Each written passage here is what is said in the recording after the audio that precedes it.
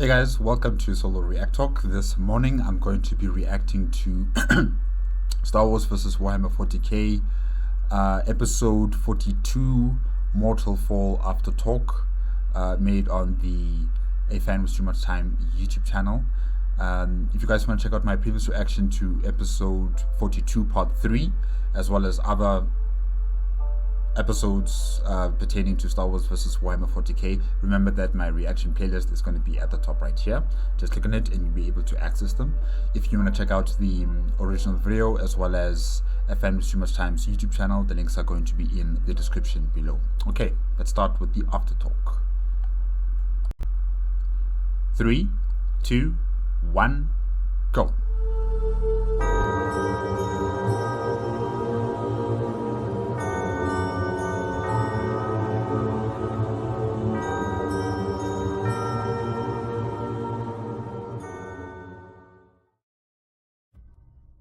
Hey there, fellow fans. This is a fan with too much time. Oh, new game, The Council. Oh, alright. And I am just so fucking done. So fucking over certain things. Listen, today, you and me, we're gonna go to therapy together. This right here is some of my therapy. And Oh, okay. No wonder why, like it's 3 hours long, so yeah. It's going to be a long therapy session, it seems. I hope I don't regret this in the future, though I doubt that I'll take it down because I kind of stand by the things that I do, even if I later admit they're a mistake. I don't believe in hiding as much as possible. But if you do want to take it down and you are watching this video or you're requesting that I should take it down, I will definitely take it down. This is still your content at the end of the day. So if you feel as if what I said in the past, maybe I was mistaken or I don't feel comfortable with it anymore, you know, just message me and I will also do the same. I will delete my reaction to this after talk. Yeah, it's entirely up to you. So here's a heads up, everybody. Today, we're going to talk about a bunch of things. And some of these things are going to land outside of the general purview of my Star Wars vs. 40K series. I cannot tell you how much I dislike the idea that I have to censor myself in what is effectively a free fucking country with a given right to speech and to voice your opinions, and that I have to censor myself because politics have infected so many realms of thought that used to just be part of social discussion, that politics have become so odious. The culture wars rage so hard, so hot. Yeah, that's what I've also witnessed in terms of the United States of America. Their culture war situations there are multifaceted, and it's like a potential minefield where you don't know necessarily where to stand, how to walk, you know, how to make sure that you are all right. And whatever you believe in, you can believe in it, okay, but it should not be infringing on other people's rights. It should not be something that is you know, insulting to other people, you know, in terms of what their culture, their race, you know, their gender. You know, you don't have to be a bad person towards other people simply because of what you believe in. And it seems like America is still trying to figure that out. But they're not alone. There are many other countries, even my own country of South Africa. You know, we still have issues, societal issues. That so many people are entirely averse to it that I basically have to censor myself. And I've been doing it. I have been wanting to talk about things really badly, and I've just not been able to do it. I've been holding myself back out of respect for members in my community.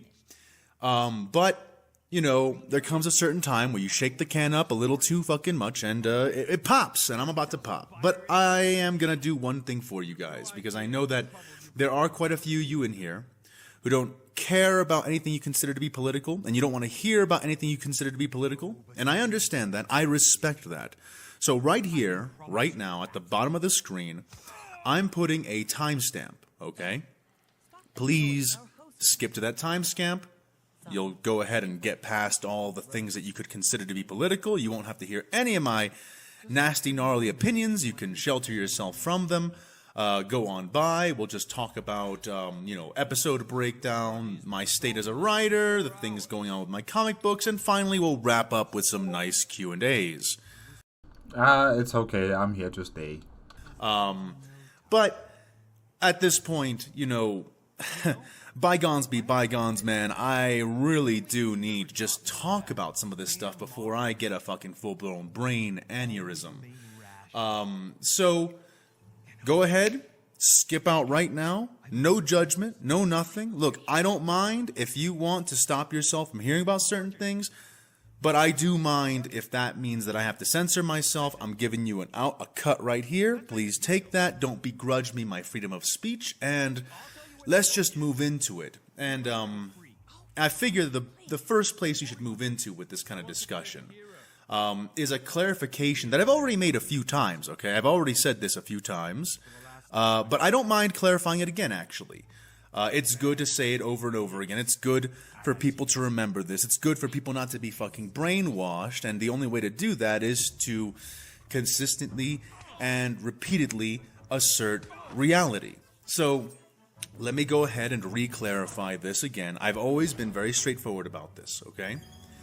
Typically, I don't agree with conservatives, typically, but I can agree with them on certain issues.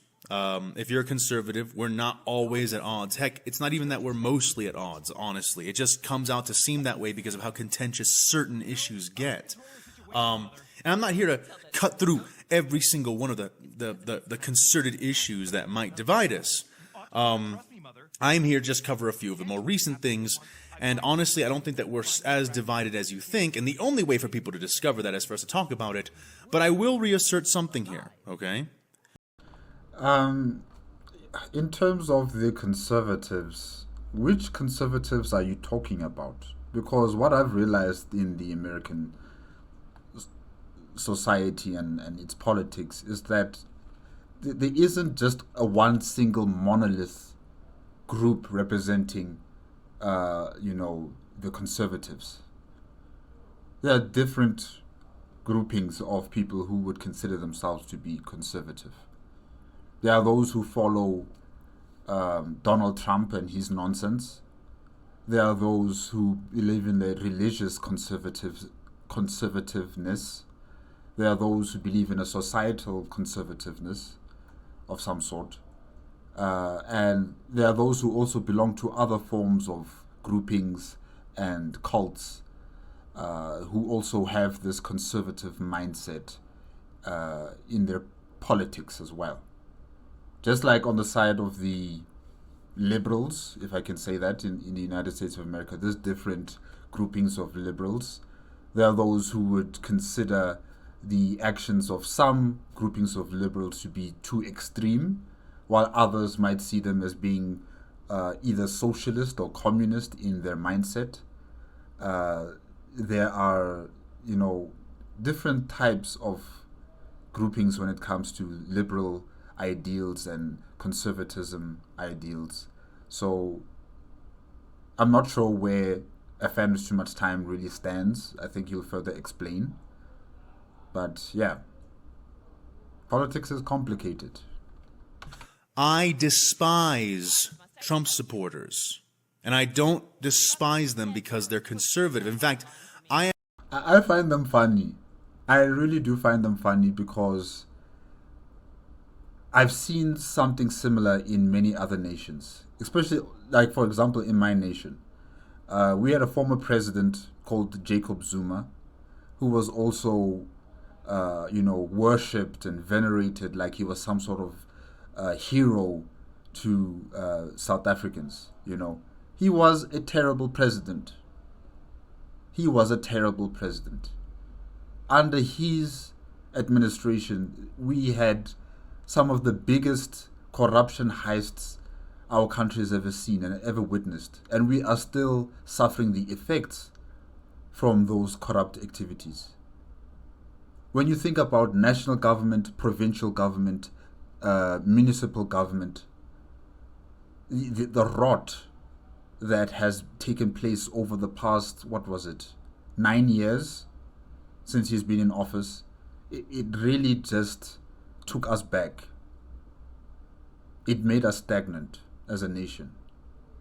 Economically, in our society as a whole, and in terms of who we are as a people, we are still very much fragmented, angry with each other. Some of us are paranoid, thinking that there's going to be some sort of race wars and whatever nonsense else they're thinking about. These are the types of things that former President Jacob Zuma should have been tackling in his office, in his term of office. The inequality, the poverty, the situation when it comes to race in our country, social cohesion. These are the things he should have focused on, but instead, him and his entire government, they were focusing on eating money, taking as much money as they could get, making as many corrupt dealings as they could make. And they just brought us into this stagnation that we are still trying to get ourselves out of. So I see Trump supporters the same way, where they believe that Trump is their messiah, Trump has all the answers to their problems, when they don't really interrogate this leader. They don't interrogate Trump. They don't question what is he saying. They just like the performances that he gives. And then they say that he sounds like a different politician. He doesn't sound like the other politicians. He doesn't act like the other politicians. Guys, we need that predictability in politics. I know it's boring, but there is a certain way that politicians are supposed to operate in any country, so that you understand them and you don't just get excited over new things, or you get excited over what they say. No. The moment you start thinking that your leader is an entertainer, it's a problem. Our former president Jacob Zuma, he could entertain us, he could make jokes, he could dance. He was a dancer, he was a singer. And people loved that about him. They didn't really focus on the policies he promised the people. They didn't really focus on the things he had done in his office. He was a charmer. He charmed people. And that is a very dangerous politician in my books. A charismatic politician. Very dangerous. Because they have the potential to blind you. You fall in love with the performances, but you don't understand the substance of this politician. Whether he or she can truly achieve what they say they're going to do. And that's what's happened here with Donald Trump. He has charmed a lot of these conservative people, telling them that I'm going to do this, I'm going to do that. And to his credit, he is actually doing it, but it's not for the betterment of the country in the end. It's just making more enemies. You're making enemies of Canada. You're making enemies of Mexico, your closest neighbors. You're making enemies in Europe, your closest allies across the Atlantic Ocean. You're making friends with Russia, your long-standing rivals. While China just sits there, watches this country just, eat itself from the inside out. They fell in love with an entertainer. Many of these Trump supporters. They fell in love with an entertainer that they cannot question. They cannot, try to dig deeper whether this person is really doing it for the benefit of the United States of America, or is he just doing it for his own little group of rich people. Yeah. America is just falling down the trap like many other nations have gone through before. Worshipping idols, worshipping a cult mentality type of situation. Yeah. But we'll see what happens after 4 years. We'll see if America is still America after 4 years. I am not personally of the belief that Trump supporters are actually conservatives. They're not. They are of an entirely different nature that makes them, well, that makes them what I hate. And before you go to judge me as, oh, you're buying into the media's depiction of Trump supporters. No, I'm not. I really am not. I used to live less than 30 minutes away from Mar-a-Lago. I used to live in Florida. I have had copious personal exposure, okay, to Donald Trump supporters. They are not conservatives. They are Trumpists. I know this. I've experienced it enough that I know that maybe this doesn't apply to everybody who likes Donald Trump, but it certainly applies to an enormous amount of people who call themselves Donald Trump supporters. If Donald Trump right now goes off and decides to join a liberal cause, the most liberal fucking cause, he decides to go fucking trans, okay? You can bet that at least 25% of his base will go right with him without a second thought, and I am being... True. I also agree that they would do something like that. 20, maybe even more than 25%. They would follow him to death, definitely. Fucking generous, okay? If you haven't yet caught on here, if you haven't yet grasped what it is I'm talking about, it's that these people that I have encountered, that I refer to not as conservatives who support Trump, but as Trump supporters, all right? There's a big difference between conservatives who support Trump and Trump supporters, is that Trump supporters are a cult of personality. They want a king in the United States. They want a dynasty, okay? And I suspect they're going to have it if the Republicans do win in the next, national or general elections in the United States of America. I don't think Trump is going to be the president anymore. He'll be too old. He'll probably pass away. It'll be another Republican candidate, and I suspect it will be Trump's children, whichever one of them puts up his hand to become nominated as the Republican nominee for president of the country. He has created and solidified a dynasty for his family in the Republican Party, and it will translate into a national dynasty. If the Republicans keep on winning the elections, it will be a Trump dynasty for as long as it's possible. I'm telling you guys. Don't think this is crazy. This is possible. It has happened in other nations before. You are not special. The United States of America is not special. You are falling down the same traps that many other nations have gone through. There's nothing special about the United States of America and its democracy.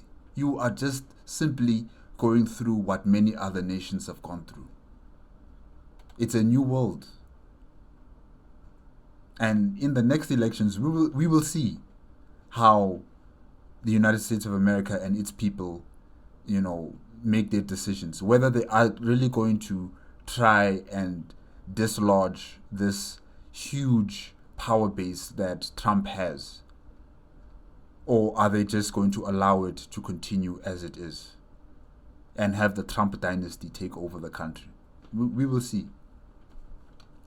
You think that the Clinton dynasty, the Clinton political dynasty that exists here in the States is a bad thing. They want it so much worse. And just for Donnie T, all right? And I don't respect that. I wouldn't respect if it were an Obama dynasty people, like cult following, and I wouldn't respect it for anybody because we are Americans. We don't have a king by goddamn definition. And seeing people bend down and lick the fucking mud and dirt and shit off the boots of this, toad, I can't tell you how much that affects me. I'm not backing...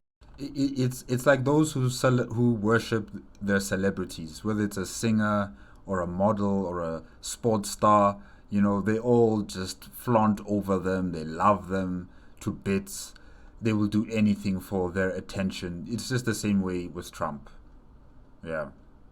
Very difficult to convince those types of people that what you are doing is at the detriment of your country's democracy. It's very difficult to try and convince them otherwise. Down from it, in large part because I'm not a liar. I'm not going to sit here and lie to you and disrespect your intelligence by giving you bullshit and telling you that it's fucking truth. I don't hate conservatives, but I despise Trump supporters. I actually just see conservatives as just people with a general brand of political views, and some of those I disagree with. But disagreement doesn't equate to hatred, okay? And I don't know when we decided that it does, but it doesn't. And if you're walking around the planet right now and you think you're 100% right about 100% of your beliefs, you know, you're probably fucking deluded. Okay, let's just be honest, all right? I don't walk around that way. Part of the reason I'm so open to debate and to talking is because when I engage in a debate with somebody, unless it's something like fucking, oh, we're Nazis the good guys or something like that, then typically speaking, I maintain in my mind that I'm going into this discussion with a certain point of view, but that point of view can change because I'm just a human being. I can't even correlate all of the contents of my own mind at any given point, much less the contents of reality all around me. So I have to be open-minded. And part of being open-minded is engaging with the possibility that you're incorrect. I say that mostly for, funny enough, the fellow quote-unquote liberals in my audience, because it's become such an issue where smugness has dominated not just some people on the conservative right, but so many people on the liberal left. And I'm supposed to be on that side, and more, I find that I can't really say that. I think, you know, the United States of America also needs different parties now to come up to the fore. I know that there are other smaller political parties in America, but the two most dominant are the Republican and the Democrat. That needs to be somehow changed now. You need other parties to start coming up and having the support of the public. Because this monopoly between these two parties has just made your society also politically stagnant. Because it's either the Democrats or it's the Republicans. And their activities, whatever they do, it's just two sides of the same coin. And that's why you need more diversity in terms of your politics. You need more political parties to be brought in and have different voices. Instead of just sticking to being a Democrat, sticking to being a Republican. Other parties need to come up to the fore now. I will always call myself liberal, okay? I abide the principles of liberty and freedom and personal choice. But clearly that is no longer the case, but I'll get there. Like, no longer the case for the entirety of the movement, but I'm gonna get there. My point here, just early at the onset of this, is to make clear to you, if you're listening to me, that if you're a conservative, we don't have beef. We may have differences, but we don't have beef. And frankly, we also have a lot of crossover and correlation that gets overrun and ignored for the benefit of the political culture war that is being run not just in the United States, but all across the fucking world, because that's what sells right now. So keep in mind, conservatives, we can talk, we can agree, we're not so different.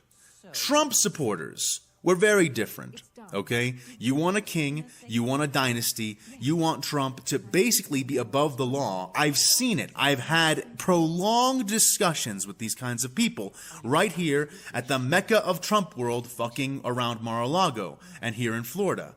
But especially in these areas, in the parks, I've had enough. I'm not going to hide it. I don't think it's respectful for you to hide it, and I won't go on more about it. I've made myself plenty clear at this point, okay? Now, if you're hearing me and you're hearing this, oh man, I feel like Fan is really agitated right now. I am agitated, okay? I'm extremely agitated. We had another school shooting. School shootings are fucking horrific as it is, okay? We have something like, 5% of the world's population, and somewhere between 25 and 30% of the world's mass shootings. That shit is fucking crazy. There are other countries on the earth that guarantee the right to use guns and the right to firearms that don't have this fucking problem, okay? Yeah, the gun culture in America is different, definitely.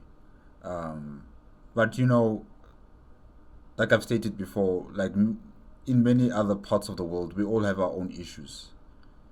In my country, we are considered to be the rape capital of the world because of how many women are being raped by these disgusting and deplorable men in our country. In other countries, they also have their own serious situations that are eclipsing, many societal issues that need to be attended to. So, what's happening in America in terms of their gun culture, that is something that they will have to deal with over time. I don't know how they're going to start. I don't know who is going to start that conversation, but it has to be at the political level. The issue is that there's a lot of these lobby groups that are also, fighting for their interests to survive and to make sure that whatever business that they are doing, especially in terms of the gun industry, continues to survive. So there's a lot of work to be done. And I just don't know which politician in either the Democrats or the Republicans side are going to do anything about this. And that is why I'm saying you're going to need more political parties to be representing the American people in the future. That's what you need. Because right now, the Democrats, the Republicans are being chokehold by many of these lobby groups. So, yeah, I don't know. That is just a situation that needs to be dealt with over time. Yeah. Okay? This is a huge fucking problem that's just our problem. And it's a big fucking problem. And the fact that it's gone on for so long and so little has even been attempted in regards to its solutions, really, it makes me dizzy. Okay? It makes me dizzy with rage. All right? I mean, it's nice and easy to get desensitized and to just abstract things. Okay, not kids, I know. Okay, not a school, I know. But if you really just think about it, if you really just put yourself in someone else's shoes for one fucking second, you realize how absolutely tyrannically horrific this whole phenomenon is, and how there should be some concerted effort, okay, to fucking fix it. And we'll talk a little bit more about that, but first, it needs to get put out there. School shootings are bad, okay? None of us fucking like it.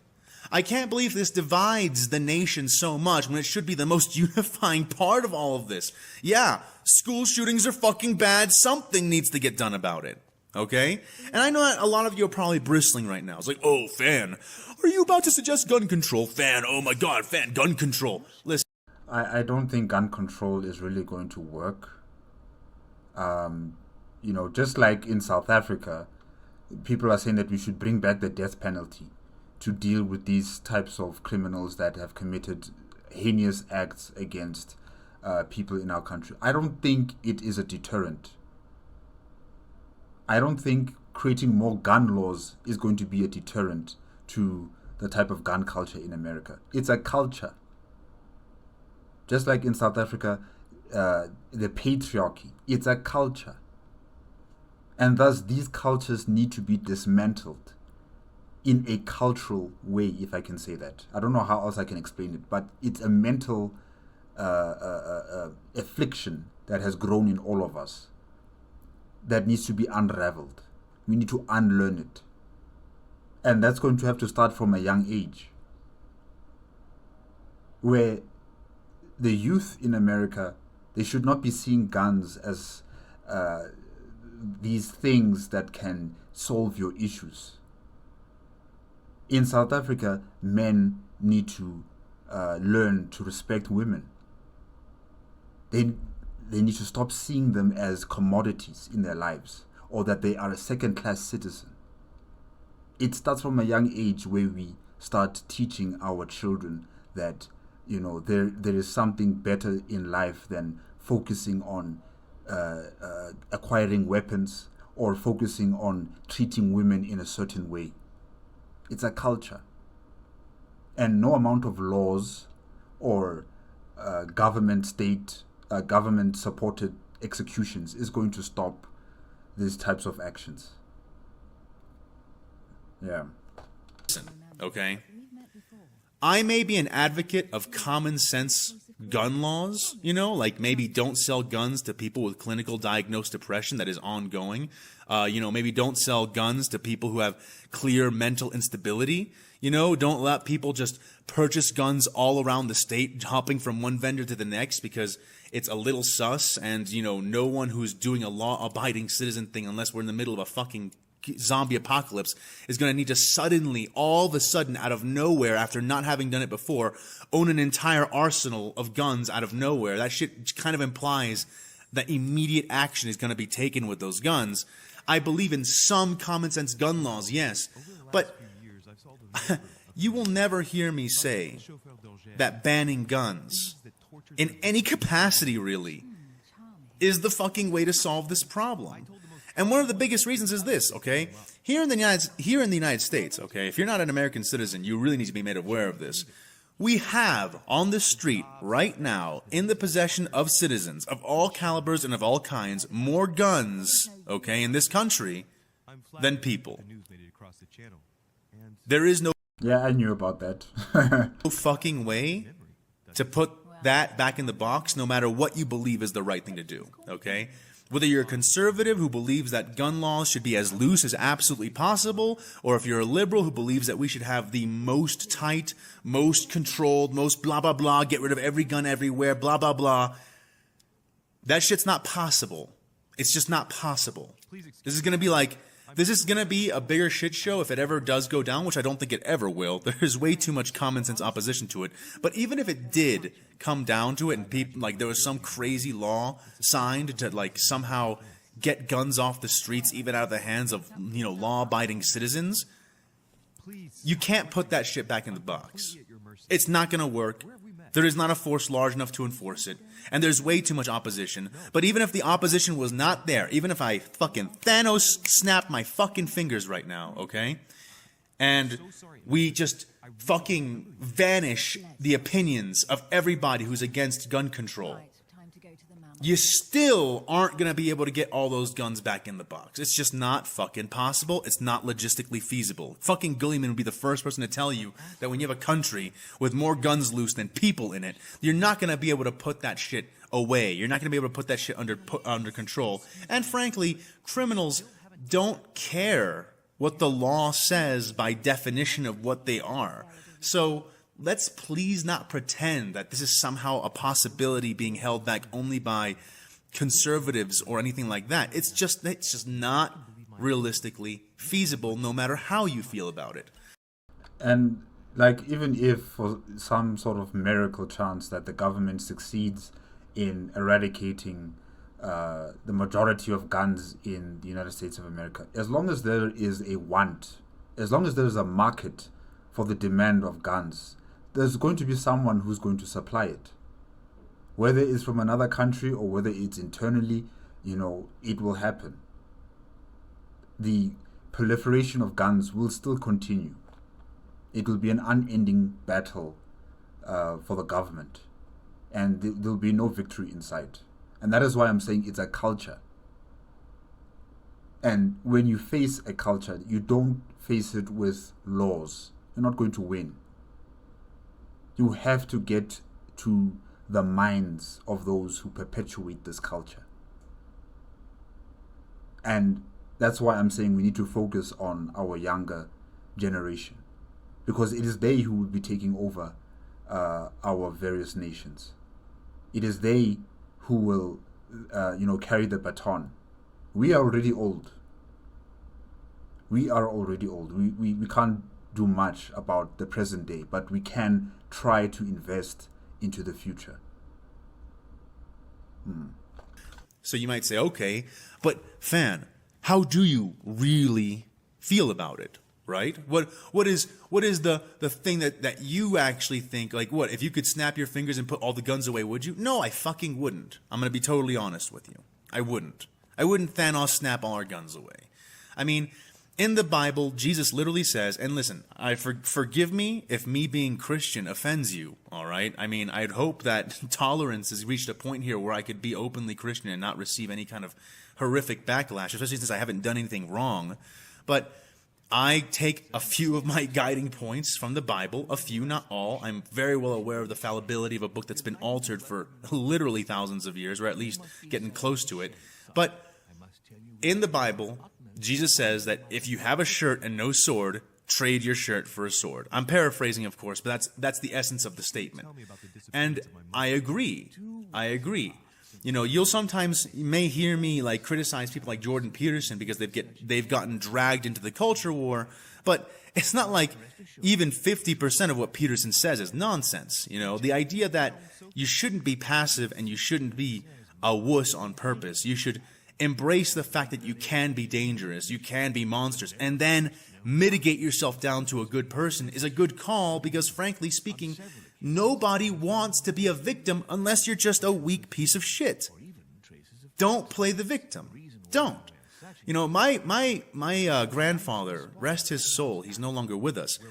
He was a victim of the Holocaust, okay? The Nazis took him from his home in Poland. They killed his family. They tattooed him with a literal number that he's never been able to get rid of. It was with him till the day he died. They worked him near to death as a slave. And they put him in a literal oven, literally, to be burnt alive with several other people. And it was by God's grace or by the grace of luck or whatever you believe in, that literally the day that he was supposed to die and they locked him in there, he got locked in there for 12 hours and nothing happened because the Nazi camp was liberated by the Allies that day before they turned it on. And at that time, nobody, even in the Allies, knew how bad it was. So they didn't even know that these ovens were full of people. So eventually they came and like, hey, where's the rest of the people in this camp? And then they point at the ovens and they're like, what do you mean? They opened up and there's my grandfather and anybody who was left from that batch. And he really lost the vast majority of his family in that. But my grandfather, never in front of me, he never played the victim, okay? The guy had huge psychological problems for his entire life because of this.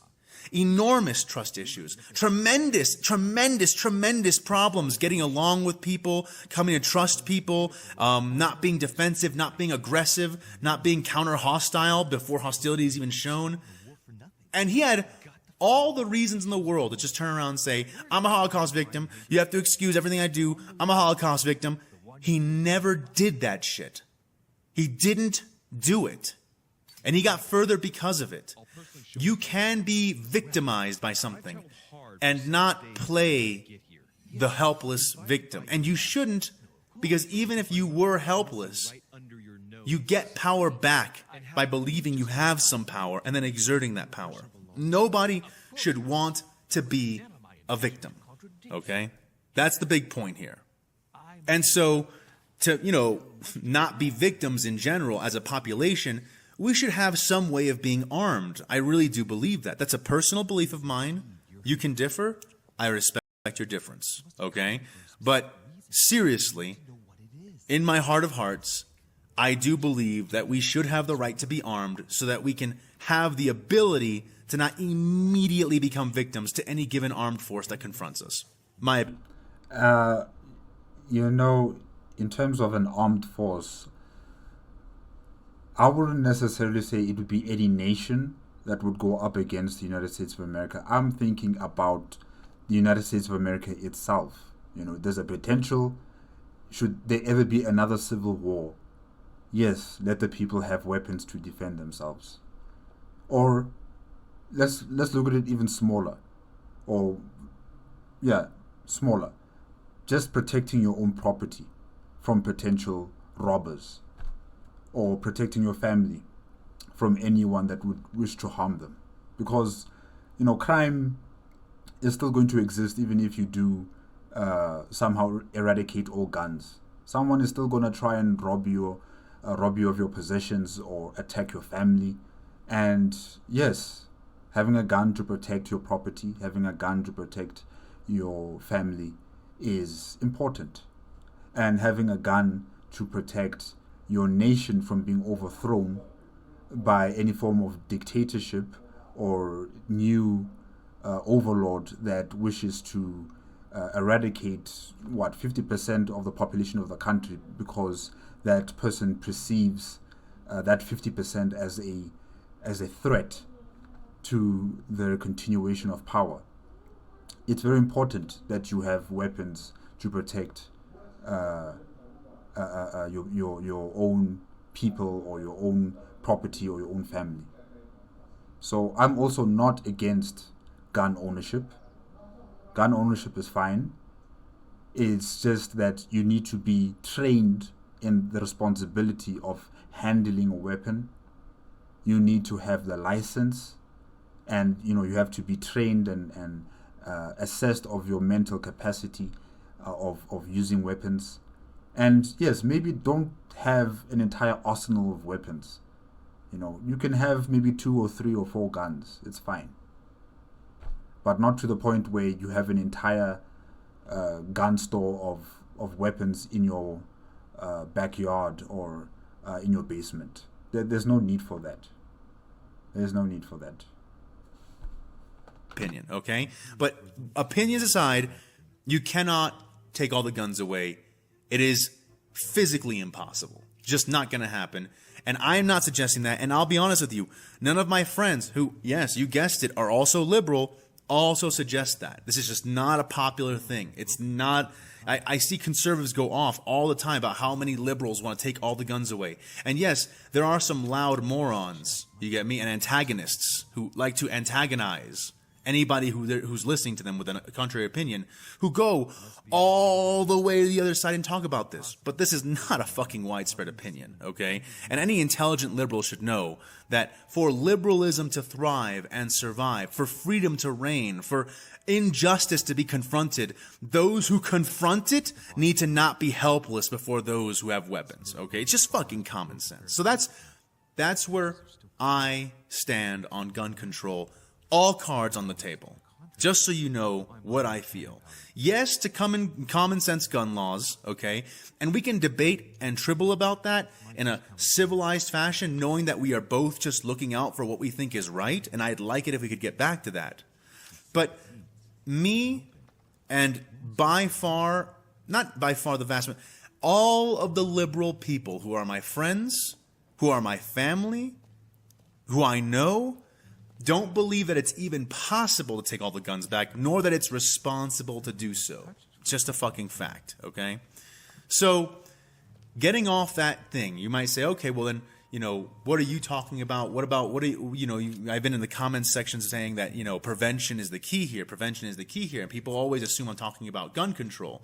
And to a degree, like I said, common sense gun laws, so there's a little bit of that. Yes, I'm not going to sit here and bullshit you to your face.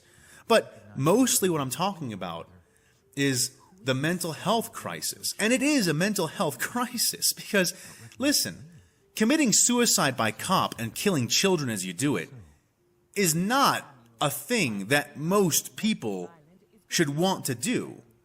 That runs contrary to, if your death drive is built up that large and your animosity towards children is so huge that the last thing you do before they send you straight to fucking hell is kill as many kids as you can, that's not mentally healthy. I don't think that I should get any pushback on that statement, okay? Wanting to kill kids and get yourself killed by the police is not mentally healthy. So let's talk about some potential solutions. And one of them is that we need to address a few things. And one of the big things is this, okay? So I hear people being like, oh, okay, so mental health, mental health support. So maybe we have more school counselors, and maybe we do this with this kind of resource. And okay, yes, maybe more school counselors would help. Maybe. Actually, almost certainly to some degree, but would it actually reduce it by a large enough percentage for us to be okay, this effectively solved the problem and school shootings are now a massive outlier once more?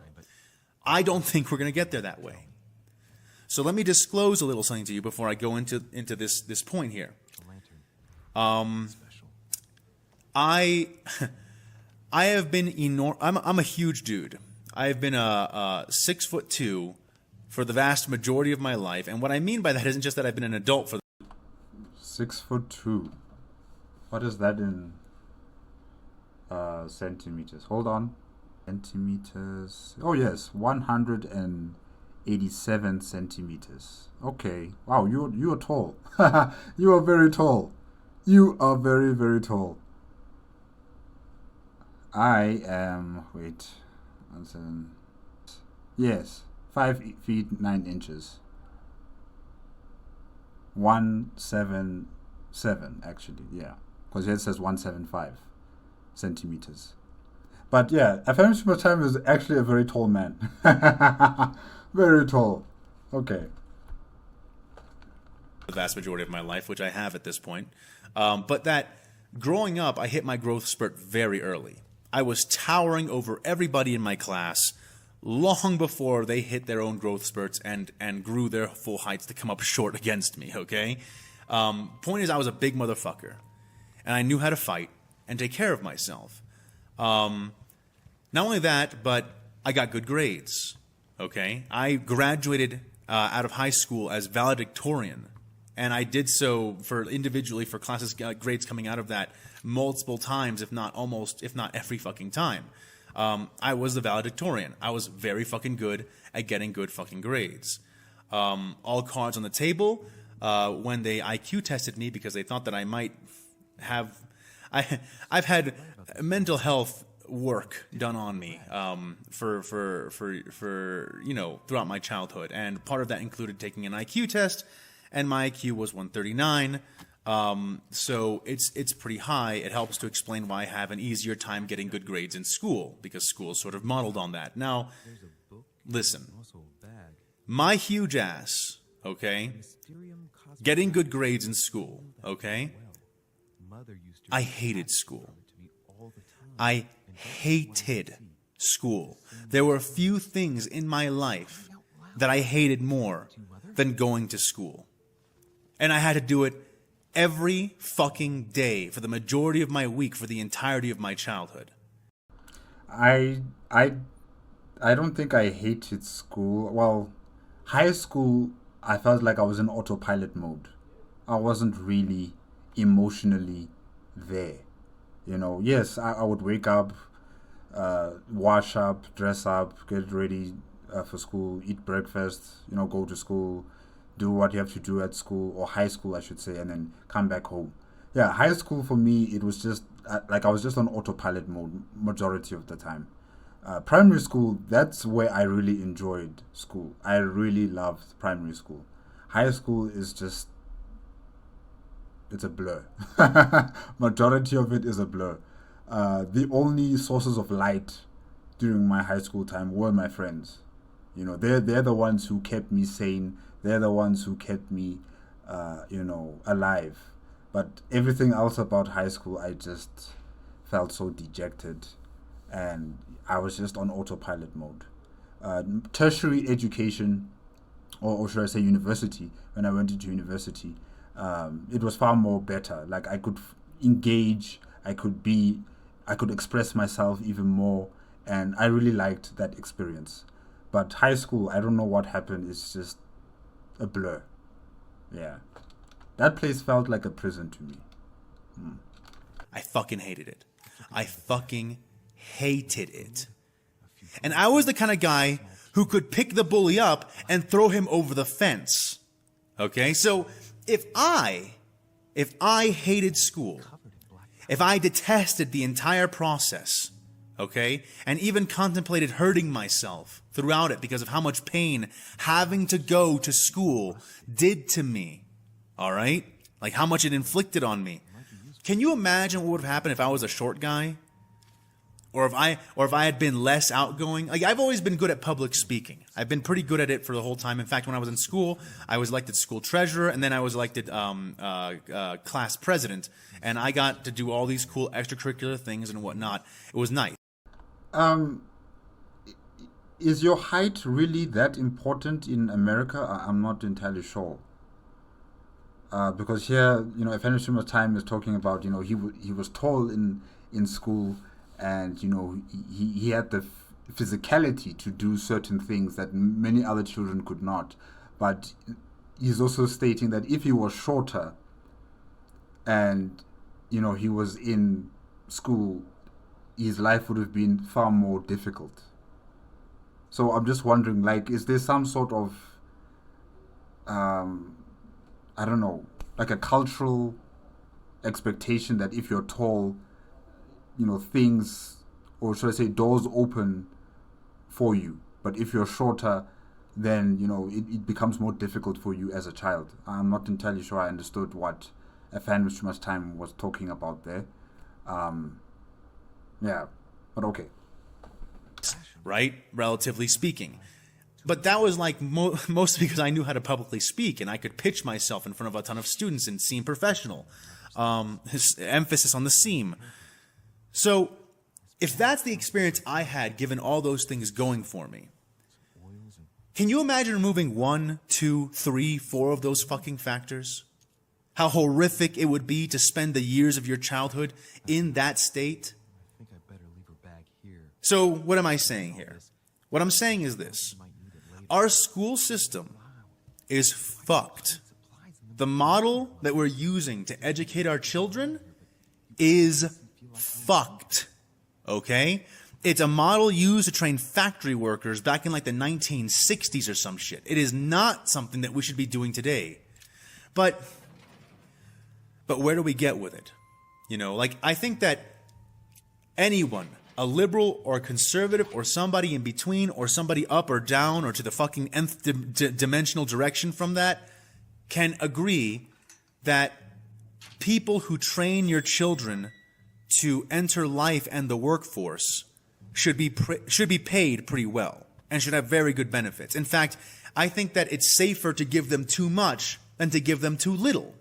Okay? In the same way... Definitely. Because you want the teachers to enjoy their work. You want the teachers to know that they are valued. You want the teachers to know that their security is safeguarded. Just like it would to be a doctor or an accountant or any other profession that people consider to be exceptional. Teachers are also very important, and for some reason governments tend to overlook them. They tend to overlook them. They would rather invest their money into military equipment and military industrial complexes or other fields of study or development to the detriment of our education system. Because when you think about the United States of America and how much money they invest into their military, it's crazy. It's crazy. If they could just cut that budget and give that budget to the education department, that it would be amazing. The teachers would have their money. They would be happy going to school, teaching the children. The schools will also have the money to be upgraded. If they need any sort of upgrading required, or any school material or any school infrastructure that needs to be purchased can be purchased, and the schooling environment can be a far more conducive place for young minds to learn, to enjoy their time at school. And I can say the same thing about my own country when it comes to our education department or education system, that it also needs to be reformed. It also needs to have the investment, more investment into it compared to other departments in the government. And definitely this is something that politicians should be looking into. And probably we need to vote in the right people who focus and who talk about these type of things. Because, like I've said before, in terms of the culture, either the gun culture or the patriarchal culture in my country, these types of things start at an early age. If we want to reform and change our societies so that these type of things do not occur, where there is gun shootings in schools or where there is rape cases in South Africa, we need to start with the children at a young age. That means creating an environment for them that is conducive for learning, an environment that is enjoyable for them to be in, for them to want to learn, to want to understand, want to explore, want to do things beyond than just focusing on guns, or beyond thinking that because I'm a man, or because I'm a man, I can do whatever I want to women, and there are no repercussions for my actions. You know, we need to start getting our children to start learning there's more to life than just being a person with a gun or a man for the sake of it. Yeah. So definitely investment into our education systems and reform and transforming the education systems is very important. Yeah, I agree. That I think that's the same thing for firefighters, and in many ways the same way for policemen, though I would like it if we could control our fucking policemen to not shoot us as much and kill our citizenry as much. But that's a different issue I'm not trying to get into.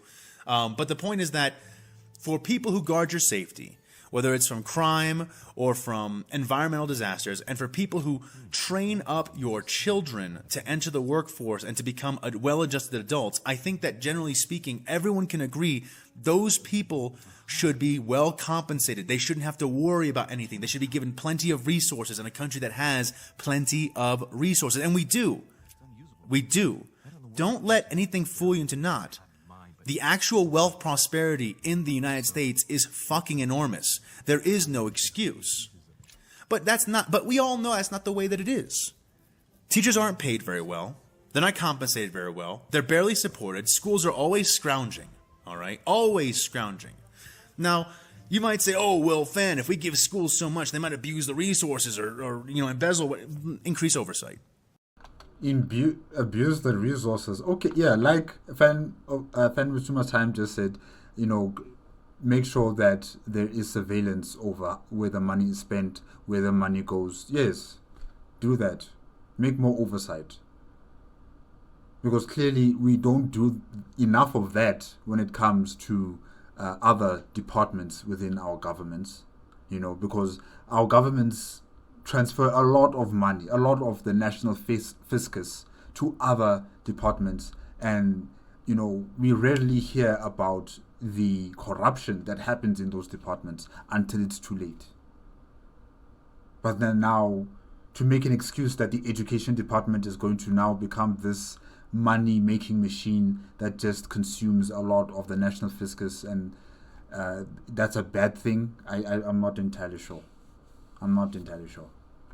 Yeah, put more oversight. Increase oversight. Okay, it's not an excuse. What you just told me isn't a reason to not give teachers what they need or make schools better. It's at best a reason to increase oversight.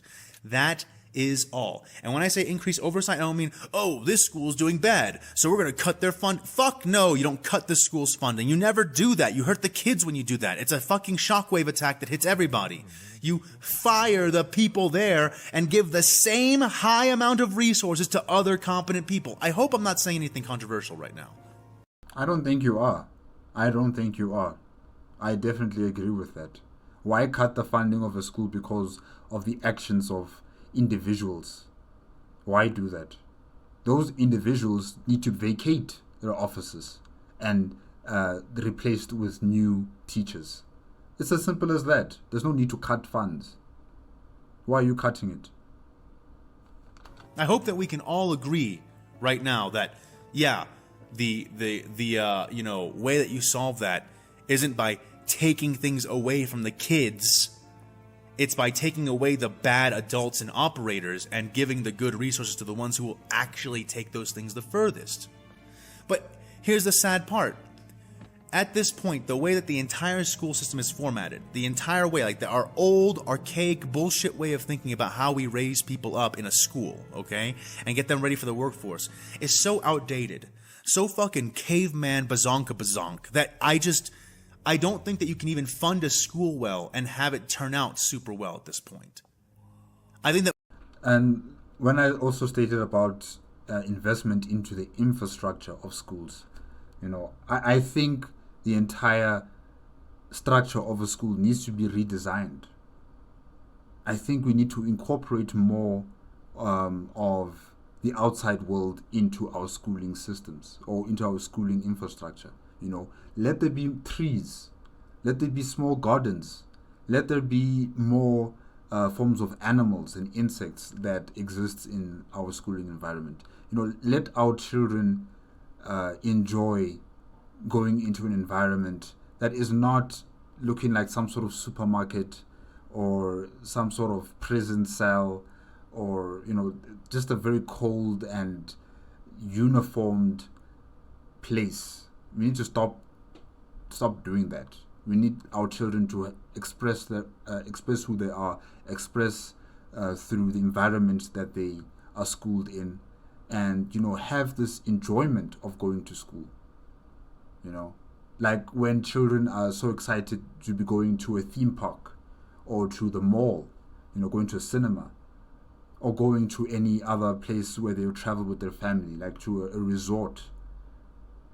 Our schools have to also be that attractive to young minds and to young people, so that it would make them feel like as if they don't ever want to leave school because it's so nice, because they have food, they have the books, they have all forms of education, and that they can hang around with their friends in an environment that is just relaxing, wonderful. That's what I think. We need to re-examine at a fundamental scientific level, okay? Like taking studies, putting kids in test classrooms, seeing who does better, who does worse, under what conditions and why, needs to be heavily applied and used to redesign the entire archaic bullshit school system that we have right now. I believe that with every single inch of my soul. I have never been happier in life than when I'm being challenged by something engaging and interesting. Humans don't like to be bored. They like to be challenged. They like to be engaged. We don't mind getting pushed on. It's part of what makes us strong. We push back. But there needs to be some kind of general context and incentive that makes that kind of thing engaging. It doesn't mean that we go out and make, let's figure out how to make all the schools super fun. It doesn't always need to be super fun, but it needs to be engaging. It needs to be effective. And I just don't believe that our school system, private, public, whatever, in the current model, does that. Yes, we have a few tough fucking cookies, like myself, who can not game the system, but excel within it, even as we despise it. But what happens to everybody else? I mean, we're making winners and losers here out of a system that doesn't even make the winners superior to the losers. It just shits on everyone's cereal. We look at schools, we see for how long the trope of kids hating schools has been going on, and we begin to wonder, why are school shootings happening right now? Because kids hate schools. Because when a kid gets a hold of a gun and they decide to target the object of their greatest hate, what do they target? And usually it's those who are bullying them. Those who bullied those kids, they would target them first, or the teachers that never helped, or the other classmates who would laugh at them. They would target them first, and then once they've cleared out those targets, they would go for other people who are just milling around the school. They target the fucking school because they hate it. We should probably do something about that. We should probably talk about that. But nobody fucking talks about that. I don't hear Democratic politicians talking about it. And God help me, I never hear conservative politicians talking about it. If anything, conservative politicians are always trying to cut funding. Like it's crazy. I can back this up. I am not here to just poke fun at conservatives. And this isn't for conservative voters, by the way. I don't believe for even a second that conservative voters want less education for their fucking kids. I don't think that for even a second. It's conservative politicians who are always looking to cut corners. I guess to fund tax breaks? I mean, I can only guess at why the fuck they do this. It's not like the Democrats do a whole lot better either. At least a few very large names and prolific communities in the Democratic political landscape are all for giving teachers more and providing more resources. Again, I don't think that's sufficient at this point. I think the system itself is fucked and broken, but I can appreciate the, at least partial attempt to address the issue and face it down. I really can. But, oh man, honestly, I think that the biggest thing we need to address right now, the biggest thing, and I'm not saying, in no way am I saying that we abolish the public school system. Okay? There will be a lot of people who tell you that the government cannot do anything right and putting anything... No, that's bullshit. Okay? That's bullshit. Yeah, that's the same sort of discussions we're having in South Africa, that the private sector should take over our education system, or the private sector should take over our health system. And that is bonkers. That's nonsense. Such vital public services should not be handled by private institutions. It will just create a chasm, a very huge chasm between the have and have-nots. And something as vital as health services cannot be handled entirely by private businesses. Their mission, their objective is to create money. And, administering a health service should be free. It should be handled by the government. And in terms of education as well, something similar. It doesn't have to be entirely free, but it has to be subsidized, heavily subsidized, to the point where anyone who has a child can enroll their child into a public institution without any problem. Just like if anyone who has health complications, health issues, if they need assistance, they can head to a public institution, a public hospital, and have the attention that they require with whatever medical problems they might have. These types of services are just too vital to be handed over to private companies. Because in my country right now, we already have private schools and private hospitals. The amount of money that you have to cough out just to have these types of services, it's immense, it's astronomical. And luckily we do have our government and our public sector schooling and health services, and our people can enter into those services. They don't have to go to private. Yes, there are problems with public institutions, but at least that system is there for people who cannot afford. And I really strongly advocate for the government to be handling these types of services for the people. It should never be held by private companies. Their mission is just to make profit. They don't necessarily care about the patrons who come to their business, to their businesses. They don't really care about that. They just want to make sure that you will pay for the services rendered, even if those services are limited and it's not up to standard. They're just there to make a profit. We don't need competition in our education system or in our hospital healthcare system. We don't need competition. We need excellence. We need a certain standard of administering a service. That's it. I'm not here to find out who can make more money than the other company. No. There are many, many times in history, in American history and in world history, where a government implements a social program and it helps people. Okay? And nowhere is that larger in general than with general education. Every fucking person in the United States deserves, okay, is entitled to, legitimately entitled to, a first world, first class education. And by doing that, we make our citizenry more capable, and we make our country in general more powerful, autonomously and without any kind of oversight. Just competent citizenry everywhere. Everyone's entitled to aspire to that, and everyone's entitled to have the resources to fulfill that. And I, at this point, don't think that our school system, even when operating at its best, does that very well, if well at all. I went to a pretty good school. I still fucking hated it. There were teachers that I liked, but I still hated the process we had to march through. I think it needs to be re-examined. I think that a lot of the mental illness we're seeing comes from the fact that not only do a lot of these school shooters have broken family homes, fatherless homes or broken homes or abusive home affairs, but they can't escape it because they move from their abusive home condition into a shitty school condition where everybody fucking hates being there. I fucking hate it. I think that now we've reached a point where the magnitude is so large, kids are fucking cracking.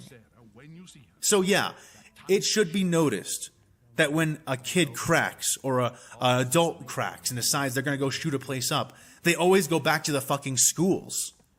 I mean, fuck, man. Out of all the places you could decide to empty out a barrel before emptying your own brain out, you choose a school. There's a reason for that. There's a psychological directed reason for that. And it's not because of it would be one thing if these were like Al-Qaeda terrorists trying to inspire general fear in the population. But this is not a thing that is being done by a coordinated organization. The fact that so much of this is just clandestine individuals taking action and they all come to the same conclusion, the school has to die, it should really tell you about where the problem is nesting and living. We need to up our game there. Okay? Huge. We need to up our game there. I also think that social media is horrific. I think that a lot like sugar, we as humans are programmed to seek out social interactions because in the wild we live in fucking tiny villages and we are literally a pack, a biological life form. We need each other. We survive with cooperation with each other. So we are heavily psychologically, evolutionarily incentivized to seek out social interaction and to engage and also to seek approval. And in the same way that we are programmed to do that with sugar. Sugar is rare in the wild. Fruits aren't super easy to come by. Farming is not a thing that's supposed to be done. It's a thing that we've invented to do to solve our scarcity problems. And so our bodies crave sugar. We really want it. It does crazy shit to our brain, okay? And what have we learned over time? Well, we have to cut back on sugar. We have to enforce, on ourselves, not on a governmental level, but on ourselves. We have to realize that, eating a bunch of sugar is really bad for your physical health. Yeah, that is true. I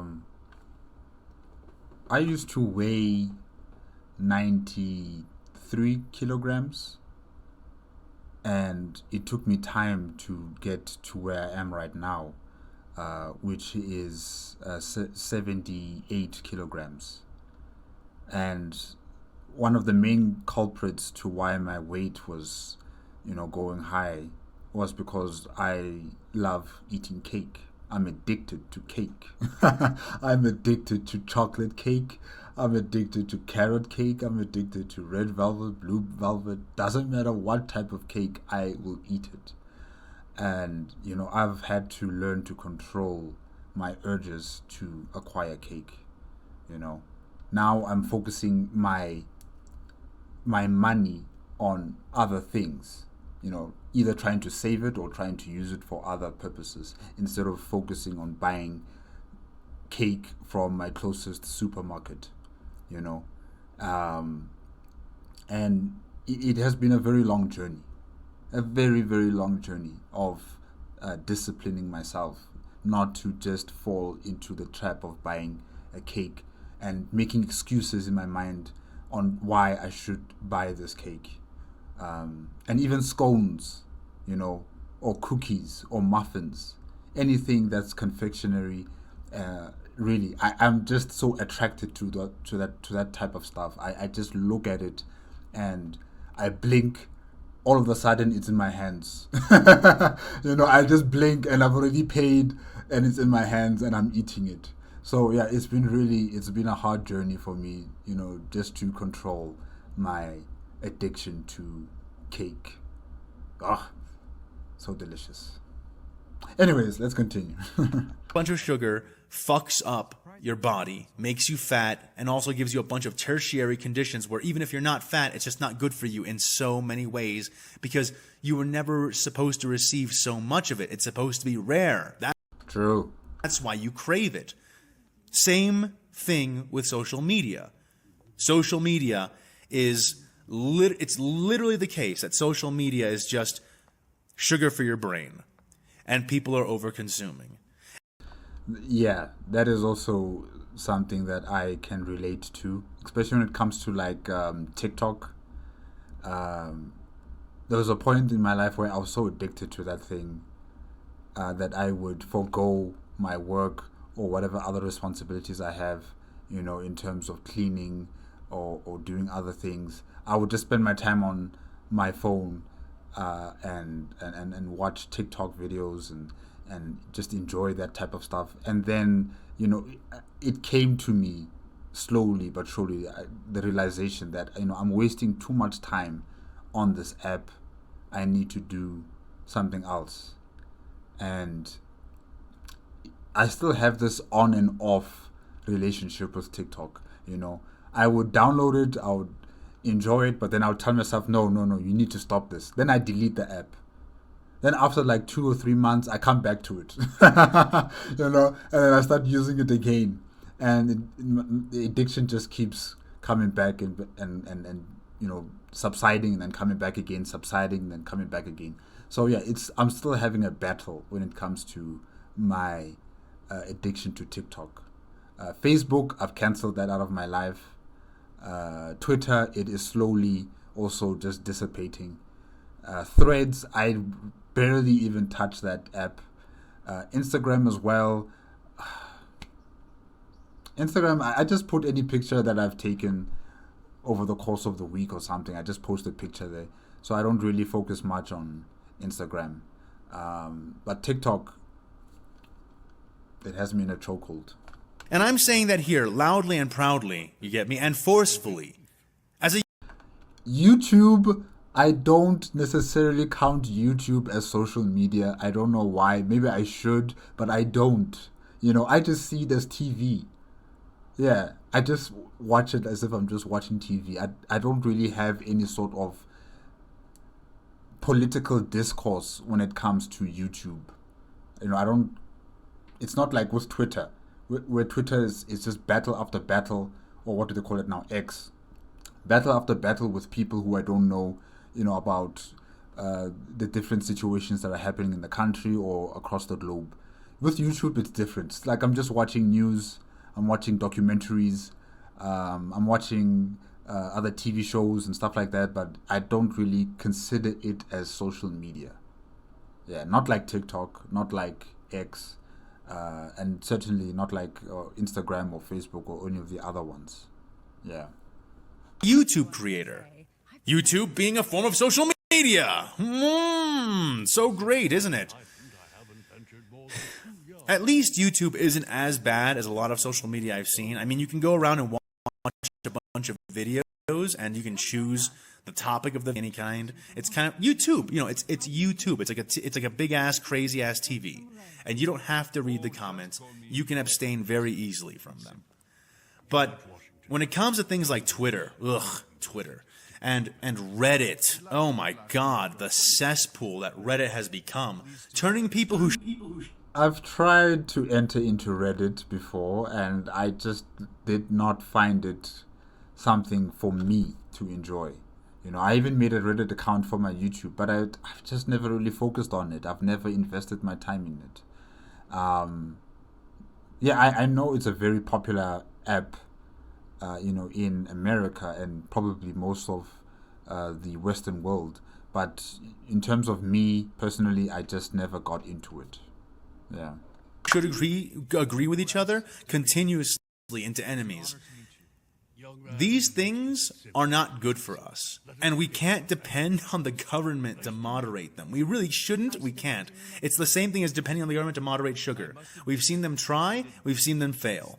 It's a thing that we, as a culture of citizens, need to take out of the political area and arena and determine as a general health fact, yeah, too much social media fucks your brain up. It fucks your brain up. I've had several dark places in my life, okay, where I've considered taking my life, where I've considered hurting myself, and every time it occurs, I've always been heavily on social media when it occurs, okay? There's definitely... Whoa. Fan. My gosh. That is shocking to hear about, you know. A powerful correlation there, if not a causation, and we should take notice of that because it's fucking us up, and now kids are shooting each other up at schools. They have no breaks. They have no way to escape. Heck, it's getting to the point where I think that, like, literally, you know how I was saying, like kids go home to broken homes, it's horrific there, and then they go to school and it's horrific there, and they have no breaks, so they snap. Well, even kids with good homes who are addicted to social media can come home from their terrible, almost universally horrific school experience and avoid all of the benefits of their good home life by diving straight into a computer and going on to social media and fucking themselves up there. It's not a thing that I think the government needs to step into. This shouldn't be a political thing. This should be a societal thing. We should be talking about this not as Democrats, Republicans, liberals, and conservatives, but as people going, hey, what's good for you? What's bad for you? And these discussions need to be had, because if we don't have these discussions, how the fuck are we supposed to cognate any of it? You know, this is part of what kills me about the current political climate, is that not only is it just toxic in general, but it prevents us from having the conversations we would have had in the past normally, like normal fucking people, and we either throw them out as political discussions we don't want to get involved in because we don't want to argue or get into this toxic environment, or as things that the government has to handle one way or the other. And listen, conservatives and liberals are fucking guilty of this, okay? There are places the government belongs, and there are places it doesn't belong. Okay, and I don't think the government should be sitting there moderating how much sugar you eat or how much social media you watch, even if those things are bad for you. You should be made aware of those things. You need to act like a responsible adult and make sure your kids aren't fucking themselves up on it, and make sure you're not fucking yourself up on it. End of story. Okay, that's, well, again, I'm sorry I'm speaking so forcefully. My brain is like so fucking pressured up that I'm in a whole tiz right now. But that is honestly and truly completely what I believe. Now, I think that that's where the solution to this lies, okay? Because it's a matter of fact that we have had guns in circulation in this country for a very long time without having these sudden spiking stats of school shootings. I think the combination of how many broken homes there are now, combined with how bad the school system is and has gotten, combined with the state in which social media is, how much we consume it and how much damage it does to us, like sugar. You know, it's like we're back in the Victorian era where everyone is exploding and getting fat because we've just now managed to refine sugar in a way that is really cheap and easy for everybody to get. And now everybody's eating it ad nauseum, and it's making everybody sick. We need to come back from that. We need to bounce back from that. Those are my opinions. That's where I believe the answers lie. Okay, I don't think the government can fix broken homes. I mean, the government can institute social programs to make it easier for homes not to get broken. You get me? This is why I kind of rail against Republicans who think that kids shouldn't get free lunches. Listen, man, every kid should get a free lunch. That's not the government controlling anything. I agree 100%. Every single child in a public institution needs to have free lunch. It's a must. It's a must. Definitely. Because not every single family can afford for their child to have a lunchbox taken to school. For their child to take that lunchbox to school. You know, it can be expensive. and if there is the option for the school to offer a free lunch to the children, I say yes. Why not? Why not? Government providing a baseline quality of living for children in the United States. And I don't think there's a problem with that. And I'm not sure why there are so many conservatives that I've seen online. Again, maybe it's just the toxic social media environment, but I don't know why I see so many people who claim to be conservative who are so against the idea of school lunches. No free lunch. No. For kids, you can give free lunch. Kids are not adults. Kids are still getting the hang of things. They're physically inept. They're mentally inept. They're still coming up. You can give them a free lunch. If you deprive kids of free lunch, you deprive them of benefits. You deprive them of actual development. They don't grow up right. And then you get a fucked society. I think free lunches should be a thing that we can agree on for children. Okay? For children. Tiny little kids. All right? I hope that's not too controversial. I hope that even if you have a perspective that is counter to that, you can see why I would have this perspective and be like, oh yeah, okay, well, he's not crazy. He may be wrong in my opinion, but I mean, I can see why a person could reasonably come to that conclusion. I hope I'm there with you when it comes to the idea of free lunches for children. But that's where I think the problem is. That's where I think the solution is. Now, let me tell you about something I've been seeing here this has really helped, like, pop me, all right? Really popped me, all right? This scapegoating bullshit that I've been seeing flooding all over from Tucker Carlson and a bunch of these conservative motherfuckers who, like conservative talking heads. I mean, not actual citizens who are conservative, but a lot of these motherfuckers in the media who are just so toxic.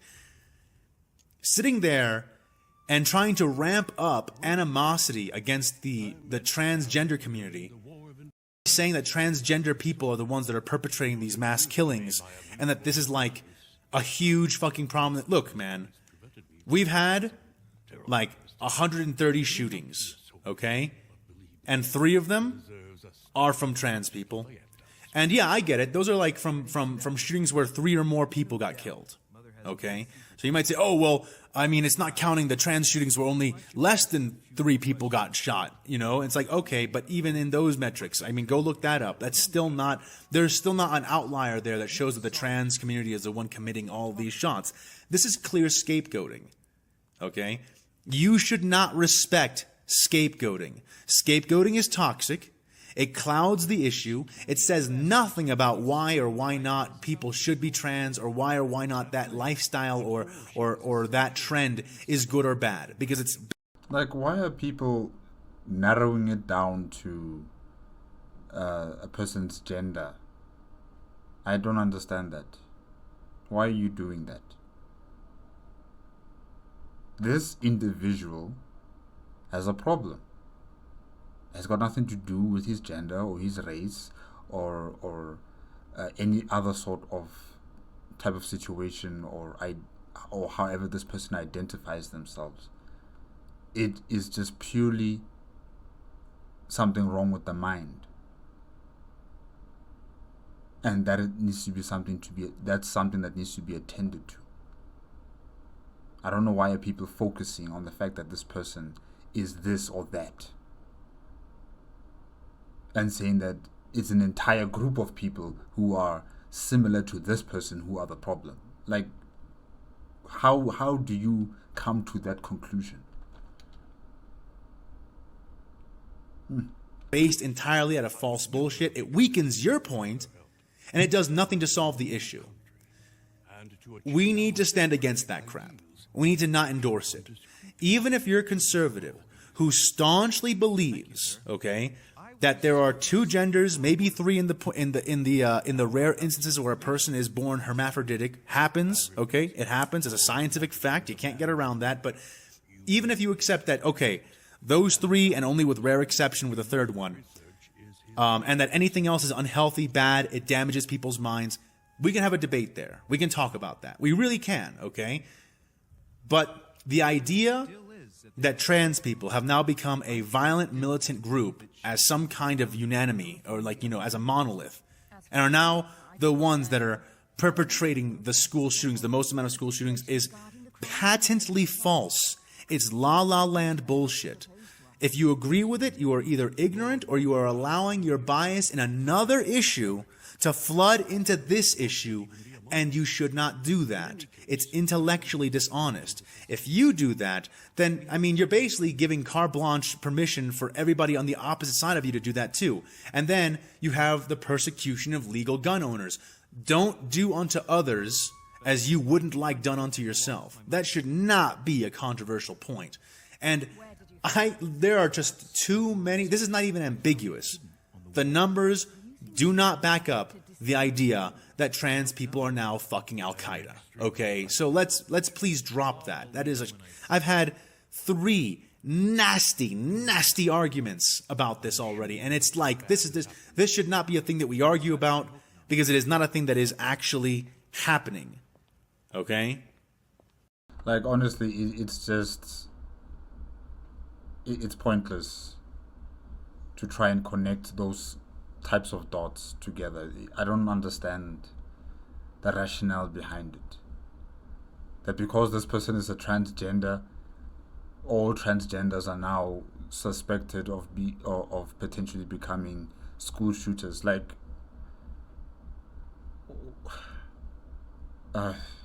if kids are shooting each other at school, then yes, some percentage of those kids will have self-identified as trans. Whether you agree with it or not, it does not mean that there's a correlation between trans people and school shootings, period.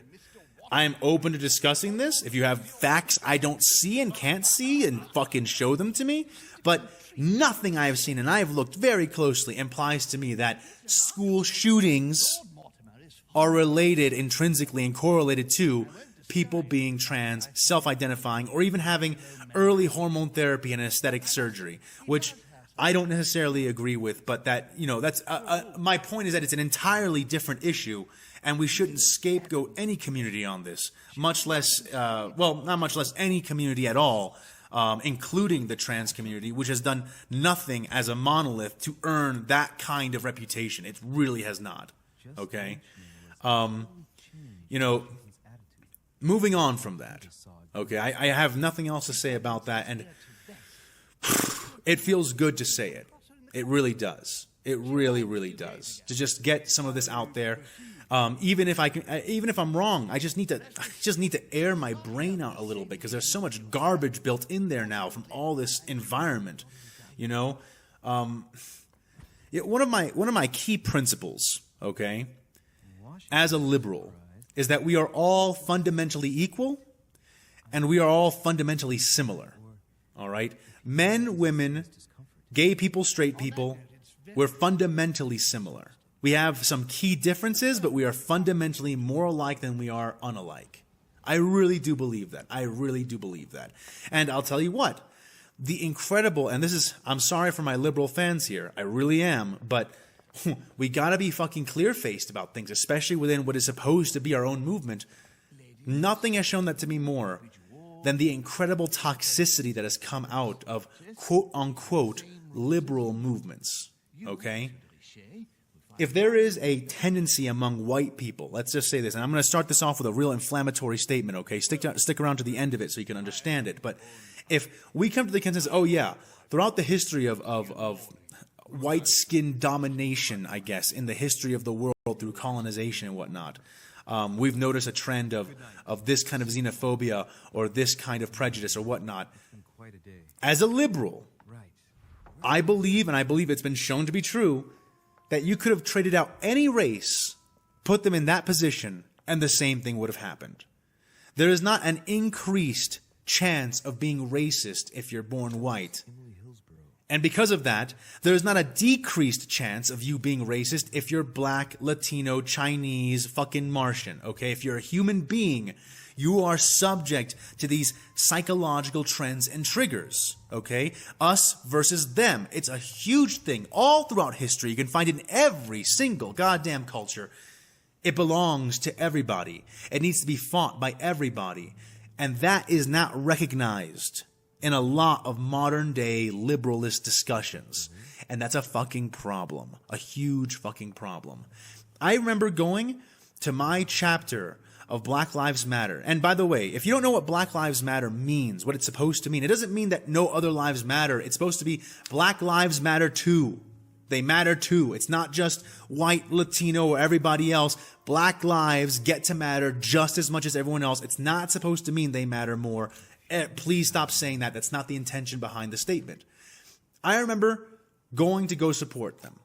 I see the stats. The numbers support the idea that the black community is targeted way more than white people. We have lots and lots and lots and lots of instances of innocent black men being attacked and persecuted under suspicions that simply were not justified, and at times being maimed or killed.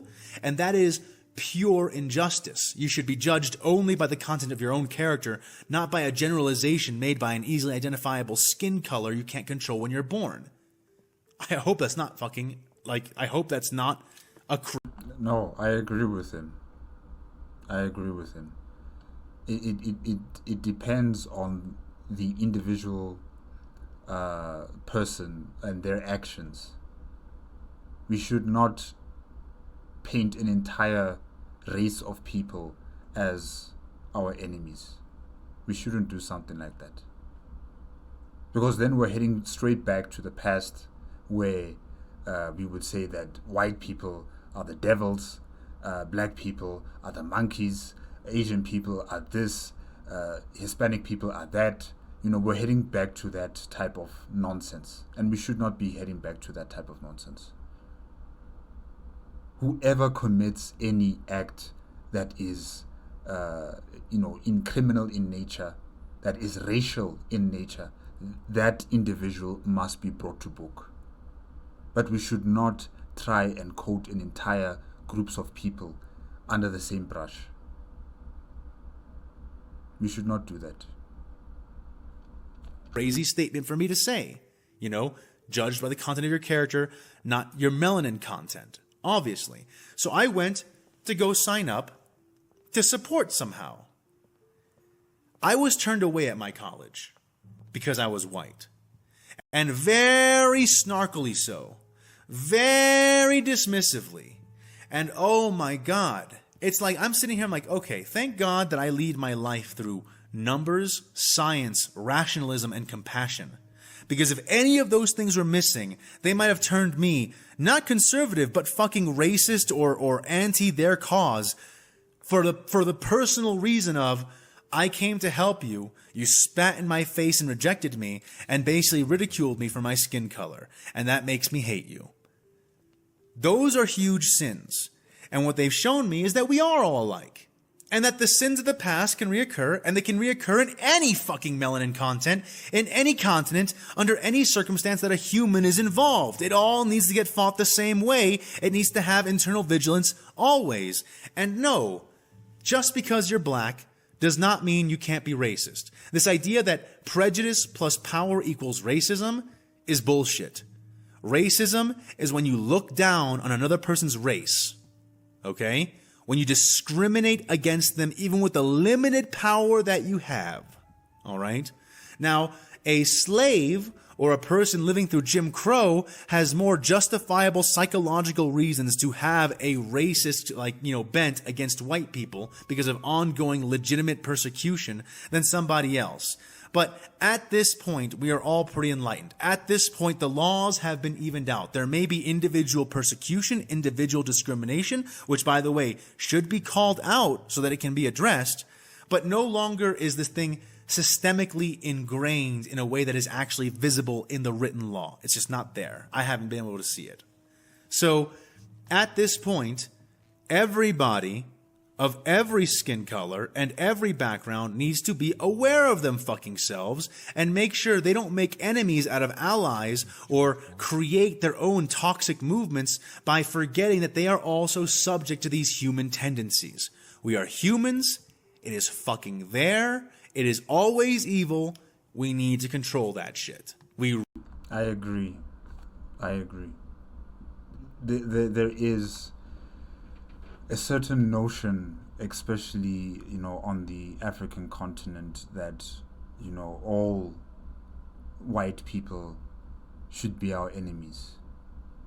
That because of the actions committed by their ancestors, it should, continue to be something that that should follow the future generations of Caucasian men and women. And we should not do that. Yes, I'm not saying we should forget the past. We can never forget the past. We can never take ourselves back to that past. We do need to try to rebuild from that entire situation, but it does not mean making new enemies, trying to get revenge, trying to see a group of people as the enemy for all time. We should not be doing that. First and foremost, we are all humans. And that is how we should see ourselves, as human beings first, before we see our colors, our cultures, our religions, our creeds. We are human first. And that should always come first. And if there's someone who has done wrong to you, it does not mean the entire race of people have also done wrong to you. It doesn't mean that. There were governments in the past that institutionalized race-based economies, societies, and just trying to separate people on the basis of the color of their skin. Those governments have been toppled. They are destroyed. It's over. What we have to make sure is that we do not return to those times. We do not return to separating human beings on the basis of their color or their religion that they follow or the culture that they follow. We cannot take ourselves back to those times. And like AFanWithTooMuchTime just stated that, yes, there are still some individual pockets where people are still committing these types of heinous acts against other human beings. Those people must be brought to book, definitely. But we cannot make an entire group of people as our enemies. The injustices of the past must be looked into. Corrections must be made. Where there has been injustice, it must be highlighted. It must be, dealt with. We cannot sweep all that has been done on the African continent or any other continent, during colonization under the rug. We cannot do that. Because doing that, then we are just blinding ourselves to our past, and it will recur in our future. We cannot do that. We must confront what has been done in the past, but with respect, with understanding that that time does not necessarily affect the generations of today. The generations of today have to be taught that such actions cannot be repeated, that it was wrong, and we cannot go back to it.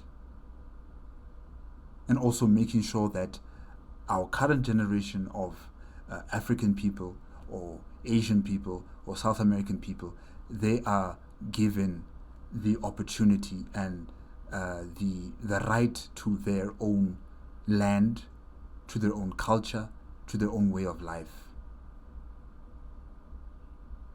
That is the only way that we're truly going to be freeing ourselves from that original sin of colonialism, of racism, of race-based government institutions and laws. We need to recoup what was lost and return it back to the original owners. There's a lot of work that needs to be done, and we are not going to get anywhere if we are still fighting amongst each other. We all have to agree that what was done in the past, it was terrible, it was bad, it was wrong, and we need to correct it, and we need to move forward together. Can't be moving forward separated, because we're going to return back to that nonsense. So, even to these Black Lives Matter protesters who were ridiculing a fan with too much time. Those people were wrong. They should not have done that. They should not have done that. They should have seen him as a human being first and not his race. Not his race. This human being is signing up to help fellow human beings against unjust laws or unjust actions by a government. That's how it should have been seen.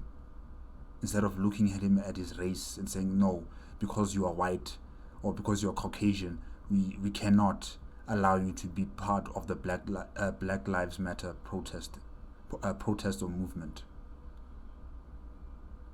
That's just wrong. That's just closing your mind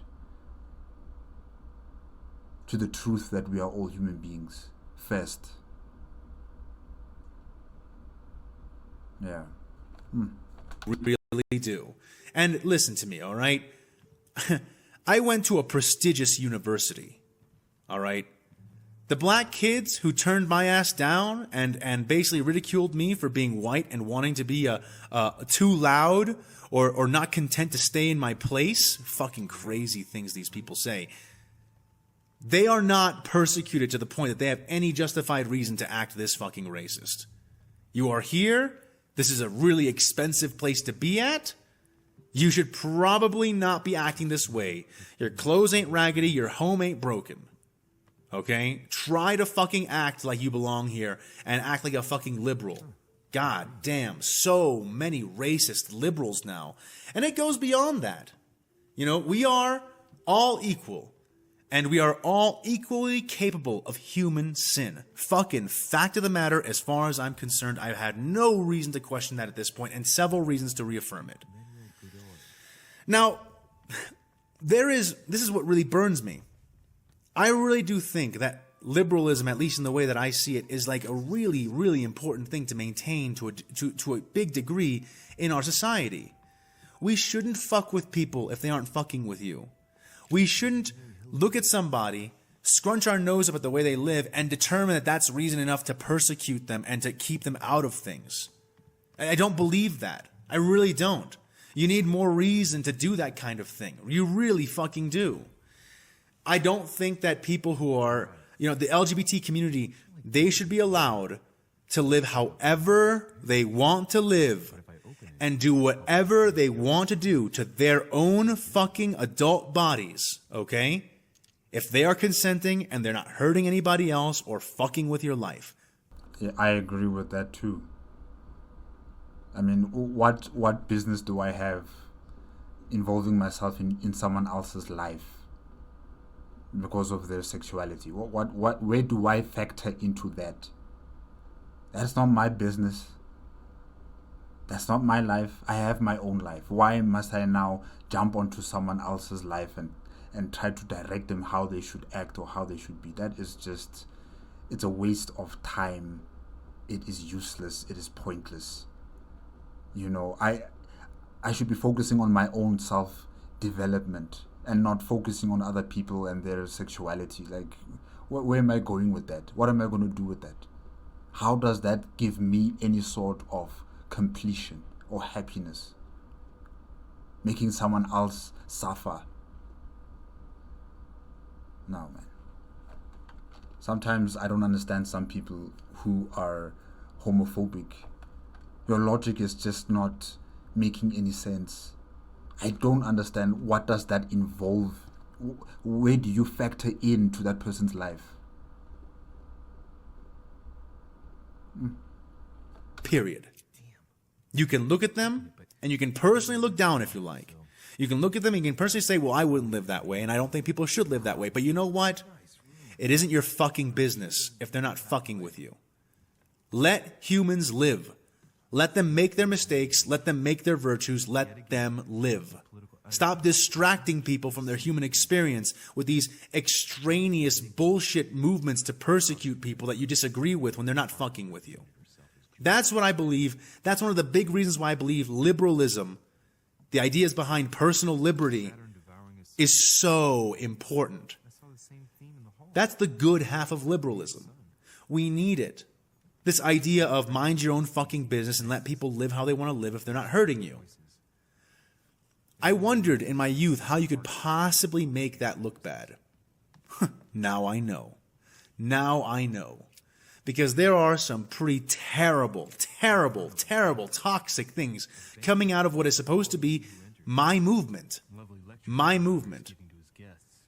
You know, it's like I recently saw this thing. You can probably still find it. I think it happened relatively recently. I'm not super plugged in for obvious reasons, but I watched a debate where Ben Shapiro was on a stage with what was it, Caitlyn Jenner, something like that.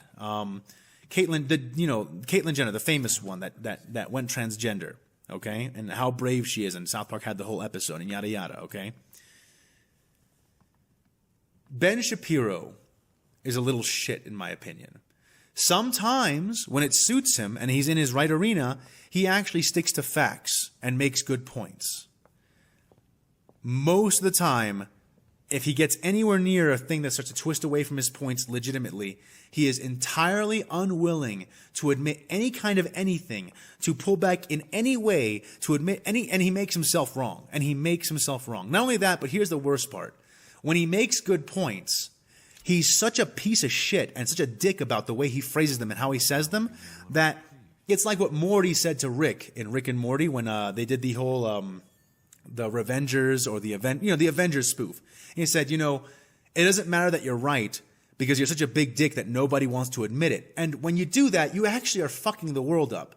When you decide to be an asshole and a piece of shit and an untactful person, okay, and also be on the right side of facts, you are damaging the right side of facts. You shouldn't do that. It's like the same reason why I hate toxic liberals, that you're making a good cause look bad. When you make the facts look bad because you just look bad and you just say them in a way that nobody wants to accept if they don't already accept them, you are defeating the purpose of what you're supposed to be doing, which is spreading a correct idea. You actually prevent its spread. You actively make people resistant against it after they've learned about it. Instead of being respectable with your arguments and respecting those that you are debating with, you enter into condescension and you make that person feel as if they're an idiot or that they are just this dumb fuck. And you're not going to win them over when you start condescending them, when you start making them seem small and pathetic.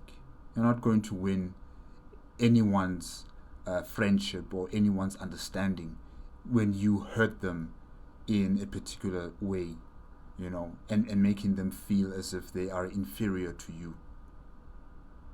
You just create enemies.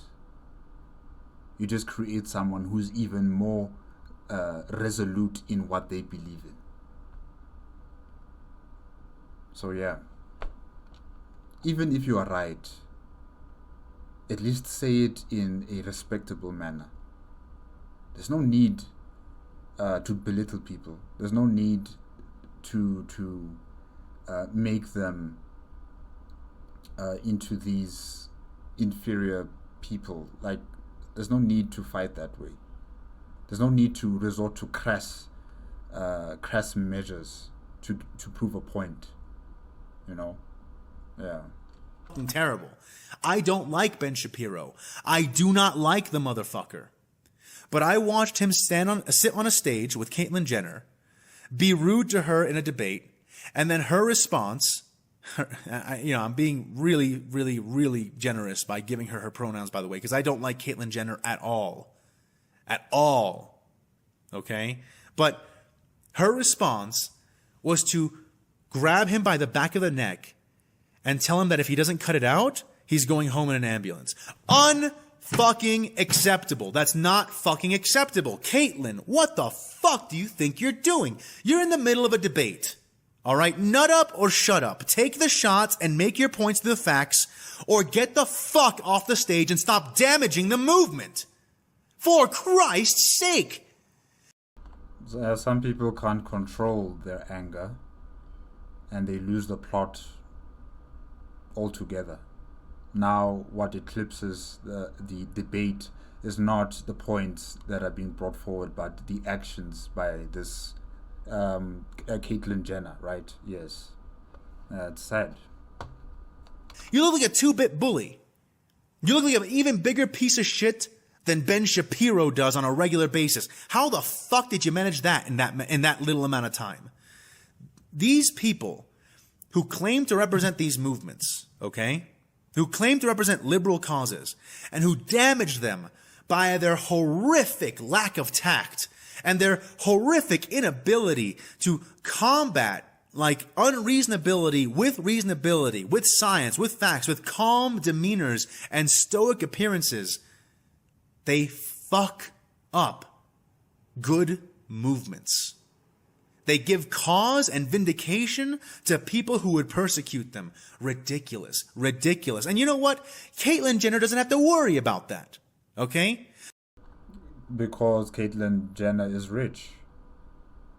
And, you know, whatever is being the problem for people of her type of situation, you know, in terms of having a sex change or being transgender or any of the other, identified problems. You know, they are the ones who have to face the brunt of a society that is totally against them. But Caitlyn Jenner, you know, she's rich. She will stay in her castle, enjoy her life, and do whatever she wants and be whoever she wants because she can afford to enclose herself in her little bubble. But anyone on the street, they don't have that luxury. They have to be now suffering the consequences of Caitlyn Jenner's actions. And now everybody is going to paint anyone in the same similar situation like Caitlyn Jenner with the same paintbrush and say that you're a violent person. You claim to be a woman, but you're still a man, you know, and you threaten us with death and all that other type of nonsense. She's rich. She's rich and she can insulate herself from the damage she causes to the Exactly. transgender community. Fuck Caitlyn Jenner. Fuck her rampage. I can't believe this. You need to hold yourself to a higher standard if you are going to represent a cause. It's just common sense. Common sense. Nothing controversial about what I just said. You need to hold yourself to a higher, at least visible standard. I mean, fuck, man. Fuck. Watching her do that made me want to go up onto that stage, pull her off of it by her hair, and stomp her face into the pavement. And that's not even taking into consideration the actual accusations of everything behind her transition and the crimes that she evaded through doing it, which South Park will hilariously remind you about every time she comes on screen, as they should. As they fucking should. These people, I sometimes feel like I'm in the middle of a psyop. Like, how do you take movements that should be nothing but good, nothing but empowering to individuals, all individuals, and make them come out looking bad? This is how you do it. With people like this, and also with these horrifically toxic liberals who have become racist against white people, who have become biased against cisgendered people, people who are just straight, people who aren't born with gender dysmorphia. You know, like, let me say something about the trans community versus the LGBTQ standard community. I know that T stands for trans, but I for me, it's honestly the LGBTQ community and the trans community is a separate phenomenon for a big reason. And I'll explain it right now. You know, if you ask a gay person, why don't they just transition to the opposite gender, they'll genuinely be offended at you most of the time. Because being gay, like being a gay man, does not equate to being a woman. It equates to being a gay man. Whether you believe that there's a choice involved or no choice involved, whether you believe that brain plasticity is plastic enough to enable that or not enable that, I put them in different camps because there's a different sort of thing going on behind that kind of lifestyle. People who are transgender are suffering from a terrible kind of illness that should not be persecuted, that should not be looked down upon. There is no control about it. There's no control over it. They have gender dysmorphia. They legitimately do not feel like they are in the correct body due to the way that their brains and bodies have developed. But, I would also add that, when they reach a certain age, they should be allowed to decide whether they want to stay as a woman or they want to stay as a man. And I would say at the age of 18, where you'd be legally allowed to do as you wish with your own body, because you are an adult by then. You are classified as an adult. You have your own agency, So once you reach the age of 18, you can decide where you want to go. But before that time, you are still a minor. You're still living with your parents or under a guardian, and it is their responsibility to make sure that you are educated, you are fed, you are sheltered, and your life is as normal as possible, or as can be. But once you reach the age of 18, this is your life now. This is your destiny and how it should be led. You decide it for yourself. And I think that would be the proper time for someone who is going through a situation like this, where they can make up their own minds. Where do they want to go? How do they want to lead their lives? Yeah.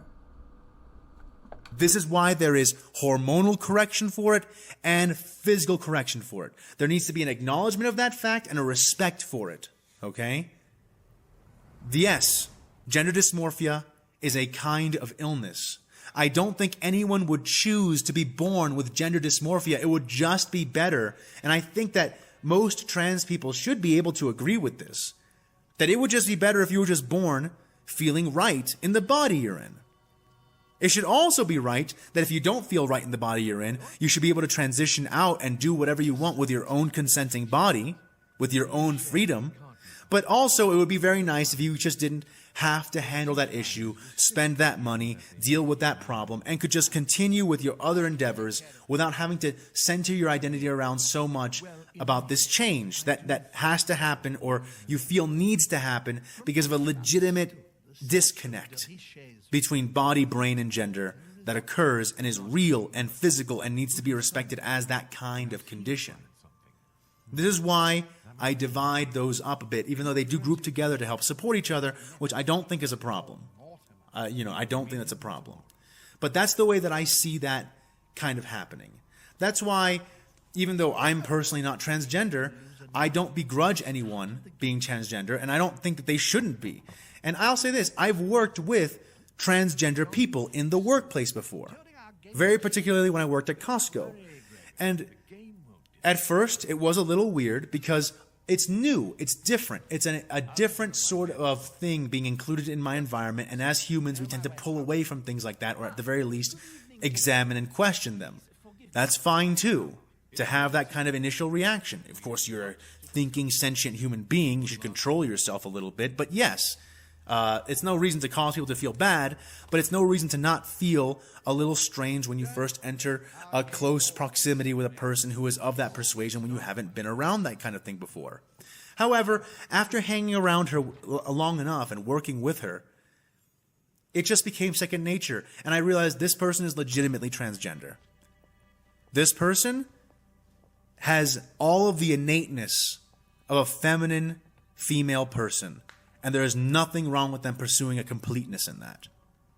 I was a little bit more ambiguous on the whole subject and about brain plasticity up until that point, but with that personal experience, there is no question left in my mind. She was transgender. It was natural. It's just part of the way that our biology and humanity exists right now. Okay? And I wouldn't deprive her of any rights or keep her out of any place. She was a she. She really was. And it was effortless for me to call her her. especially after getting to know her. It was just like, yeah, at the corner of my eye, I see her moving, and it's feminine, female movement.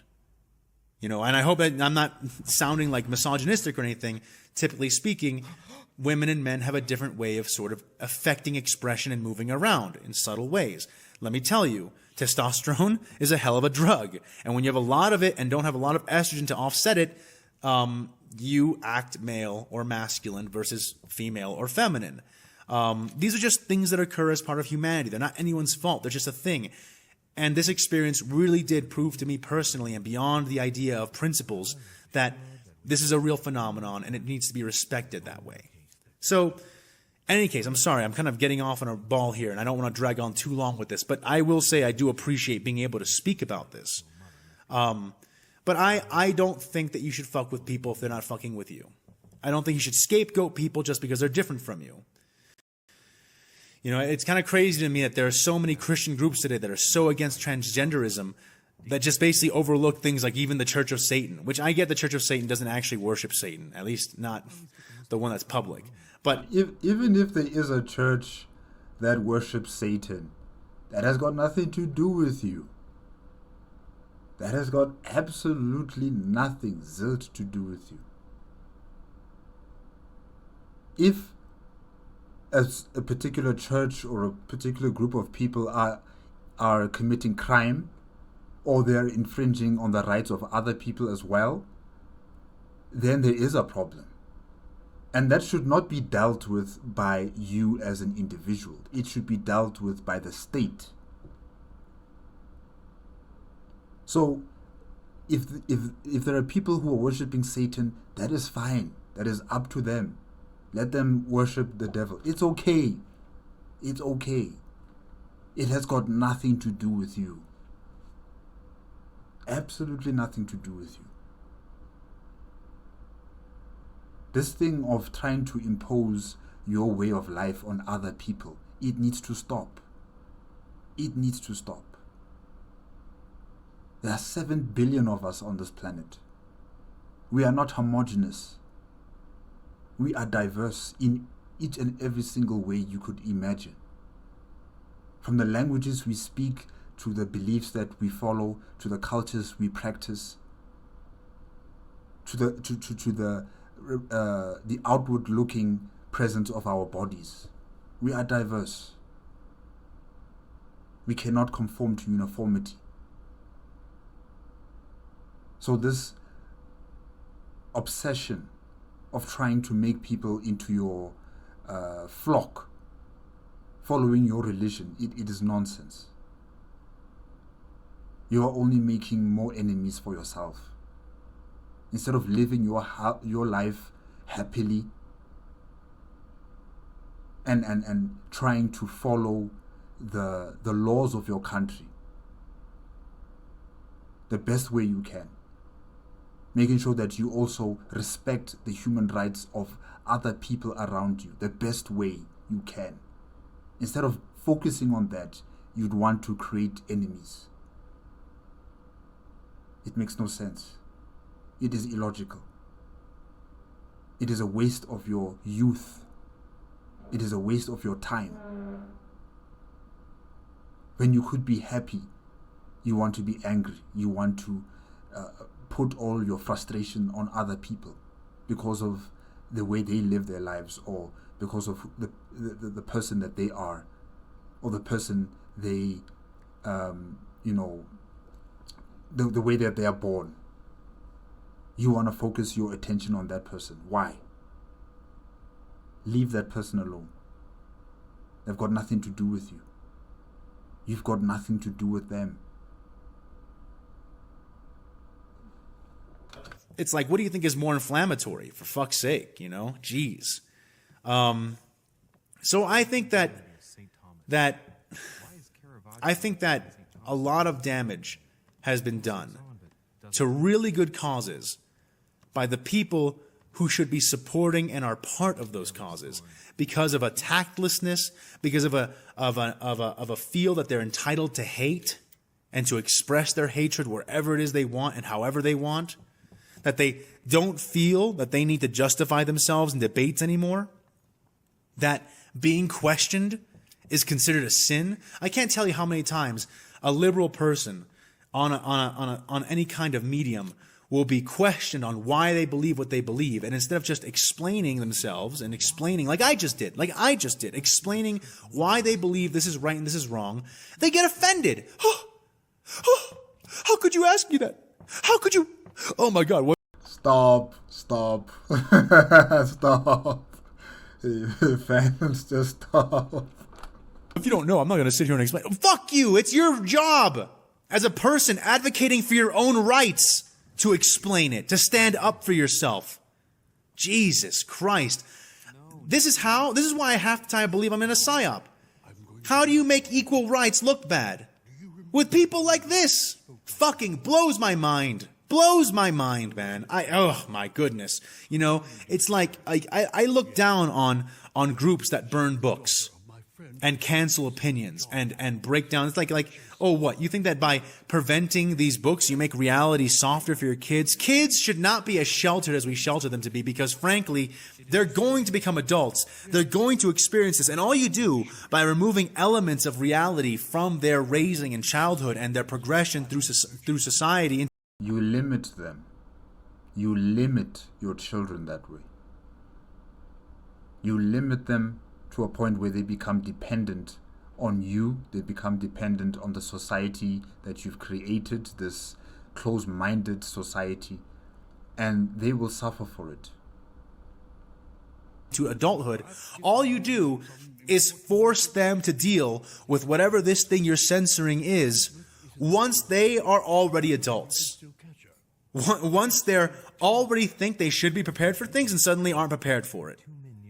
It's one thing to introduce tiny children to a concept. But listen, by the time you're 17, by the time you're 15, honestly, you can be introduced to virtually any concept.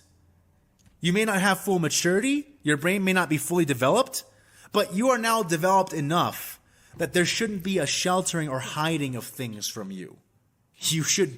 People should be able to express to you any given thing, and you can now begin at that age to have that thought in your head and chew on it and determine its merits and its deficits, and then go into adulthood prepared to encounter it. So I don't respect book burners, but there are book burners on all sides. You'll notice I haven't called book burners conservative.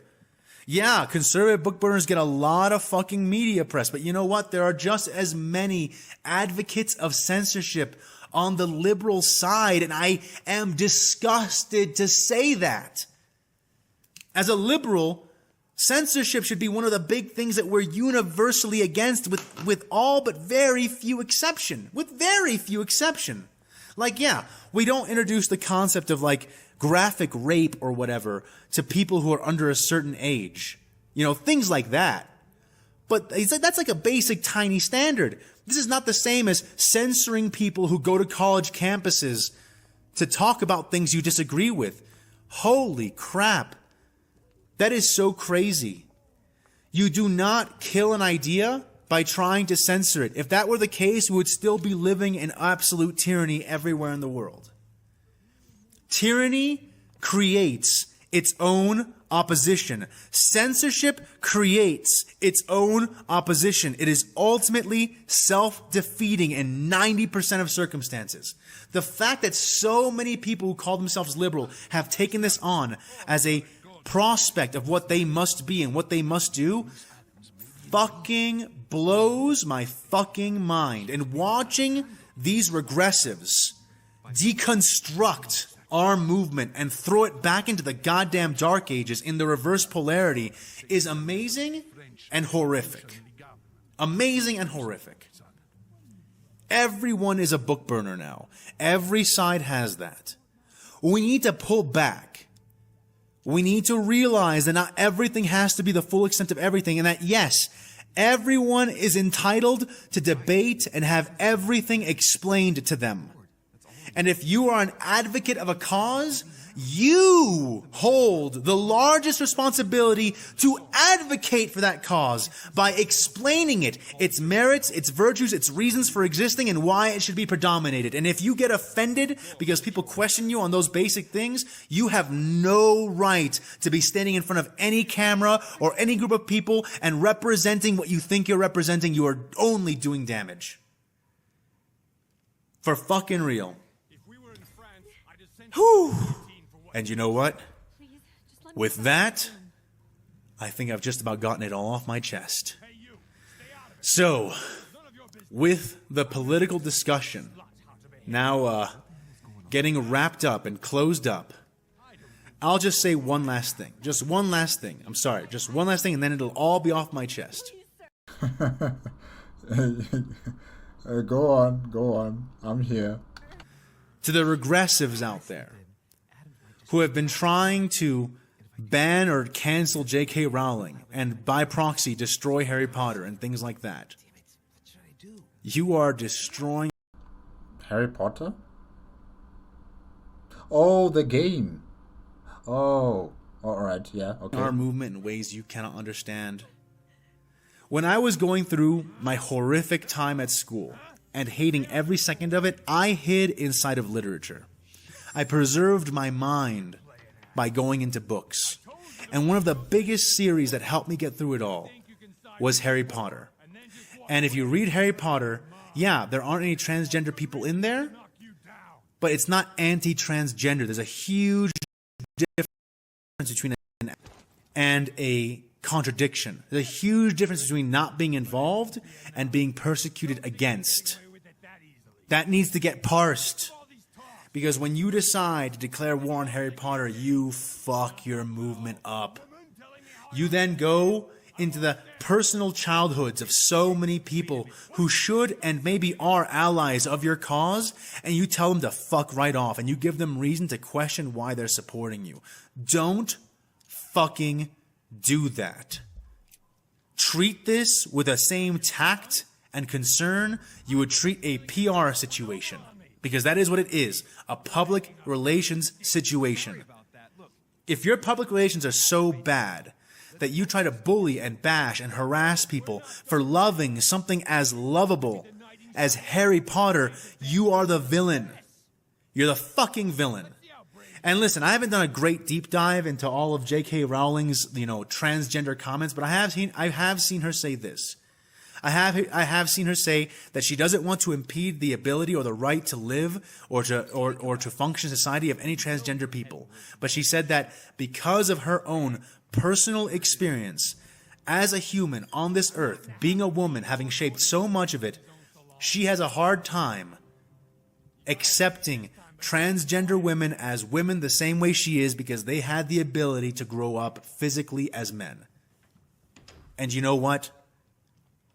I can see why she would say that.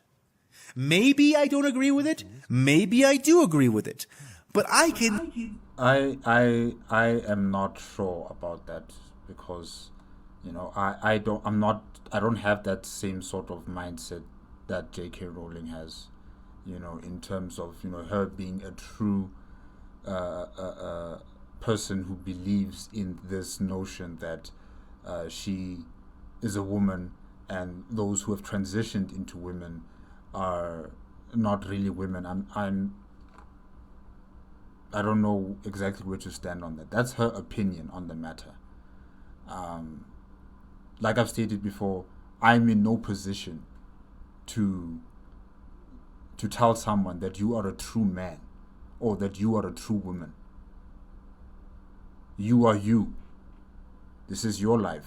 It's got nothing to do with me.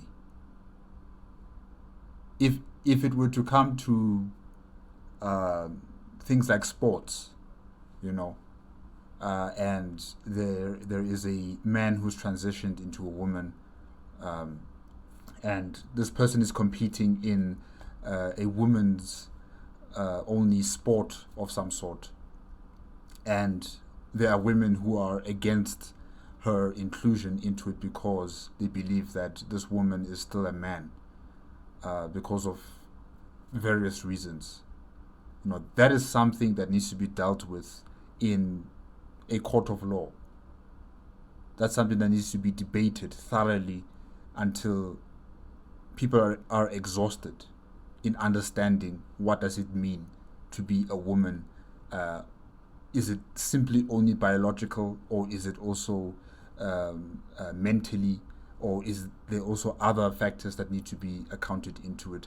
I don't know. That is not for me to specify. That's not for me to debate on and talk about. Even if it were a woman transitioning into a man, I really don't have the urge to say something like, you are not a man. Like, I don't have that in me to say something like that to someone, because to me, a man is his own man. Hopefully you understand what I'm trying to say there. You are your own person. You identify yourself as this gender. It's got nothing to do with me. I can't impose my standards of a man upon you, because that's my own standards. That's my own identity as a man. That's my own personal truth to it all. I can't impose the same things onto you. The only thing that I expect from you is that you respect other human beings the way you wish to be respected. That you follow human rights.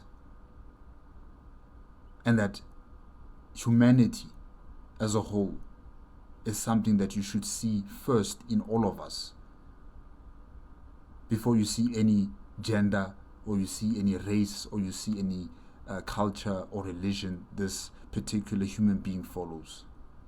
That is secondary. The first thing I wish for you to identify is that I am human, you are human. I have human rights, you have human rights. Let us respect that.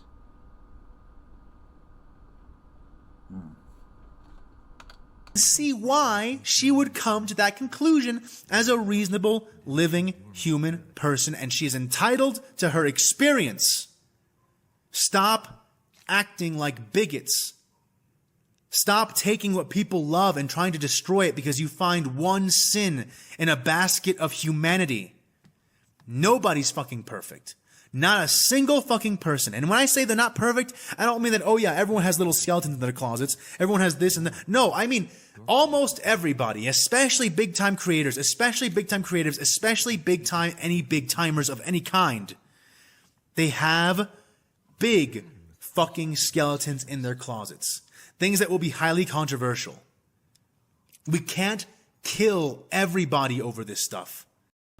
I agree. You can't kill everybody over these types of positions or viewpoints that these people have. But I must stress that if this person commits a crime in terms of harming someone else, whether it's assault, whether it's rape, whether it's murder, or it's verbal abuse, then I have a problem with you. I definitely have a problem with you. That's where I draw the line. That's where I stop supporting anything that you've created or anything that you have done, for the entertainment industry or for any form of, literature or whatever it may be. That's where I stop.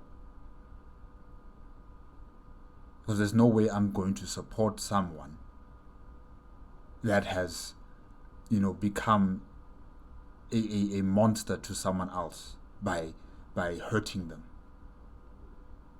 There's no excuse for that.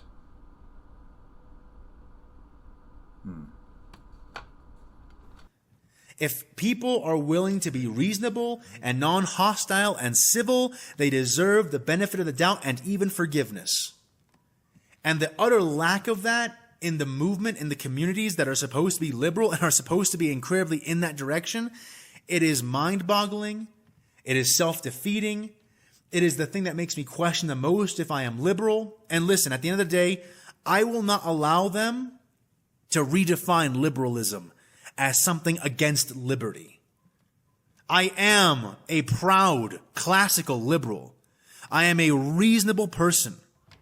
I will speak with anybody about anything, and I will give them the benefit of the doubt and do it with courteousness, tactfulness, and the love of humanity to bring us together to one place and cease contention.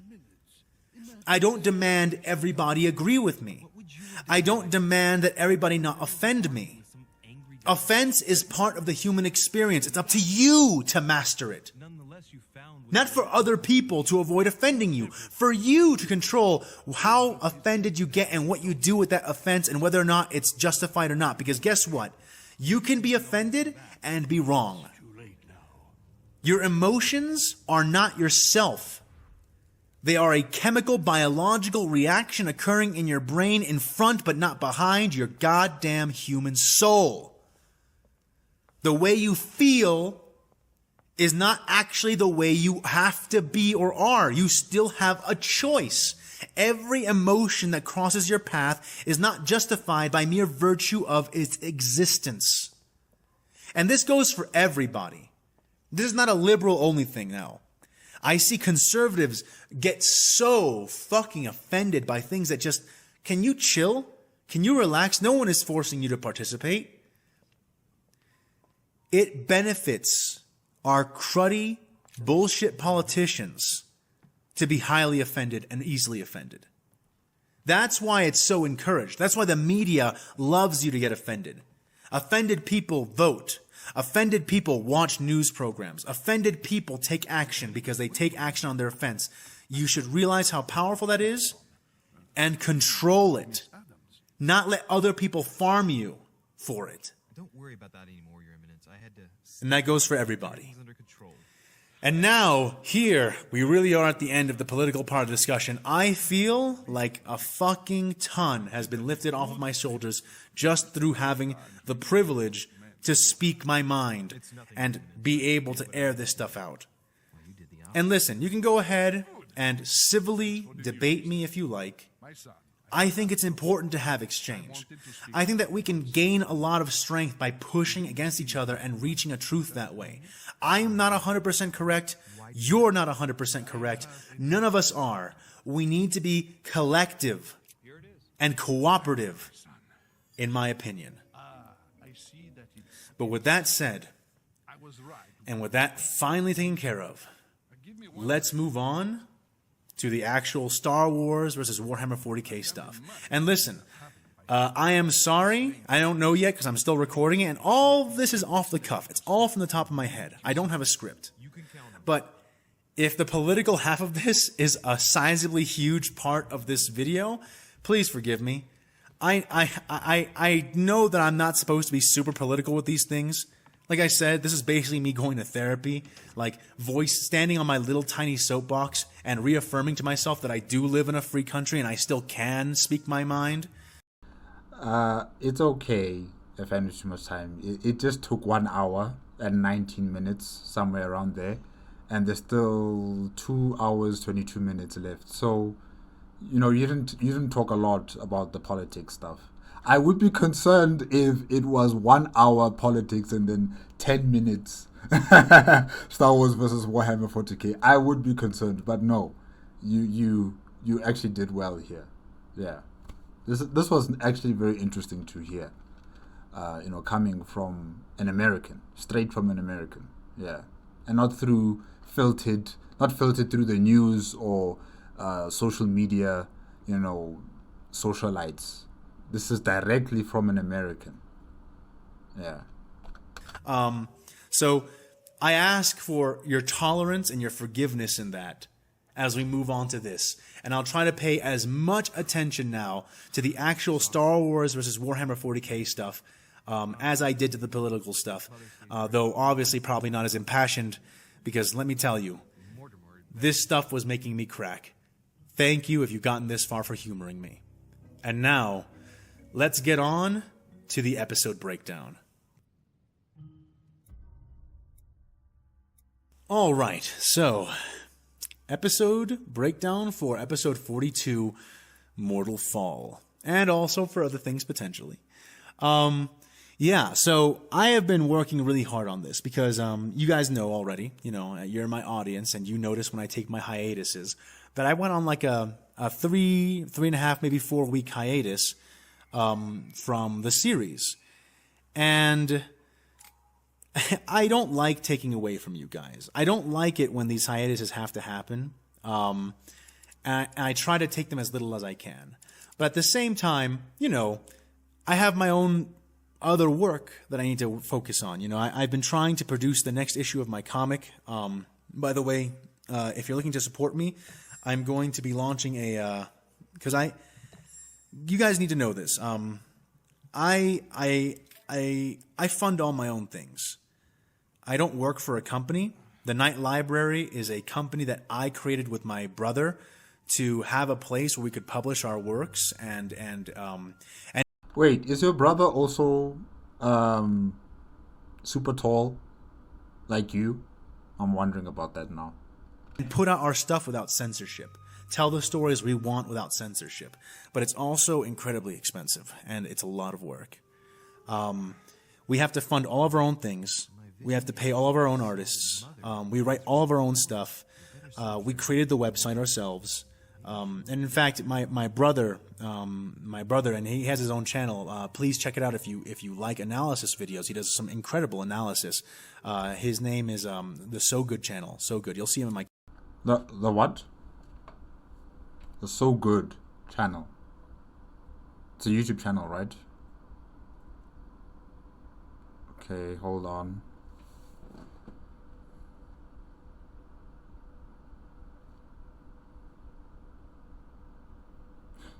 The So...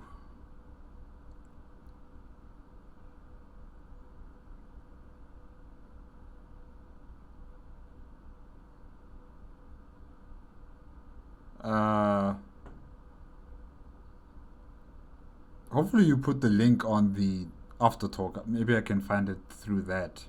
Because I see channel So Good and It's So Good with 1 million subscribers, and then the other one has 1,500 and I think it's 70 subscribers. I'm not sure which one it is, but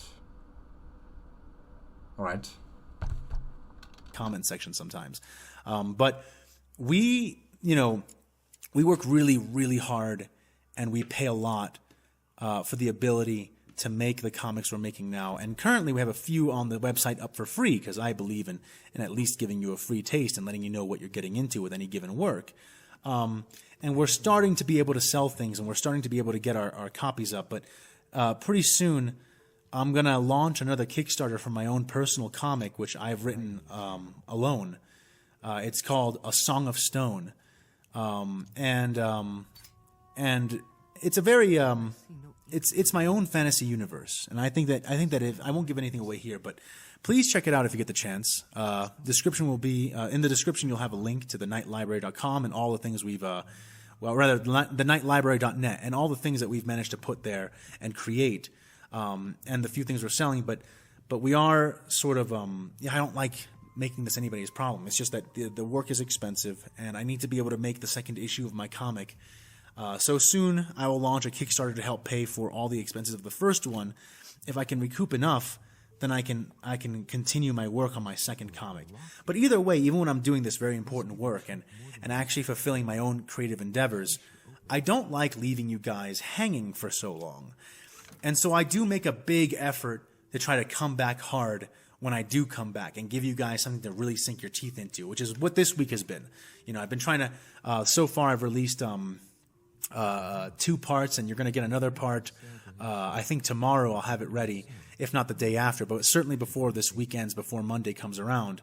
You'll have gotten 3 nice installments to make up for the 3 weeks that I missed, and they're actually nice lengthy installments. They're not short ones. They're not the shorter kinds of videos. And forgive the shorter videos. I know that a lot of people really hated the Ayla Sakura versus Tarweiler video that just got released because it was like it was one of my shortest ones. But that really, who didn't like it? Because no, man, guys, no. It was fine. It was honestly like I didn't have a problem on how long it was. I don't think so. No. My mind was just transfixed on Ayla Sakura and um, who's Ayla Sakura's master again? I forgot his name right now. Oh my gosh. Uh, what's his name? His eyelids are gone. I forgot his name. Oh gosh. Okay, if I remember his name, I'll say his name. But yeah, I was mainly worried about them, with the other Jedi fighting against Tawila. I didn't really focus on how long the video was. It was just good to me. The fact that it left me on that cliffhanger, and I'm hoping to see what happens next in that storyline. But there's other storylines as well that are also just as important. When you think about Ahsoka and Bolford, and what was her name again? Nerva, and her situation, and how she's dealing. Well, she's not awake. She's still stuck in the Bacta tank, if I'm not mistaken. And Farnes having to send the bloodied message over to Saint Lazarus. And then you still have the thing with Saint Lazarus also coming on the front lines, fighting against the Jedi's Obi-Wan Kenobi and Mace Windu. And then you also have Obi-Wan Kenobi and Mace Windu trying to survive against Samuel Wyler and Hattek. Like, there's so many stories that I can't get myself disappointed about, the time limit for this segment was too short or it was too long. I'm not really focusing on that. there's too many other important situations happening that require my attention than, the amount of time he spent on making the video. Because that is still good to me. That is satisfactory to me. The fact that I'm still hooked onto those storylines and I know what's happening in those storylines. It could have been 5 minutes, just as long as the story is good. And it's good. It's good. We were given some very juicy detail about what's happening, who's doing what, where are they going, how are they going to get there, what's going to happen next. You can formulate a plan in your mind on the possibilities of these characters, like what's going to happen to them, and that's good. That's what I'm saying. It could have been 5 minutes, it could have been 1 hour, as long as I can understand where the story is progressing to, and that's what I want. That's what I want, and I got it. Yeah. Chapter was coming to an end. That was the end of that chapter, and it was all that was left to tell in that chapter. So, I didn't want to confuse you guys by having 2 chapters in one release, and so I released that one that way. And, of course, tried to maintain my quality with it. That being said, this time and this week, with these 3 releases, I really have been pushing myself extremely hard. I've been getting that, like when you completely deplete your brain of brain sugar and you have that death sleep where you're just totally, entirely fucking unconscious for the amount of time you're allowed to be. It has been a toughie for me this week, getting all this done and out. I basically edited part 3 that just got released. The first time I released it, some of you will notice that I released it and then I privated the video and then I re-released it. When I edited part 3 the first time, I was basically in like a half dead, half sleepless delirium. And it does shame me that I couldn't keep the exact release schedule I wanted, but when I saw that I hadn't attributed the music to it, and I saw that some of the pictures had been repeated, I was like, man, my brain was entirely cooked like a fucking egg. And I took it down. It's not up to my standard. To make it up to you guys, I actually, because you know how I told you guys that I had planned to release 4 installments if possible. I took what would have been the normal 3rd installment, or rather, like the 3rd installment of this week, and I included it into this one. So you got a nice long hour and 16-minute video in the last video. That's containing 2 portions that were originally going to be separate to make up for the fact that I had to take one down and re-upload it. And of course, that also means that you got your 3rd portion actually a little early. And I think it tied up with the rest of the story pretty well, especially with Leandra saying all the things that she said. And it just gave me that energy. It gave me that feeling I had with Rejulia.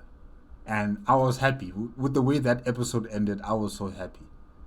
The only part that I have an issue with is the music, the soundtrack in the background. He did not allow it to finish because I was in that zone, hearing the music. I wanted it to finish towards the end with the credits. Oh, man.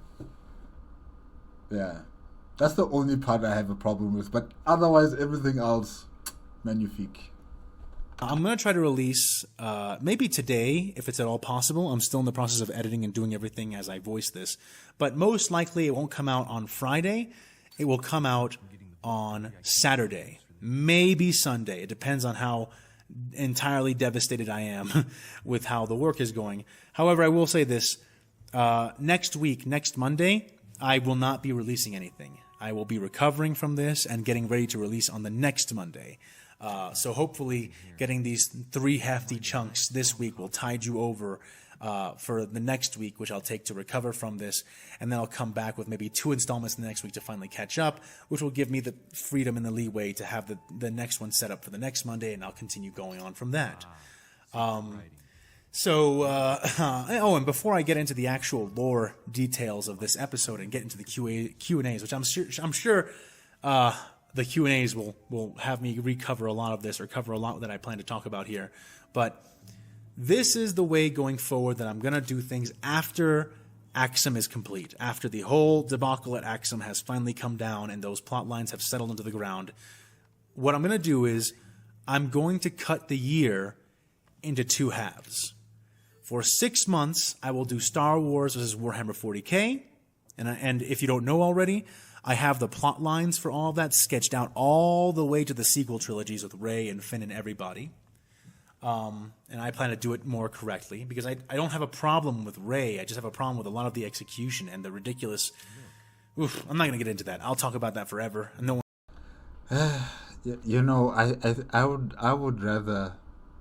I would rather have us all forget about the Rey and Finn and that Star Wars introduction.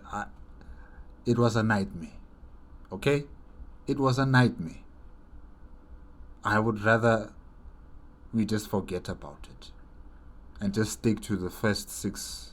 It was those 6 movies of Star Wars, and not this later edition and iterations of Star Wars. No, just push them aside. Let them stay in some sort of cold storage in the back of our minds, and let us rest. Let us rest from that nonsense. Okay.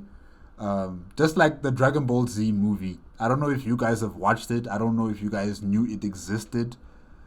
But if you haven't watched it, go watch it. And you'll understand why I'm saying, these types of movies, we just need to put them aside.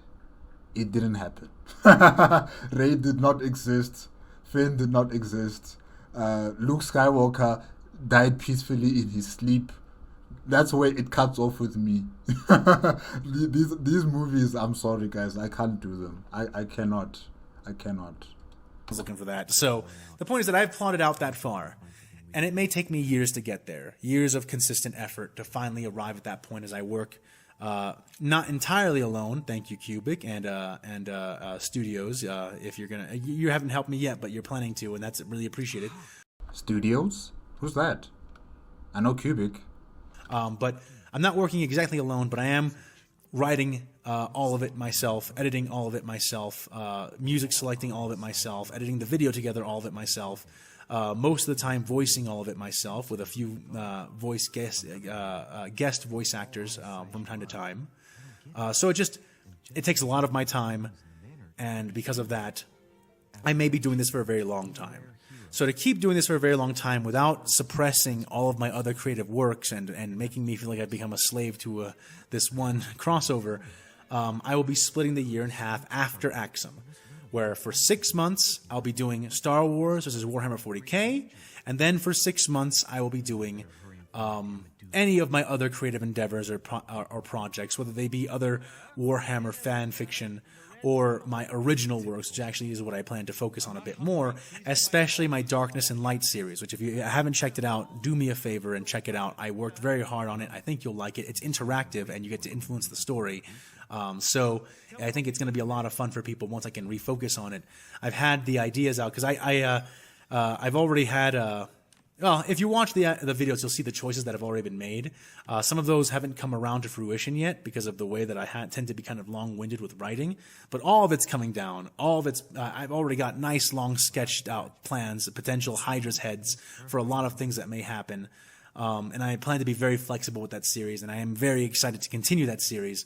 So to not overshadow things like Darkness and Light, 6 months going to be Star Wars vs. 40K, 6 months going to be any other project, including my own original projects. And I hope that you don't begrudge me that, and that you don't unsubscribe and stick around, because, you know, it's not about all just one thing. And I would like to be known for more than just the guy who wrote the really good Star Wars vs. Warhammer 40K crossover. Yeah, I remember you talking about that in the previous After Talk. And yeah, I fully agree and support. If you have your own projects that you want to pursue, by all means, do it. But in any case, into the actual breakdown of this episode. So the whole concept I had with Mortal Fall as a chapter is that we begin kind of high and we start slanting low. At this point, you're actually starting to see Mace Windu falling to the dark side. I don't think it's a big surprise for anybody who's repped at a certain point. He is now using the power of his pain to fuel his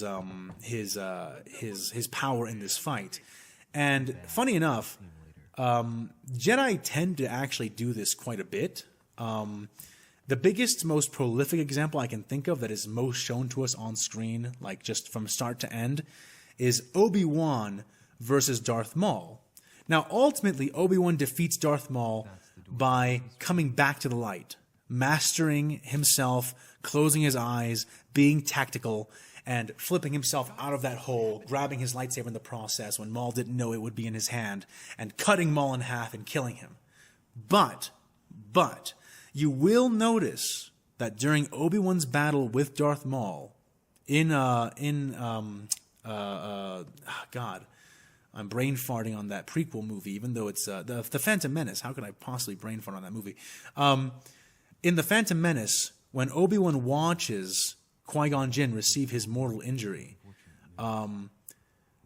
he, what does he do? He screams, "No!" And then the shield comes down and he runs in and he fucking rushes Maul. And look, if you think for even a second that Obi-Wan is not channeling the dark side at that moment, then you're not paying attention. He is letting his emotions fuel him, his rage, his hate, his sorrow at seeing his master being struck down, and his desire to get vengeance for him.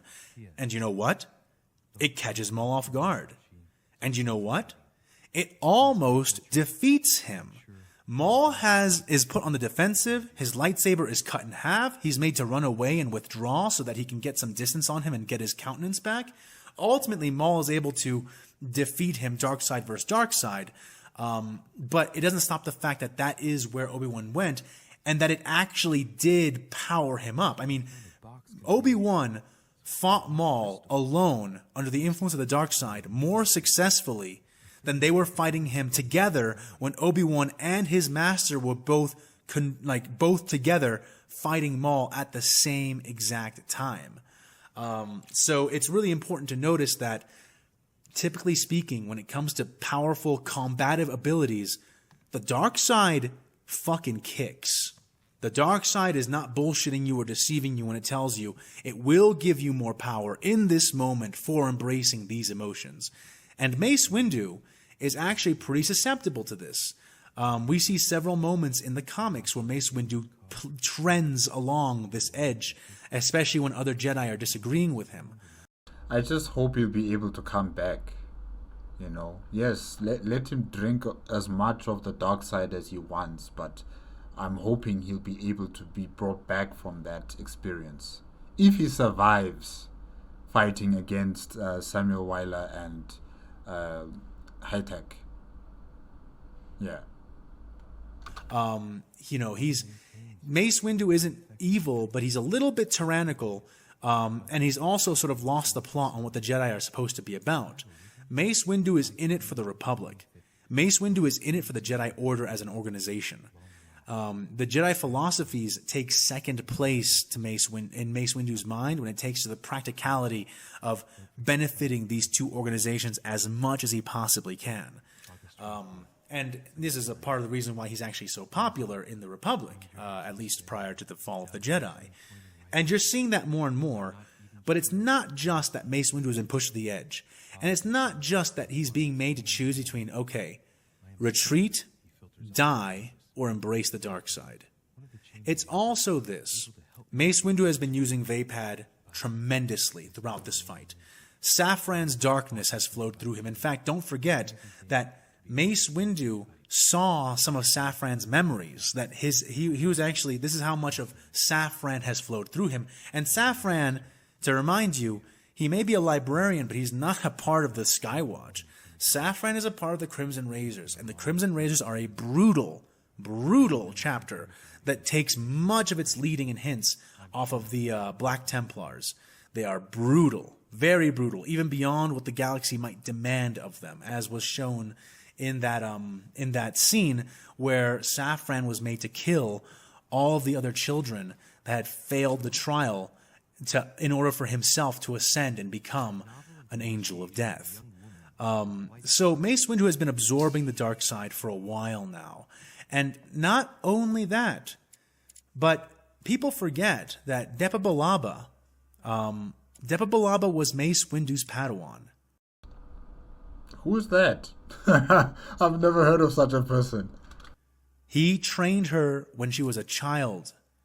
Her using Vapad and ultimately falling to the dark sway of that power is his fault, his responsibility.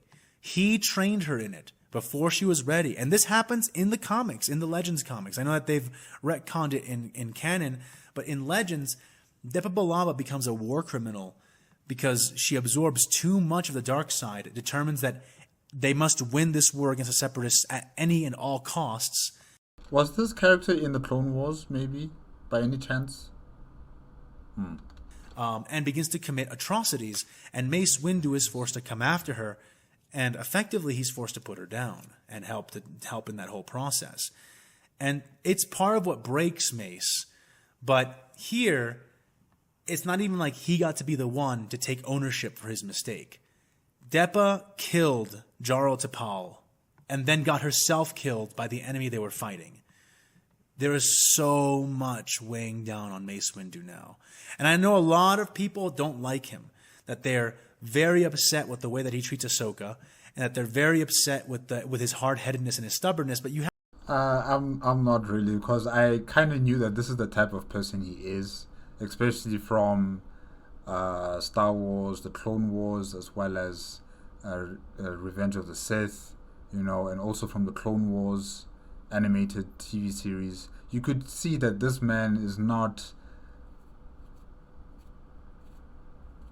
He's not a particularly kind man.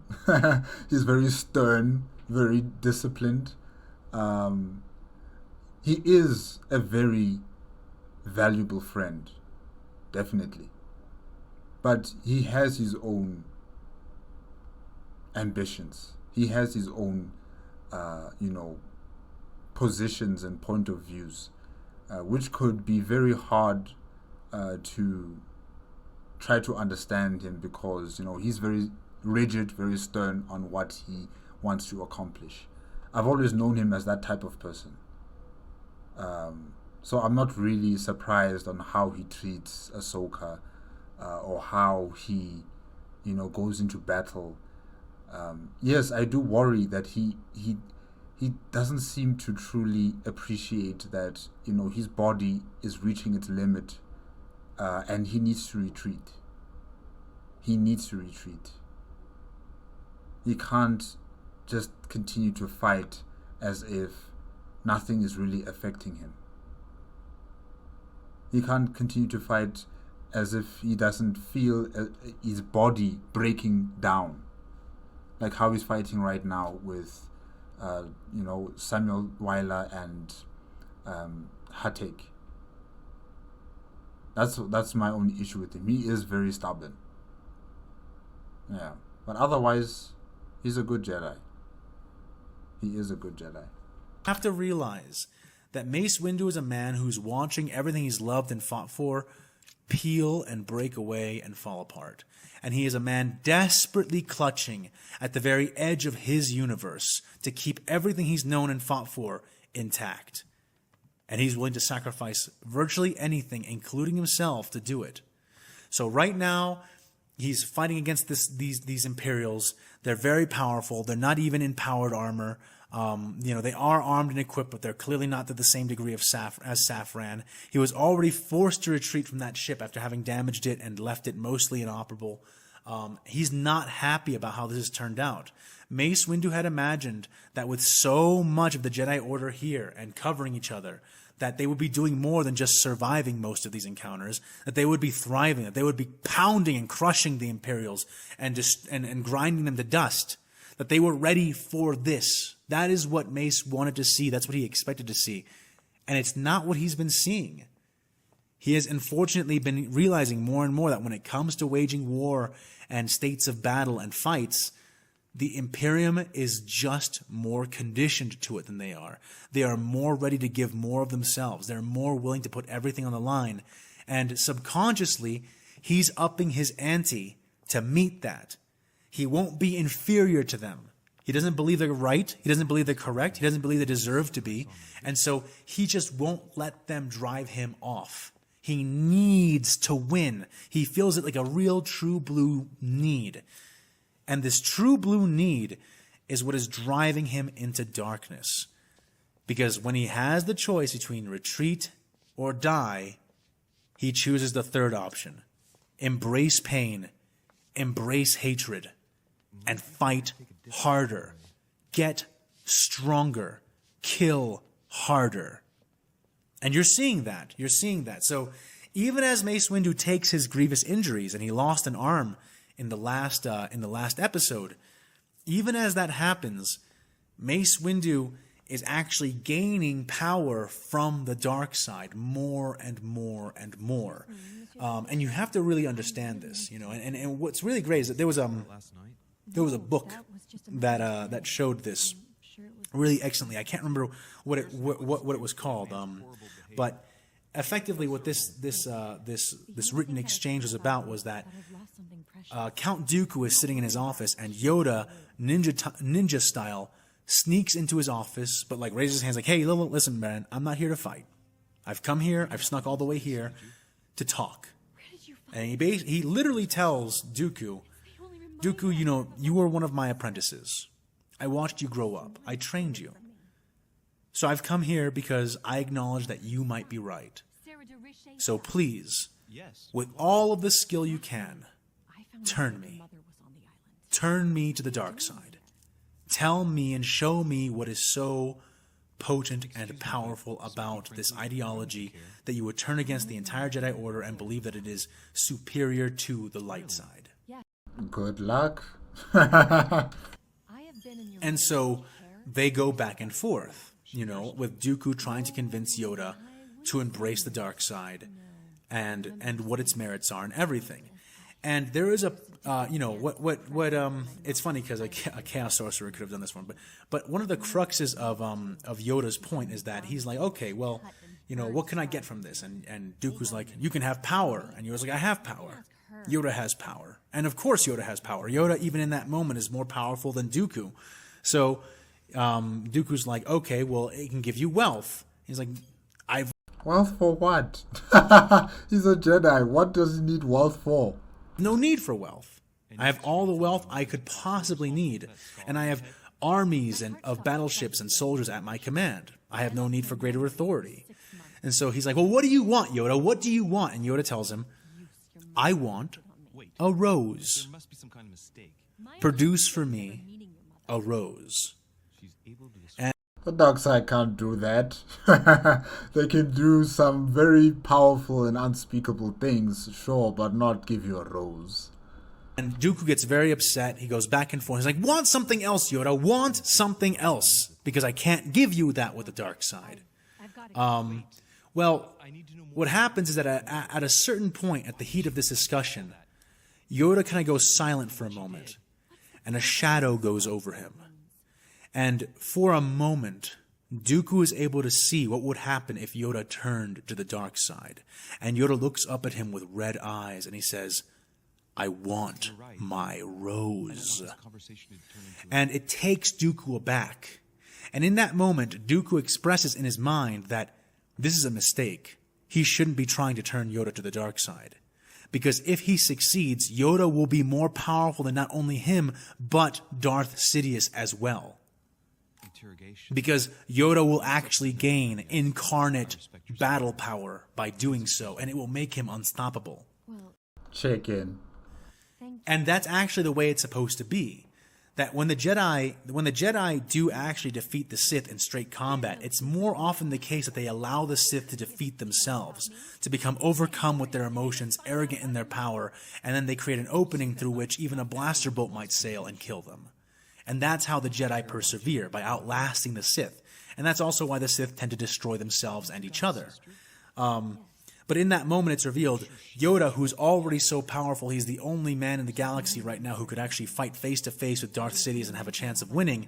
He could win. He could kill Sidious, dominate the galaxy, if he turned to the dark side. And that is revealed under no uncertain terms to Dooku in that brief moment where Yoda actually allows the dark side to flow entirely through him before he brings himself back. To show Dooku, and of course on Yoda's side, he does this in large part to show Dooku that you can come back, that you can step into darkness and step back into light. It ultimately doesn't work. Dooku isn't redeemed. But in that moment, it shows us, the readers, that in actual incarnate physical power, the dark side does tend to be superior. It gives you strength instantly, and that strength is real strength. It is affectable, actionable strength. So then you take that concept, same concept, and you apply it to Mace Windu, and what do you get? You get a guy who can fight with Warhammer 40K characters. Because if he embraces the dark side, then suddenly he can contend with Sidious. And we see that in the movies.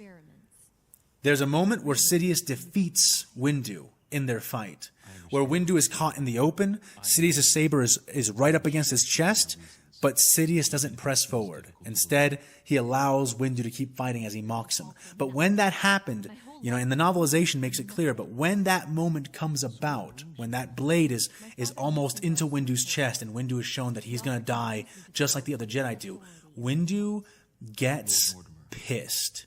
And he stops just doing Vapad. He also begins to invoke his own darkness. And what does he do?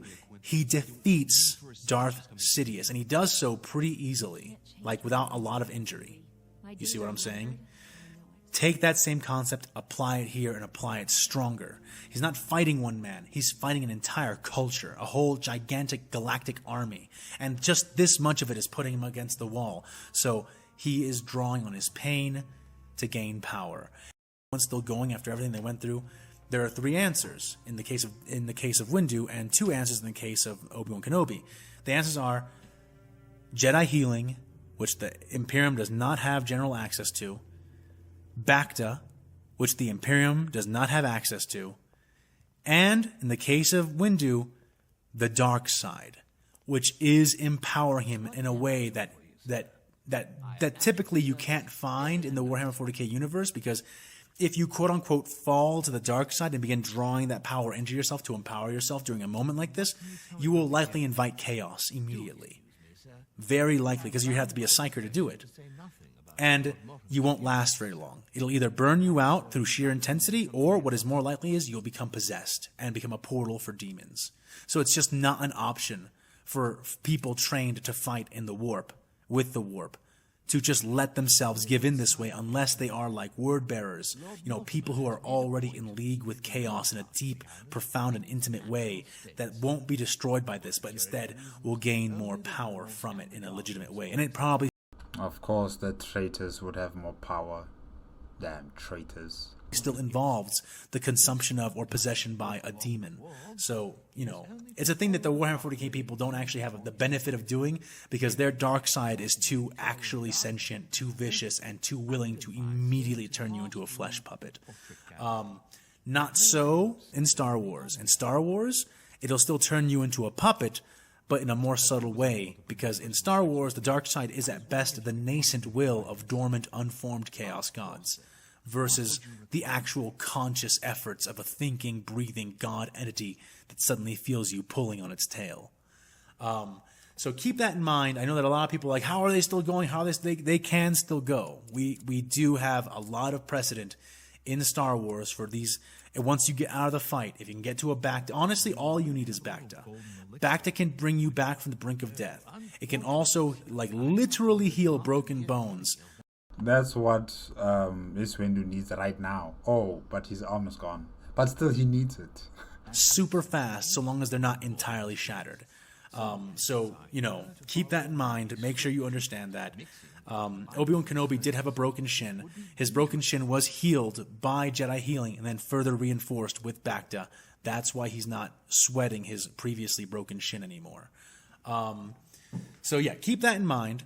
Now, when it comes to Samael and when it comes to Hecate, I'm going to go into a little bit of spoiler territory, and this will be expanded upon more in the actual story.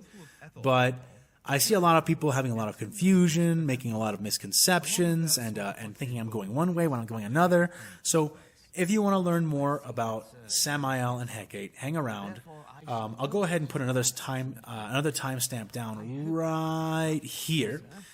Skip to here if you don't want to hear anything about them or their histories or whatnot. I won't give away too much. I'm not about to expound on everything, but I am going to give you enough to understand. So, with Hecate, most of it is already out in the air. She was being trained to become an Eversor, not an Evessor. Sorry for my mispronunciation there. Just Evessor just sounds so easy to say rapidly, but an Eversor assassin. That is what she was being trained to be. In the course of her training, it was discovered that she had psychic potential because it was brought forth during the intensity of the training. People can have latent, dormant psychic potential, and it may not ever actually surface, even under extreme circumstances. It depends on what level of psyker they are. And for all intents and purposes, Hecate is not actually a very powerful psyker. She's not super high up on the psyker chart, if you will. She's nowhere near a fucking alpha or a beta or anything like that. She's much farther down on the list there. But even psychers who are much farther down on the psychic rating chart than people who are like Tarweiler, who's at the absolute top, bar the Emperor, their bodies tend to suffer. This is a thing that you'll notice with a lot of psychers. A lot of psychers look pale, sickly, big bags under their eyes, and this is in part because of the toll that psychic powers and just being ambiently psychic takes on your body. And that's a problem if you're trying to be trained into an Eversor assassin, because even at peak physical condition, you have maybe a 30% chance of passing all the physical trials and not dying in the midst of them. Eversors have an incredibly, incredibly high attrition rate because of how absolutely extreme everything involved in their creation is. And that should not be underestimated. It shouldn't be overlooked. Eversor assassins are motherfuckers, and you have to be very fucking careful with them because they've been made into absolute brutal weapons. And full-fledged top-tier Eversors, you have to remember, not every Eversor is the same, and there are several examples of this, but top-tier Eversor assassins, the lethalest among them, scale to custodians, and that's crazy powerful. Whoa. Hecate does not scale to a custodian. She cannot. She never finished the training. She never finished the program regiments. She wouldn't even explode if you killed her. You'll notice she doesn't have the shoulder-mounted drug implant that constantly drips, like drug feeds into her whenever she kills somebody. She didn't get that far along. And the reason is because, again, her body became frail, and also because you're not allowed to make psychic Eversor assassins. That's considered to be a step too far. You're going to create a monster we can't control and who might go over to chaos. And what's worse than an Eversor assassin? An Eversor assassin who is suddenly possessed by a Cornate demon. For fuck's sake, imagine that. So it's going to be blood for the blood god every day, every single second. Korn is going to be like, what the hell is going on? Who is this? So that's the point behind Hecate. She's that way. There's also much more behind her history. She was not supposed to be trained to be an Eversor assassin. There's a whole situation in which she was brought into the temple, and she was actually brought into the temple to test somebody else and to be killed, and it just did not work out that way, and that will be covered in a later story. But that's more or less what's going on with Hecate. Also, realize that Hecate is not in her Evessor gear. They were doing a covert mission. She's been on the planet for weeks and weeks without actually going hostile on anybody and just following Wyler around as he hunts down the Gene Stealer cults. He keeps her around, obviously, because when you're hunting Gene Stealer cults, you might come across one of the variants of the pure breeds, or a powerful biomorph made from a human. Or maybe even a patriarch itself. And if you come across any of that, you're going to need someone like Hecate to help take the heat off and to potentially actually affect the assassination. So that's why he kept her around, but in order to keep her from being obviously recognized as an Imperial, he had to greatly reduce her equipment load, and that's what you see her wearing and walking around with right now. Now, when it comes to Samael Wyler himself, Samael, he's a failed Astartes. And let me explain to you what that means right now. So, Obi-Wan Kenobi was partly correct when he stated that Samael is an Astartes. He was partly correct. Okay. He received gene seed implants from his chapter. He was raised up to be a space marine. And what ended up occurring is that when it came, he actually succeeded being a space marine. He was in the scout. He succeeded being a scout marine, and he was graduated up.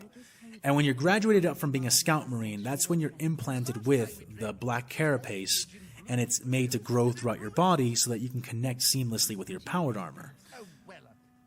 Unfortunately for Samael, his black carapace did not develop correctly. The plugs never breached his skin, and it's more or less kind of deformed underneath his skin, the actual black carapace. It's scrunched up in certain places. It hasn't covered his body uniformly. It just didn't work. And this happens sometimes. The black carapace is actually famously finicky. It was the hardest part to complete in the actual Space Marine creation process, and it required expertise outside of the Emperor to actually factor into it and complete it. And I do believe that one of Belisarius Caul's lives is actually intrinsic, like absolutely vital, to the creation of the Black Emperor couldn't have been, which is very interesting and really tells you a lot about the ingenuity required for that last gene seed organ to be grown and spread correctly. And unfortunately, Samael was just not up to snuff when it came to that part. Now you might say, okay, well, then wouldn't he just be relegated to being a scout sergeant? He would be normally, but here's the problem. The black carapace in Samael didn't just not develop correctly and therefore not give him access to it. It fucked him up. Samael is in near constant pain, result of the deformity in his black carapace that spreads across most of his body. And this is actually why He's in constant pain. Like, you'd never know that he was in pain. The man is just so calm and just collected and stoic. Like, you just would not imagine that he's actually in constant pain. Wow. See him smoking all the time. This is the exact reason. Samael smokes glow sticks, in part because glow sticks have a numbing narcotic effect that helps him kind of get through the pain. But more than that, he has also hypnotized himself. Samael is really big into mimetic cures and treatments, and this is part of what he applied to Hecate. This is why Hecate is addicted to sugar. He has hypnotized her and mimetically programmed her to become pacified whenever consuming sugar, and to just remain chill and to not feel everything that has been done to her and everything that's in her past and in her future when she can remain in her first phase. And to remain in her first phase, she needs to be supplied with like a steady amount of sugar and distraction, which is why you saw her dancing before he got her the candy. He saw that she didn't have anything to eat that was sugary. He knew that her first phase would eventually slip if they didn't get her some, so he sent her to go dance in the rave and to distract herself until he could go find some sugar to reinforce this mimetic hypnotic program that he's put into her. He has also put himself under this same mimetic programming, which allows him to numb out his pain and to maintain his focus so long as he can be smoking glow sticks or have certain kinds of stim injections that will allow him to ignore it. Now, the stim injections aren't really programmed medically. They're powerful narcotics and combat stimulants that will allow him to ignore pain. The glow sticks are highly available, very easy to have. He can chew it, he can smoke it. Yeah, he certainly does smoke it a lot, though. I've never heard of him chewing it or taking off the wrap and making a tea out of the leaves from the glow stick. Yeah. And the taste of it and the sensation of it reinforces the mimetic program that enables him to mitigate and entirely block out the literal agony that he is constantly under all the time. So this is why he smokes so much. This is where he came from. And the pain problem is actually the reason why he was relegated down to becoming a bondsman as opposed to becoming a actual member of the chapter's Space Marines. Because he didn't know how to mimetically do this to himself until he had become a part of the Inquisition. This is just not a thing that the Space Marines really do to each other. They may have mimetic programs and mimetic learning machines, but that's not the same thing as what we're talking about now, which is a very customized process. On top of that, it's kind of inappropriate for Space Marines to smoke. They're not supposed to smoke. They're supposed to be kind of about one thing and not about anything else. So, because he wouldn't be able to perform his duties without being distracted from them by his constant pain, he was reduced in rank to a bondsman. And eventually, he was adopted into the Weiler family. Okay, so they're not related by blood. They're not related by blood. He was adopted. Okay. So, yes, he is brothers, quote-unquote brothers, with Tarweiler. And they actually do see each other that way.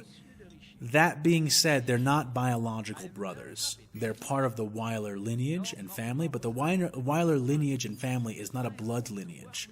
The Weilers have always been adoptees. It's very rare that a Weiler remains a Weiler just because they were born into it. They are taken from places and put into the family once they're seen to be an asset to that, and there's a plan for them by the person who is currently adopting them into it. So that is the context surrounding Samael Weiler, Hecate, and a little bit about Tarweiler as well, to let you understand that. People wonder. I saw people rightly wondering, how on earth is Tarweiler even alive? Doesn't the Imperium kill Alpha Plus Psychers on sight? Yeah, unless they're adopted by Inquisitors who have a plan for them. The Weilers have always been very ambitious when it comes to this, and you'll see why. But a big. So who's the head of the family?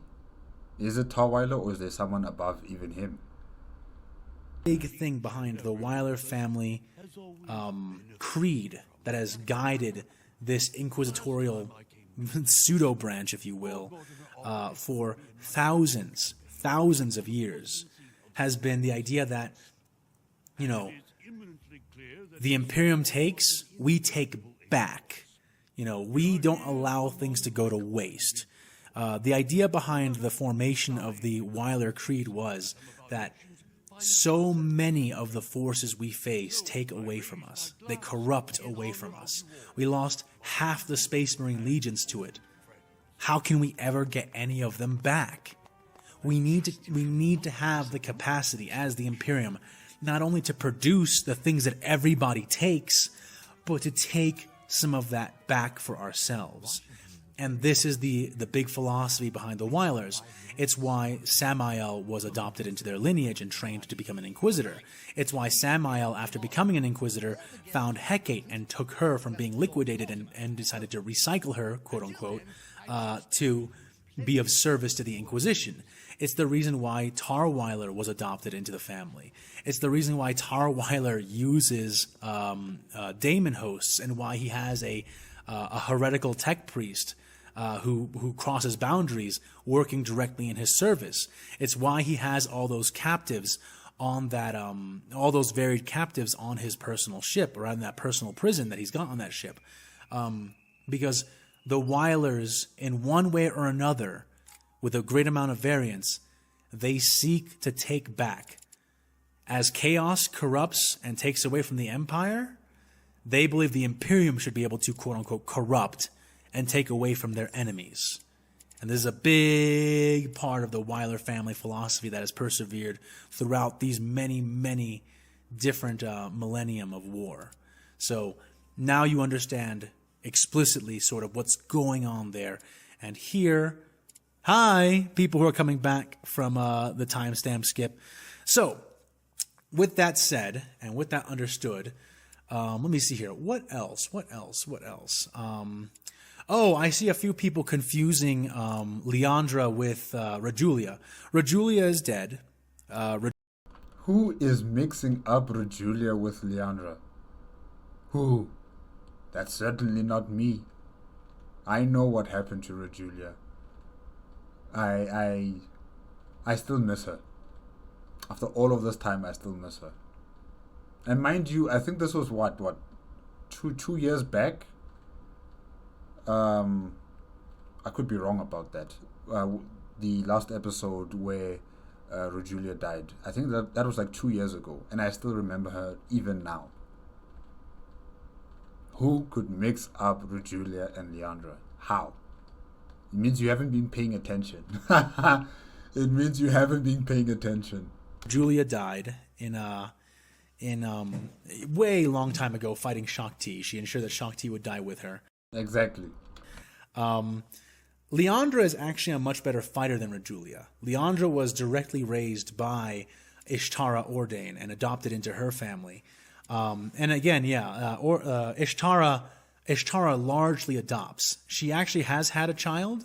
Ishtara has a male child who is now being taken care of in a different organization. But that child doesn't know that he is the offspring of Ishtara Ordain by design, I should say. So that person exists. He's up and walking around. You've actually seen him before. We have? Who? I'll reintroduce him a little later as well. But is it Saint Lazarus? Is it Saint Lazarus? He's now a member of an entirely different organization, and he has no idea what his parentage is. Shadrach? Could it be Shadrach? No. No, it can't be him. It cannot be him. Ishtara's quote-unquote daughters are all adopted, and they're all adopted from worlds where the population was devastated and they were orphaned by orcs or Dark Eldar or Tyranids or what have you, and she took them in and raised them up. And all of the children that Ishtara raises up either become extremely powerful fighters and lethal warriors of the of her order of Sisters of Battle, or they die in the process. It is an unfortunate thing, but a thing they definitely accept as being part of living in the Imperium. So Rejulia is not related. She's not one of these adopted daughters. She was just not just a Palatine. Palatines aren't just anything, but she was a commander above everything else. It's part of the reason why she had more clout ability to actually enforce the unofficial promotion onto Lazarus than any other normal Sister of Battle would have. A Palatine is pretty up there in the echelons of authority when it comes to the order. But she was not as good a fighter as Leandra, even though Leandra is younger than her. Additionally, I saw some people asking for what Rejulia looked like. I don't think I ever described her. I mean, didn't we? Well, we saw images.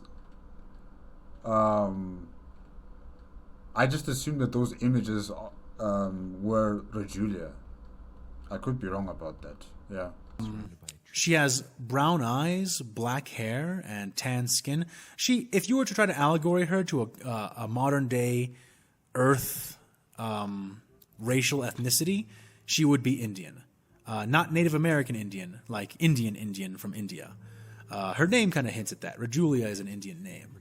And yeah, that's what she looks like. But she's gone now, unfortunately. Rejulia is no longer present with us. The person you saw fighting Obi-Wan Kenobi was Leandra. As for Leandra, I think that I have a description of her in the book. If not, there will be a description re-illustrated of her. I give you Rejulia's description because you'll never see her again. She is exploded. She will always be in my heart. I will never forget her. I will never forget her. So, yeah, Leandra is pretty good. And some people were asking, why is she removing her armor? And, skin-tight suit? Okay, listen, okay? I'm being fucking serious right now. The Sisters of Battle do wear tight suits underneath their battle armor, because obviously you would have to. What, you're going to have wrinkles and rumples under that stuff as you're moving around and fighting in battle and having it rub against your skin? No, obviously you're wearing, she's not wearing black carapace or connectors or anything like that, obviously. But she is wearing an undersuit, and the undersuit is relatively tight on her body. That's not supposed to be an overt sexualization of her. It's just... You naughty people. Who asked that question? How they're dressed. And on top of that, the reason she removed her armor is because her armor is torn up. Leandra has fought so many people today, and she does not have the ability to breathe back into her armor to suddenly heal it up. She fought the Gene Stealers, she fought, not Shakti, Ayla Sakura, she's been fighting tons of Jedi. She was in the hallway with the clones, holding the Tapa Haiv earlier in the story. I think that was Leandra. I'm pretty sure. Maybe it was Reyna. Reyna is her sister, by the way, the one in the medical tent who tried to fight off the Gene Stealer. I mixed them up, Leandra and Reyna then. Yeah, I mixed them up because she was the one who I was thinking she had a lightsaber wound in her stomach. Okay. So it was Reyna who was the one who got that wound from a lightsaber, and Leandra she didn't get that. Oh, okay. But I think that is the reason she removed the armor is because Obi-Wan Kenobi, what he said was true. What he said was actually true. She can't fight him. She won't be able to keep up the fight with him. After he had force-shoved her, he already broke so much of her suit, in addition to what was already broken, that now she's actually... maybe it would have been helpful for her to have that if her ceramite armor could actually repel the lightsaber. But it can't. And if armor can't protect you from the weapon you're facing, then you're actually better off fighting without it, because you lose a lot of your mobility, especially when it's broken armor that is fighting against you with a great amount of weight. She does wish that she could have kept all the strength and speed that the armor gives her, but at that point, the armor wasn't even giving any of that to her anymore. So there was no point in her keeping it, and she knows that she needs to be able to fight long enough to either be able to win, or at least to hold out long enough that somebody might save them and at least get St. Lazarus out of there. So to that end, she removed her armor and is now fighting Obi-Wan outside of it in order to last longer. Don't underestimate her. She may not be a Force sensitive, but not only is the Emperor with her, she is an absolutely lethal natural combatant. It's as if people have forgotten. It's as if people have forgotten that the Sisters of Battle in Star Wars versus Warhammer 40K are a menace. Okay, they are a menace. They cannot just be easily killed off. We've seen this time and time again, especially with Shock T and Rajulia. When Shock T thought she had the upper hand, and she had finally brought Rajulia down. She wasn't down. She kept on fighting until the bitter end. She may not have good odds against Obi-Wan, especially if he were at full strength, but luckily, thanks to Saint Lazarus, he has a pretty nasty wound that is going to help even out the odds between them. And for I saw at least one person say, how on earth did Saint Lazarus land a strike on Obi-Wan Kenobi when Hecate, the goddamn borderline Eversor assassin, couldn't actually succeed it and do the same thing? And the answer is pretty simple. Obi-Wan Kenobi is tired. He's getting more and more tired.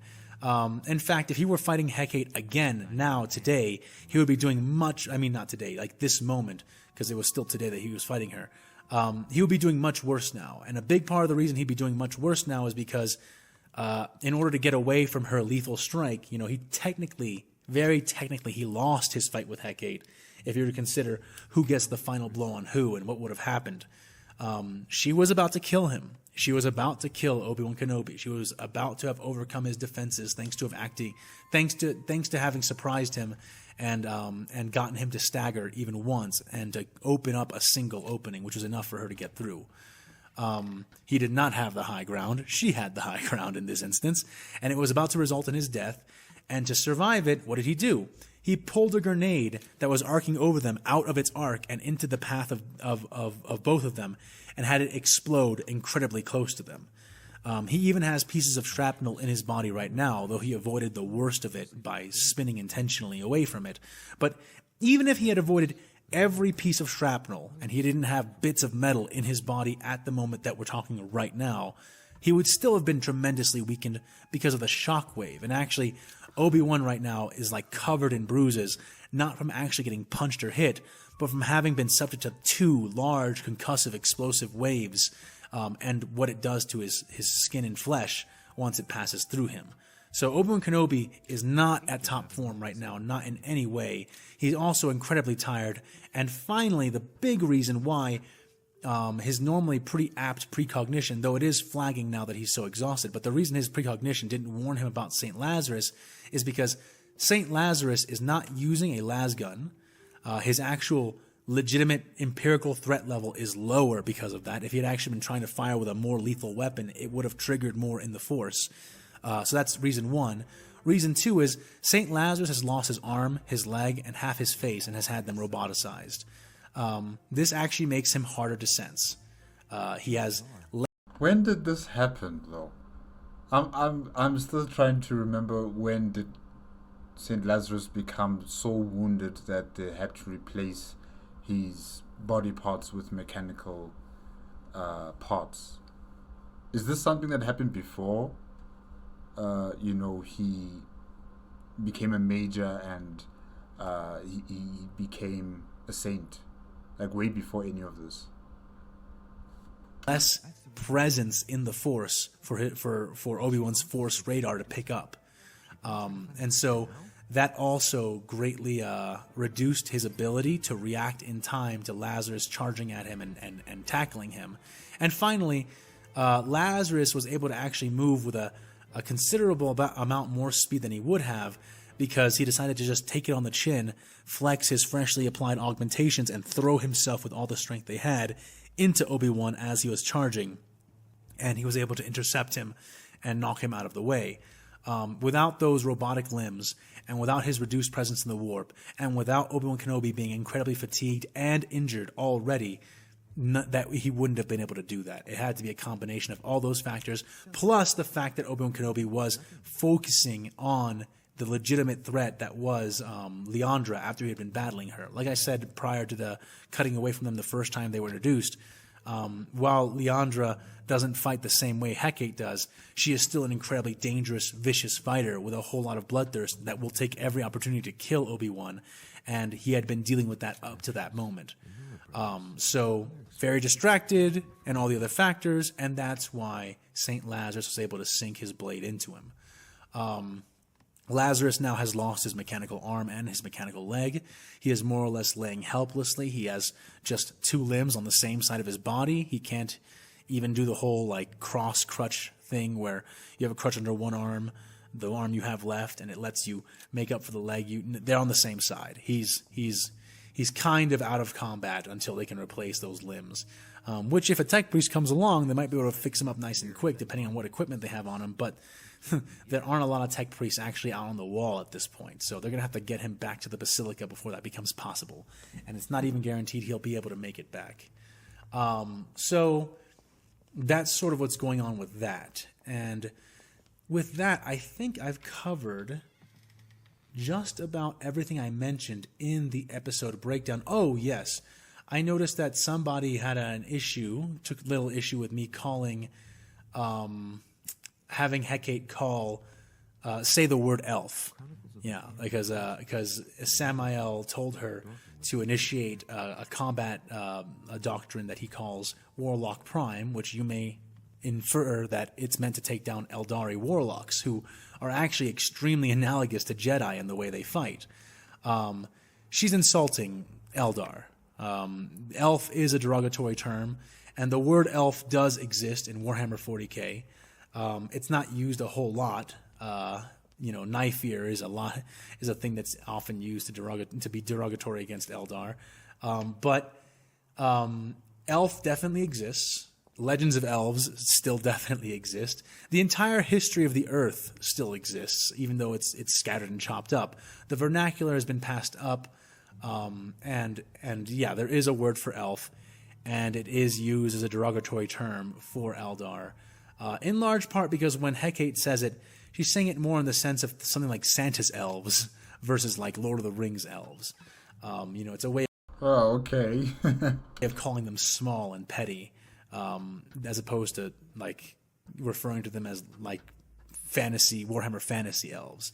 But yes, the word elf does exist. It is used as a derogatory term very rarely, but still occasionally against the Eldar.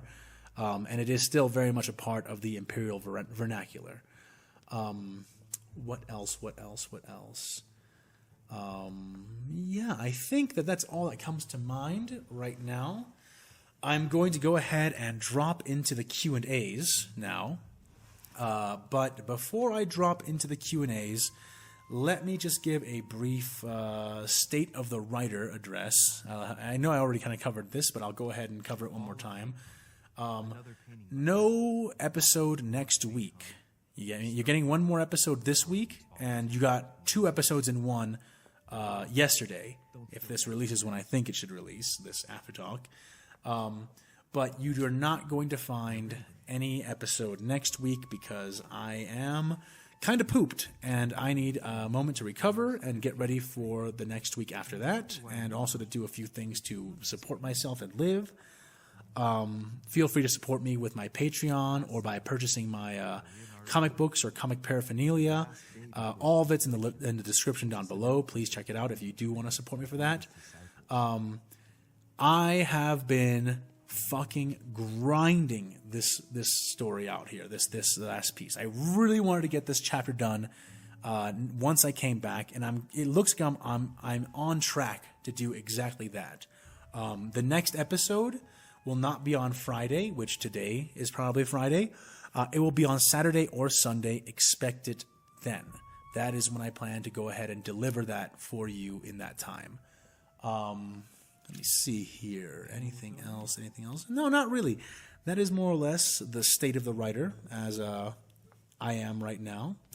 And so with that said, let's go ahead, click, and get on over to the Q&A.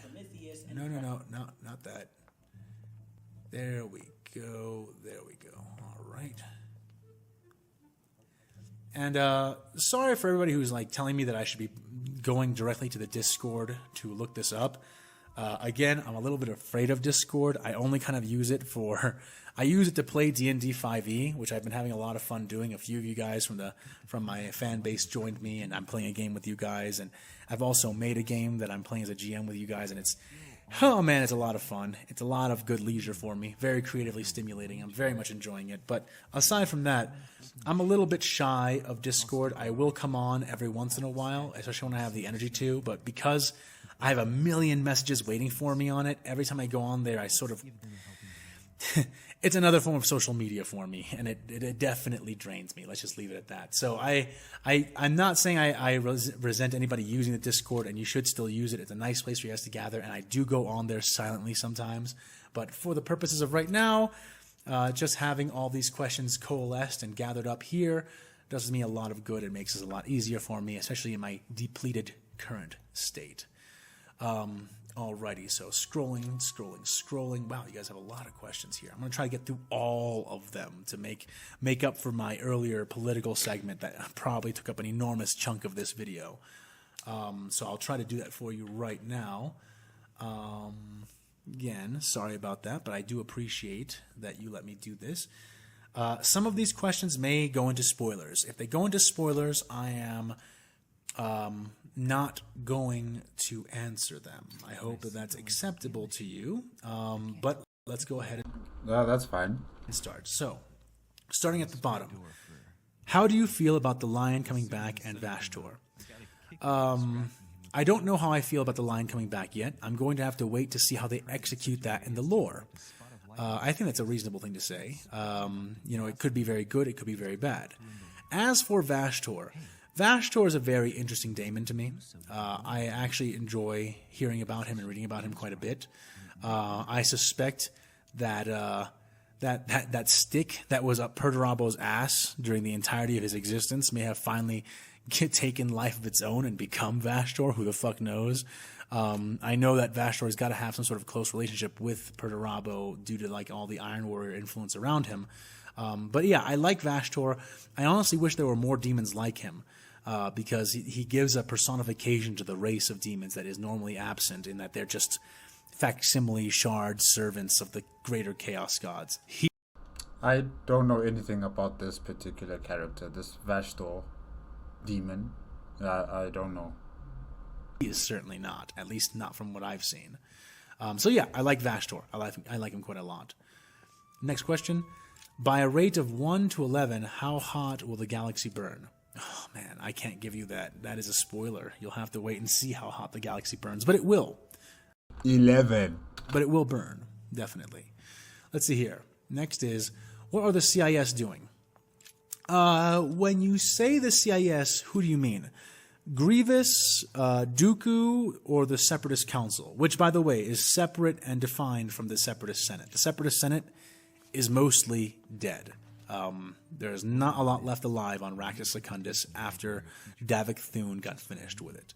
Dooku is regrouping his forces and trying to recover the CIS Council, and you'll see why he's doing that and what his plans are as the thing comes up.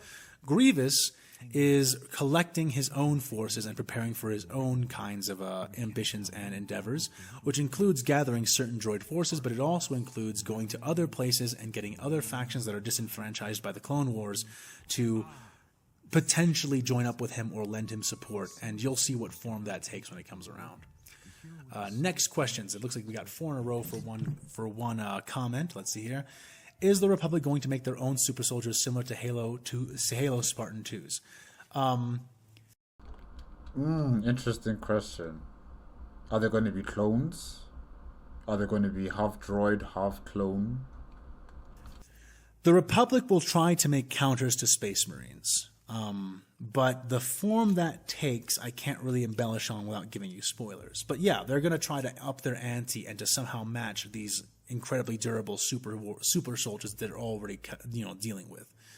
Are the Jedi going to get a power boost to be able to take on librarians one-on-one? The Jedi are going to get a kind of power boost in that they are going to start... the Ruusan Reformations are going to die the instant that Axum is over. The Ruusan Reformations are out the window. I don't think that's a huge spoiler to anybody.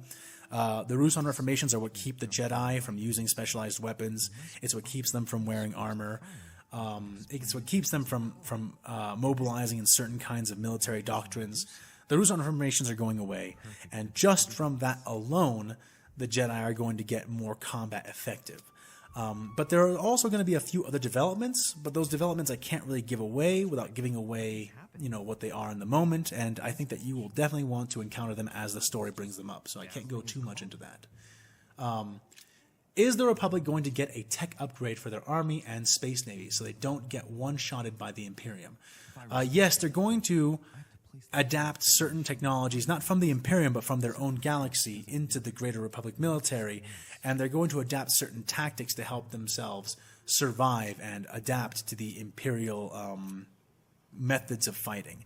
Dr. Sheena plans to be a big part of that, and you'll see how far she gets with that, if she gets far with it at all.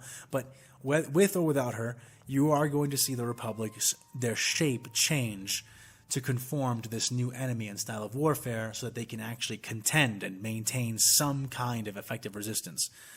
Currently, their only solution to the Imperial Navy is to outnumber them by a lot, because otherwise they're simply inferior in basically every other way aside from their capacity with hyperspace travel. So they are definitely going to be moving that around. And ideally, they will either not be one-shotted by the Imperium, or they will make one-shots less effective in the grand scheme of their strategic design, and you will have to wait to see how that takes form. How is Palpatine's empire going to last if he kills all the Jedi without his own Darksiders going to chaos? Palpatine still plans to be emperor and still plans to be rid of all the Jedi, but contrary to popular belief, he does not plan to launch Order 66 anytime soon. He needs to guarantee some kind of victory over the Imperium in a way that will last before he's able to divest himself of most of his generals and his greater special forces and metaphysical fighters. So you'll have to wait to see what he does to catch things up on that. But when you say his own Darksiders is going to chaos, the Chaos Gods aren't here. They're not in this universe. So he doesn't have to worry about, that sort of thing happening. There is something happening, which was hinted when you saw 65 beginning to mutate. But that was not the direct result of a Chaos God. That is the direct result of a different kind of potentially godlike entity that already exists in the Star Wars canon within the Force. And the Vortex Grenade breached reality hard enough that there was able to be a more direct connection between this entity and 65, which enabled him to begin to mutate, as well as to spread the frenzy to the other clones. But that's all, and you can suss out which entity that is. Some of you might know, some of you might not. There's a few options it could be, so it's going to be fun to watch you guys guess until... Yeah, I don't know. I don't know. I'll have to depend on other people to give me some guesses, but yeah. The reveal comes. Let's see here. Next question. Do you consider the events of the Old Republic games canon to your story? Yes, I do. I don't necessarily agree with all of Krea's philosophy, but I agree that she had that philosophy, that she did live and did that Revan lived, that Revan's history went on. I won't be taking SWOTOR into account as much because I'm not as familiar with it, and because MMOs have a way of cheapening their own lore by turning every single person within their lore into a raid battle or a boss fight.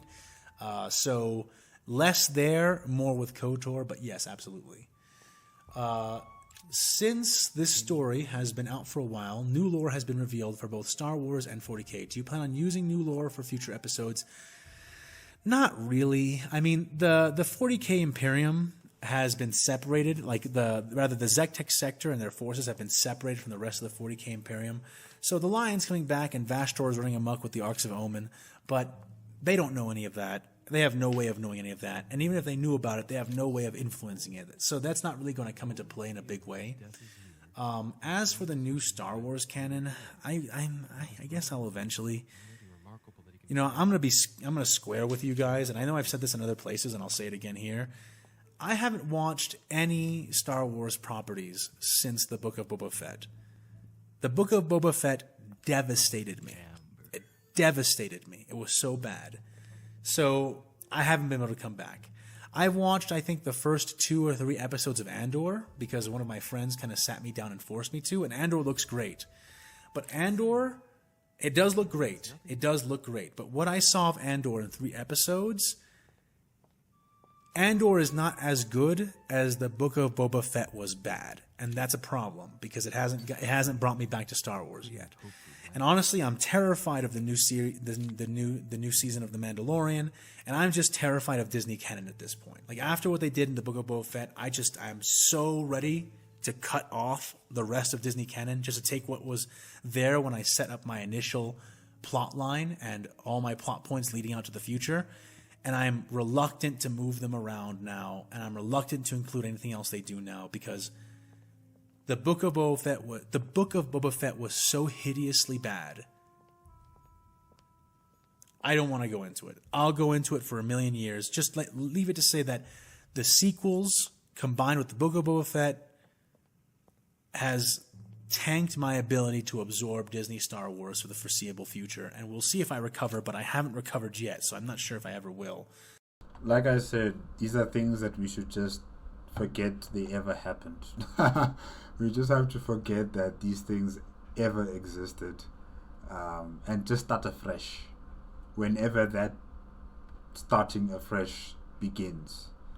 It won't happen for a very long time, I suspect, but that's the best solution I have for myself. I'm just forgetting about all of these things. They don't exist. I love Star Wars for what it was, but I'm not sure I can follow Star Wars into what they're trying to make it be. And we'll find out, I guess. I'm not going to be here seeing absolutes. I ain't part of the Sith, but, Dave Filoni. Unfortunately, I am. I deal with absolutes. Filoni was the chosen one, and he was a producer in the Book of Boba Fett, and he didn't prevent that catastrophe. And now they basically ruined the character of Boba Fett, and I don't know what can be done about it.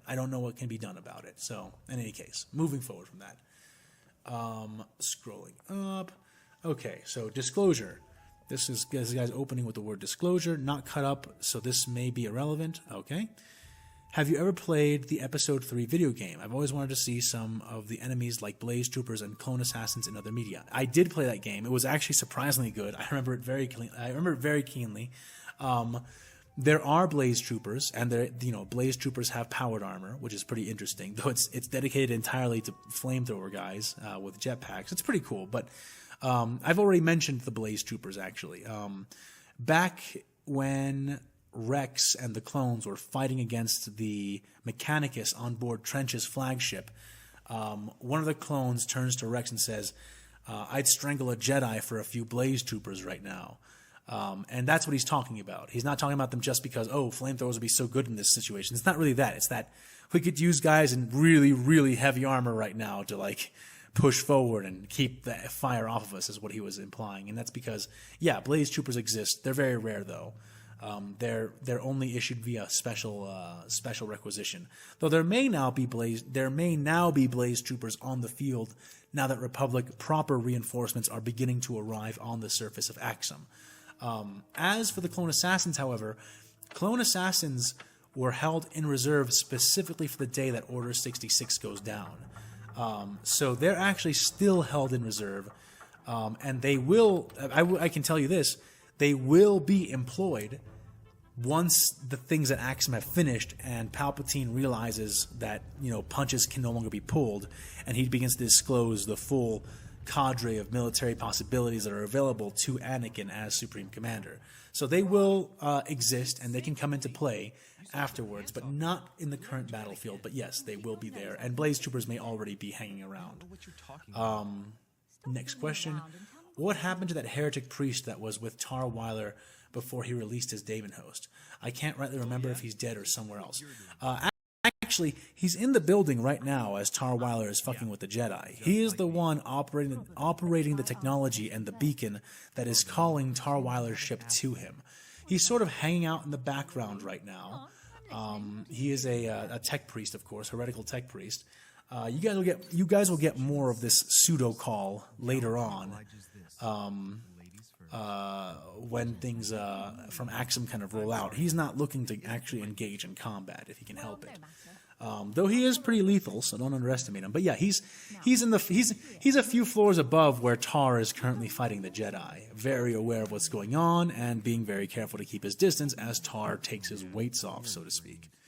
Next question: Will the one while he lets his hair down? Yeah. Will the ones or the wills be used to counteract the gods of chaos, unexpected interference in the galaxy? They may already be. They may already be.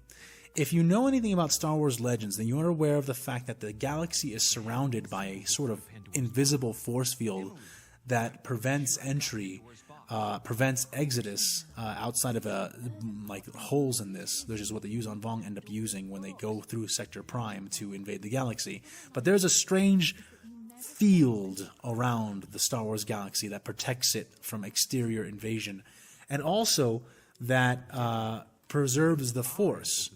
Outside of this field, there are different quote-unquote forces, an example of which is the Anti-Force, which exists in a close parallel dimension. So these things do exist. But this force field is already there. Who put this force field here?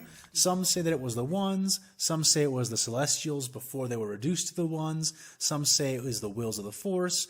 Who knows? But what you're saying may already be an occurrence is all I mean to imply. Let's go to the next one. Sorry if this comes off as a bit late, but have you watched Hunter the Parenting yet? And if so, what are your thoughts on it and the World of Darkness setting in general? Hunter the Parenting is hilarious, and I love it. I watched the episodes whenever I had the chance to. Alpha Busa's stuff is fucking great. I've never played... Oh, sorry, hold on. Oh, stop it. You're being ridiculous. What do you mean? I was just about to get down on one knee. He's on a call.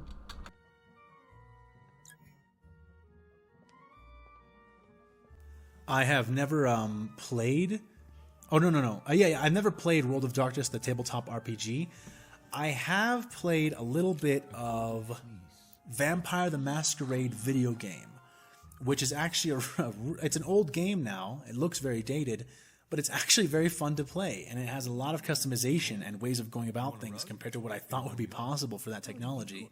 And it has a lot of fun characters in it too. So I like the setting. And I wouldn't be against trying it if I had the opportunity to.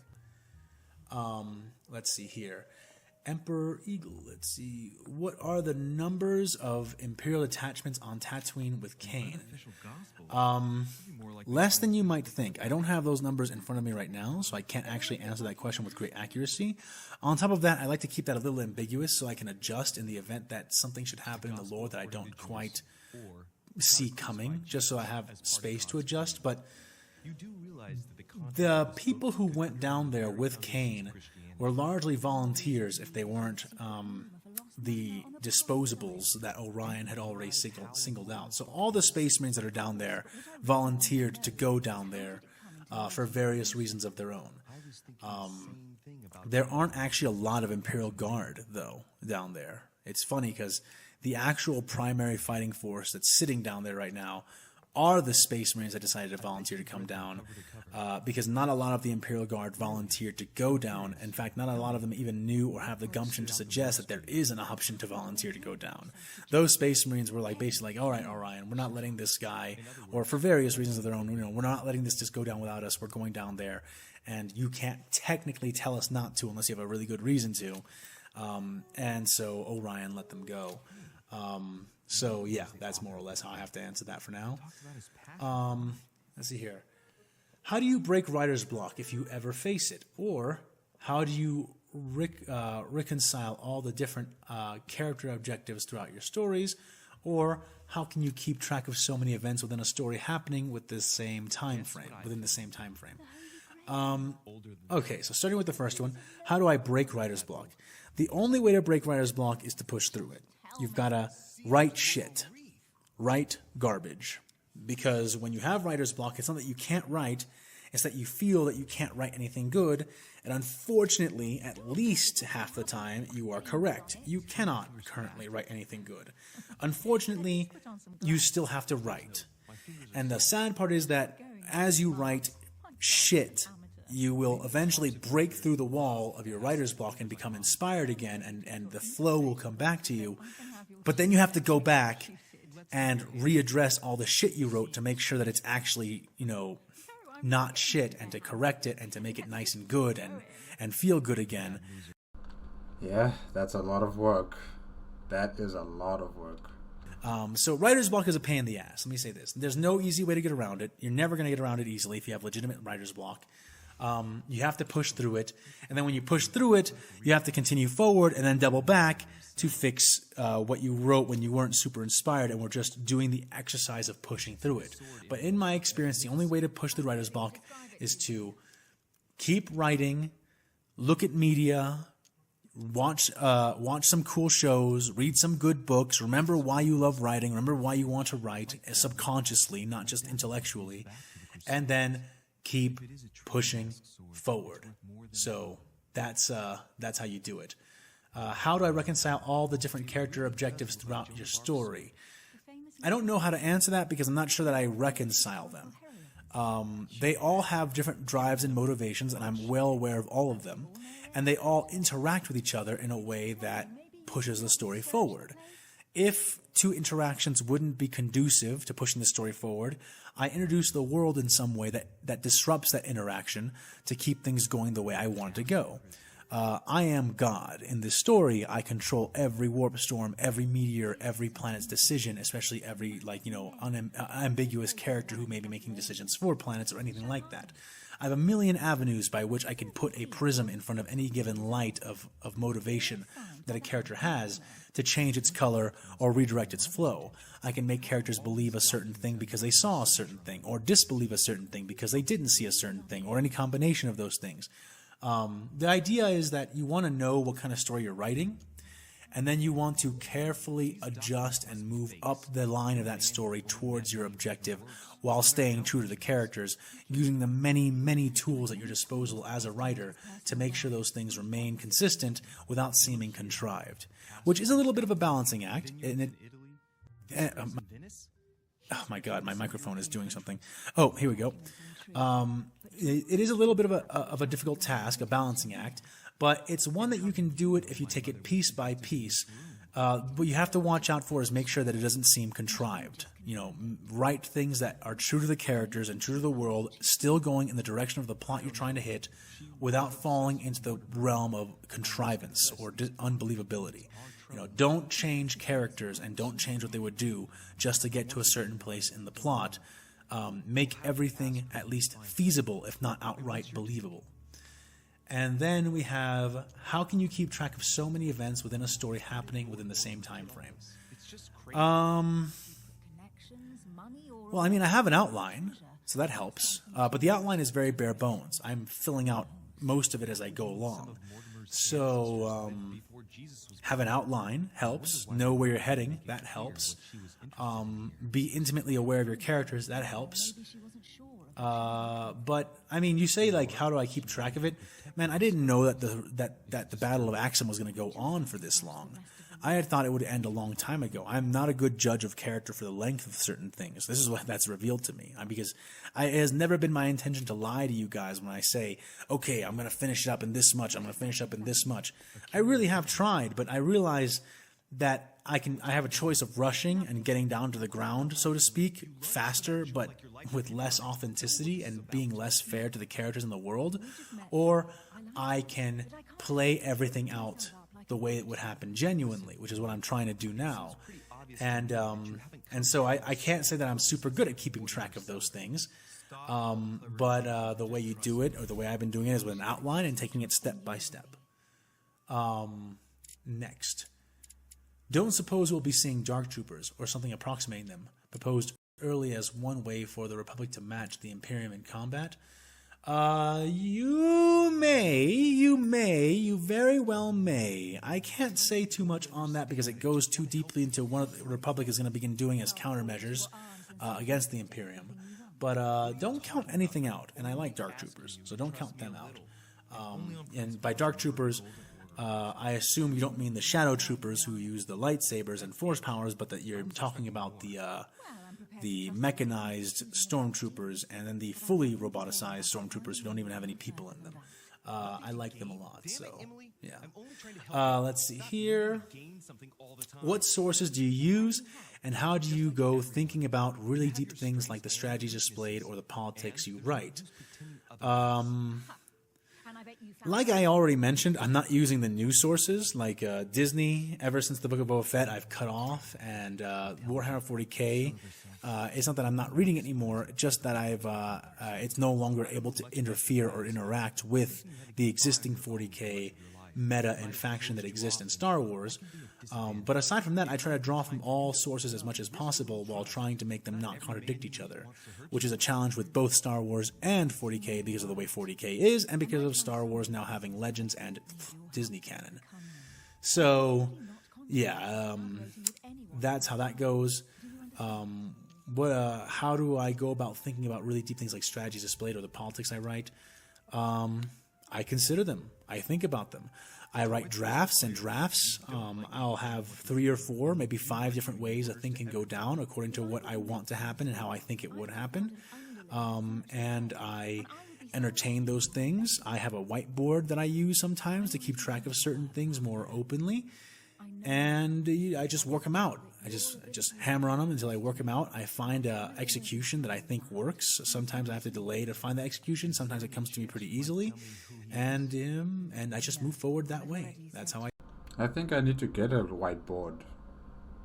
Yeah, I think I need to get a whiteboard. Just put it in my bedroom here, for my scheduling, because I do everything on my phone. You know, I have a schedule list on my phone. And yeah, I think I'll need to get a whiteboard and just write down all the things I want to be doing for this particular week. So that when I wake up, I just see it. It's right there. What's on Monday, what's on Tuesday, what's on Wednesday, Thursday, and Friday. I think I need to do something like that. do it. And also, of course, when it comes to things like strategy specifically, history, actual studying of real-world battles, studying of the battles in the lore, in the canon, that helps a lot to understand how those things would go down. Let's see here. As both Dirge's race has been canonized and Dirge himself has been canonically active during the Imperial era through the Dr. Aphra comics, could he or others of his race be seen as effective combatants against the Imperium's more specialized warriors? Yes. Yes, they could be, and that may very well come into play, though I will admit to you right now, I have no particular plans with Dirge. He can enter the scene, but I might also not have him enter the scene because he's not super vital to anything that I have going on right now, and he's not central to any of the plot lines I have drafted out going to the future.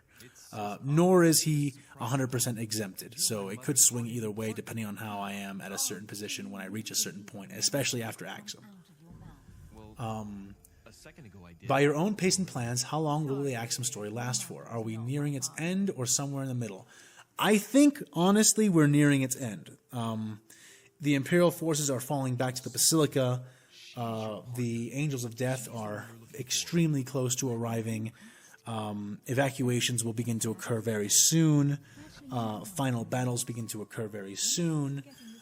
We're definitely at the very least at the mid tail end, if not the tail end proper of this battle.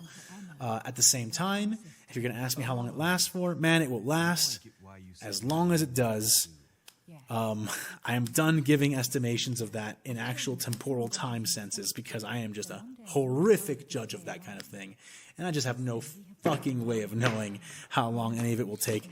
It will take as long as it takes. I don't plan to give up, and I hope you don't give up either.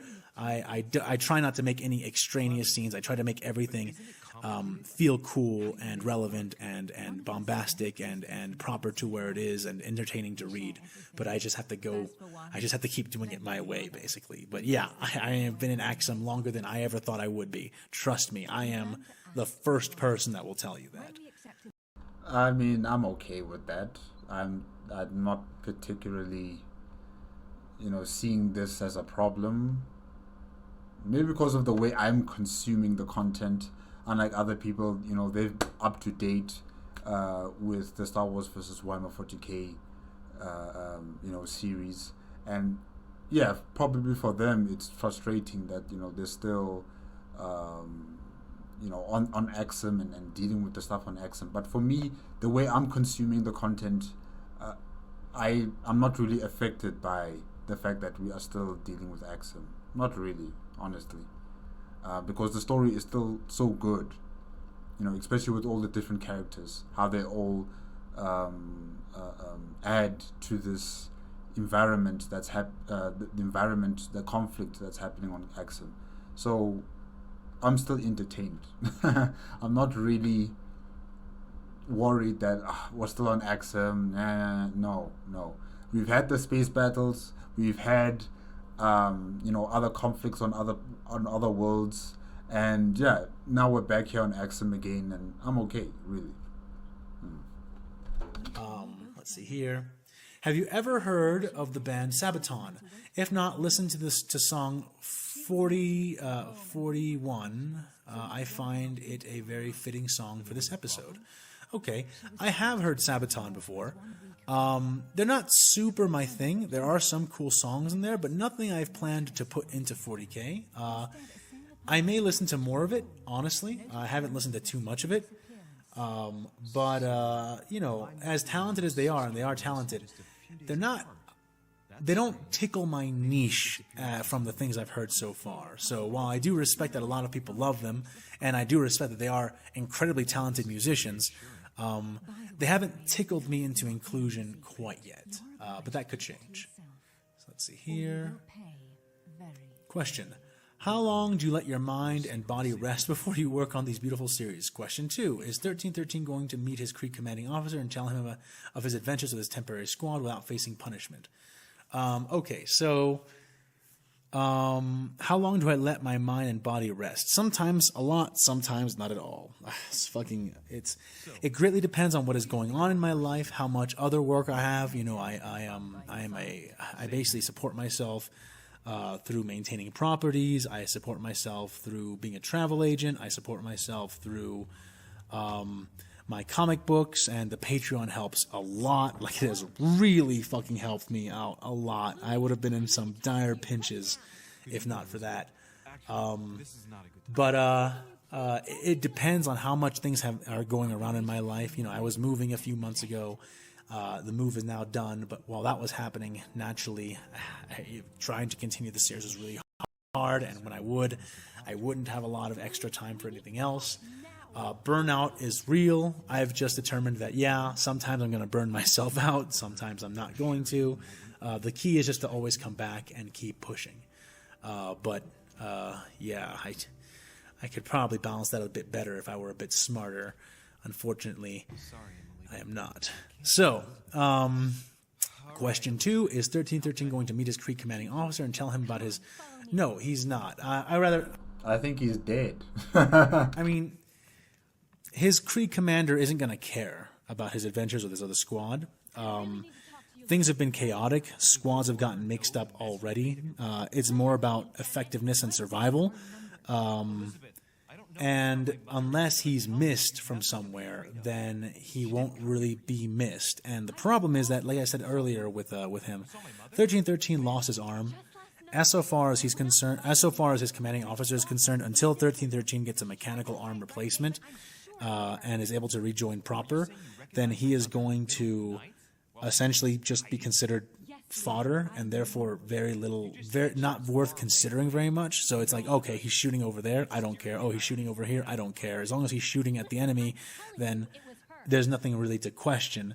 And his current position, where he's in the squad, has actually been given authority by Saint Lazarus, who gave the captain, Captain Stern, the ability to go searching for any squad members he wanted to pick out to execute on this. So right now he's fully sanctioned to be here. There wouldn't be a way to punish him outside of a grudge because, well, he's legally here. So yeah, his commanding officer won't care. He has no reason to care. And 1313 is not like an exceptional Krieger in the eyes of other Kriegers. He's just one of the many. Let's see here. Oh, this looks like a little bit of a... That was a long one.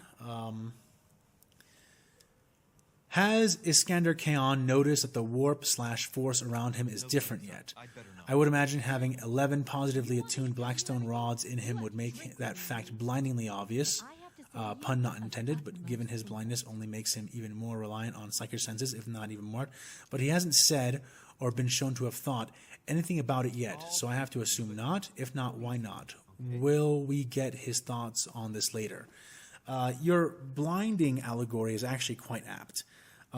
He is feeling a lot of weirdness right now, but Kaon has no idea if he should attribute that to the fact that he has a bunch of Blackstone rods pumped through his body that are literally like creating a crazy-ass disturbance inside of himself, even as they amplify his power. He's not attuned to it yet. He's not accustomed to his condition currently. So all the weirdness going around him needs to be contemplated before it can actually be recognized as, wait, what is wrong with the warp as opposed to what is wrong with me?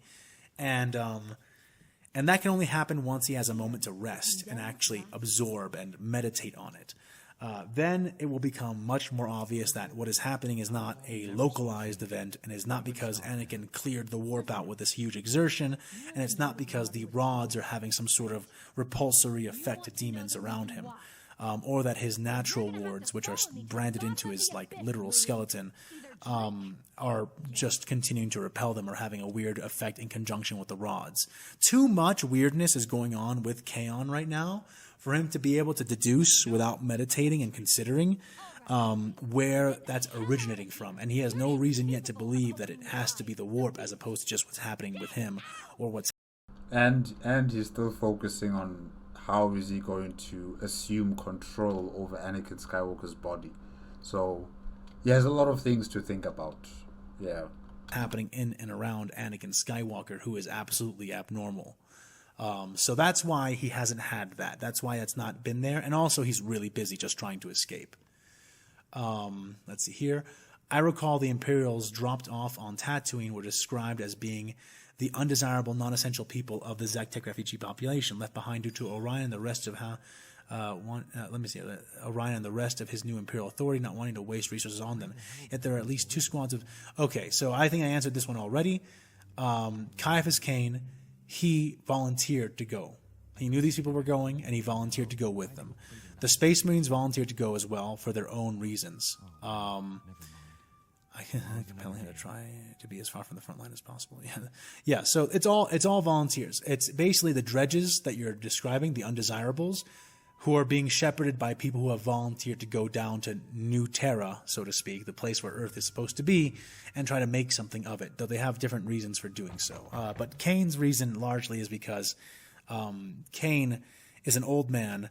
He's grown used to looking after people, and once he realized that these people were basically being thrown away, he had a sort of crisis of moral conscience, and even though he won't tell you that that's exactly the reason why he's doing it, and that he's doing it to stay away from the front lines as much as possible, the real reason that Kane has gone down there is to look after these people if it's possible, knowing that he only has so much time left in his life as it is.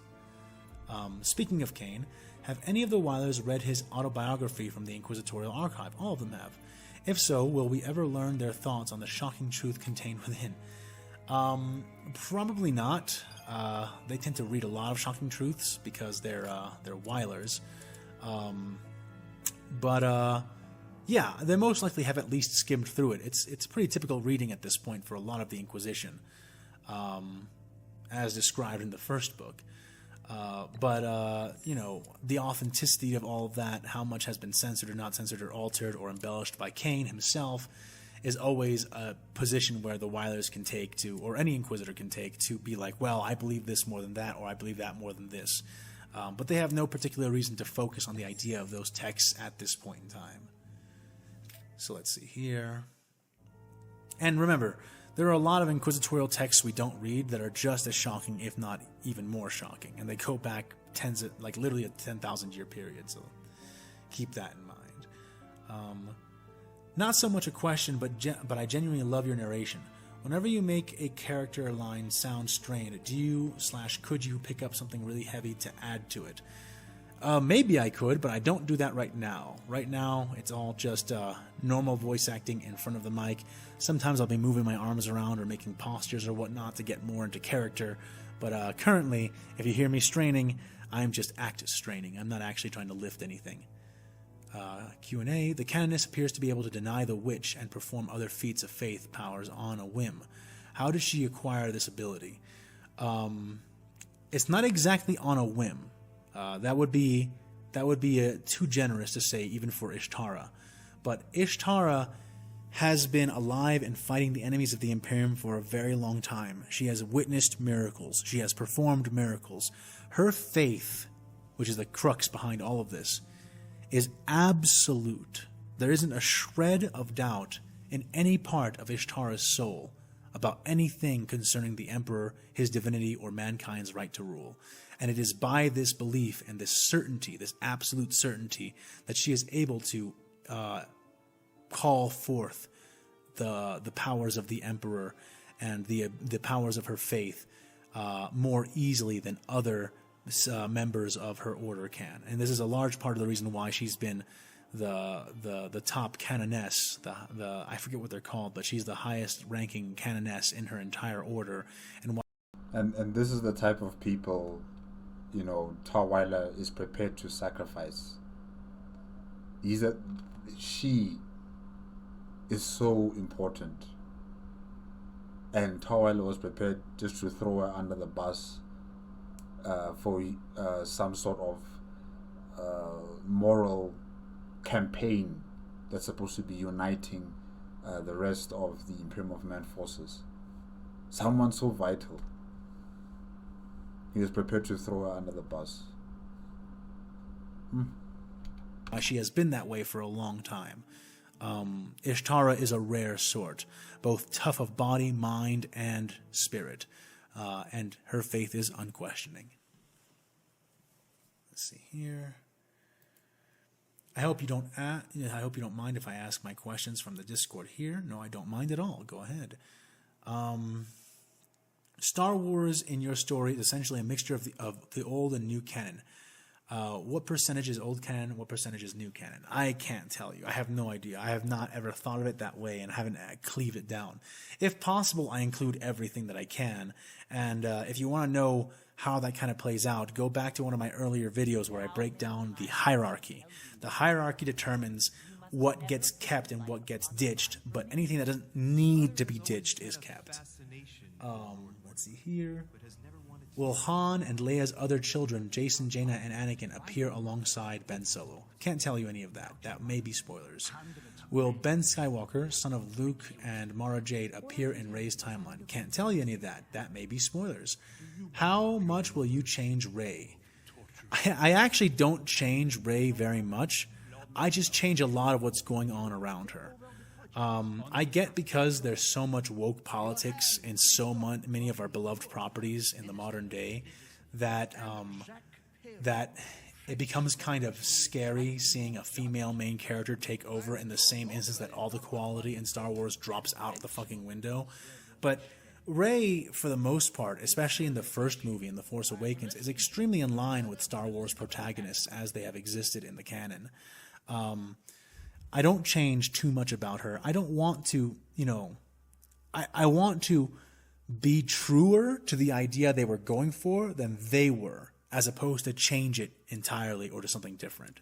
And that's sort of the way that you'll see Rey handled, and similar characters like Finn and Poe Dameron, as well as, should they come about, Snoke and Kylo Ren. You'll see. But the idea is to actually follow through with their concepts, as opposed to water them down and butter them up and shift them left and right with no plan, like was done in the sequels. So let's see here. How much will the Star Wars galaxy change during Rey's timeline? I can't tell you that. That's big spoilers. It's really far out there, and it involves a lot of galactic events that will occur that didn't occur originally. Do the legacy times from old canon, 130 years after the Battle of Yavin, also appear in your story? Currently, no. Cade and his whole team. I don't have any plans to go out that far, in part because it may contradict with what's going on there, and just because also I've only dedicated to going out as far as the sequels so far. So currently, no. But, you know, who can resist Darth Talon, right? Let's see here. Should we expect the appearance of Eldar and Dark Eldar and Orcs and Necrons and the Tau Empire? Wait and see. I don't want to give anything away. Wait and see. Expect everything and expect nothing. Expect the unexpected. Alrighty. Hey fan, I was wondering, it's pretty much a given that stormtroopers are going to be a thing at some point, but are we going to see army troopers, riot troopers, mud troopers, and from Andor / Han Solo? The armor that they have is amazing, and it would be a shame not to see them at some point, being a good way to contrast the Imperium with closer parallels of armor design. Also, it would be a good way to have the Imperium influence the Republic, even if they want to admit it or not. The darker tone colors, the overall look, the armor, the fatigues signify a harsher reality for the Star Wars universe. Okay, so yes, at the very least, some of those will be introduced. At the very least, I haven't really seen a ton from Andor yet, and I'm not sure if I ever will, because I'm not sure if I'll ever watch more Disney shows that are Star Wars ever again. Hopefully I will. I hope I get over this, but currently I have no gumption to. If I don't, then probably not. If I do, then probably so. Also, will we see other variants of troopers such as Death Troopers, special forces outside of Clone Commandos that, to act as a semi-counter to the Space Marines? I think he's already answered this question, if I'm not mistaken. They can make a counter to them.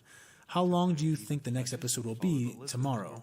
One more thing, you're the best and my favorite YouTuber out there, and you deserve more subs and views. Thank you, man. I appreciate that. That really feels good. Thank you.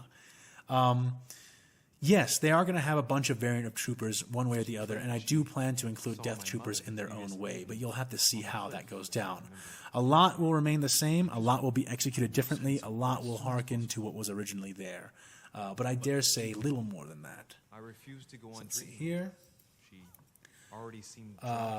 Are we going to see Anya Kuro, Ashrad Het, Kento Merrick,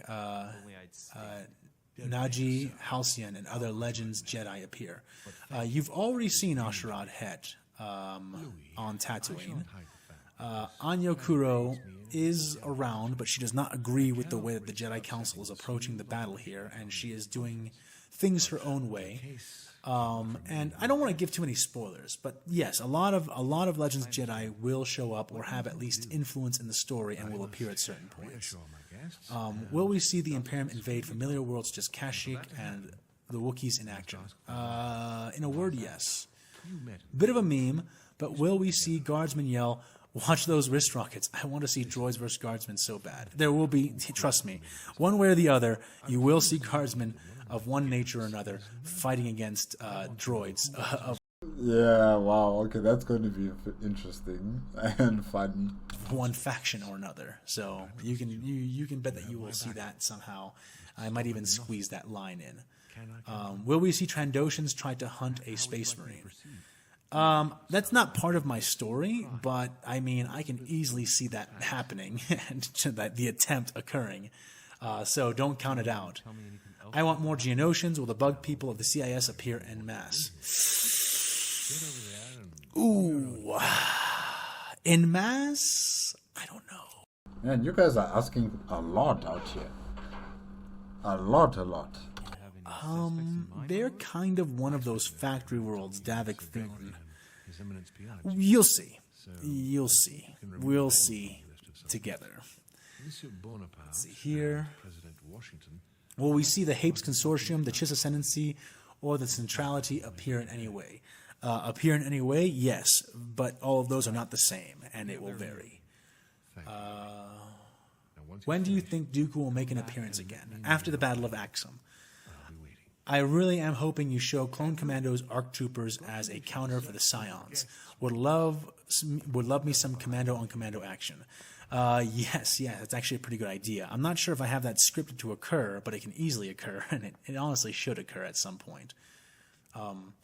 What are the total casualties of the Battle of Axum? Republican, Jedi, and Imperial civilian losses. You're asking a very difficult question there. We haven't even finished the war on Axum just yet. Is not included, but also included.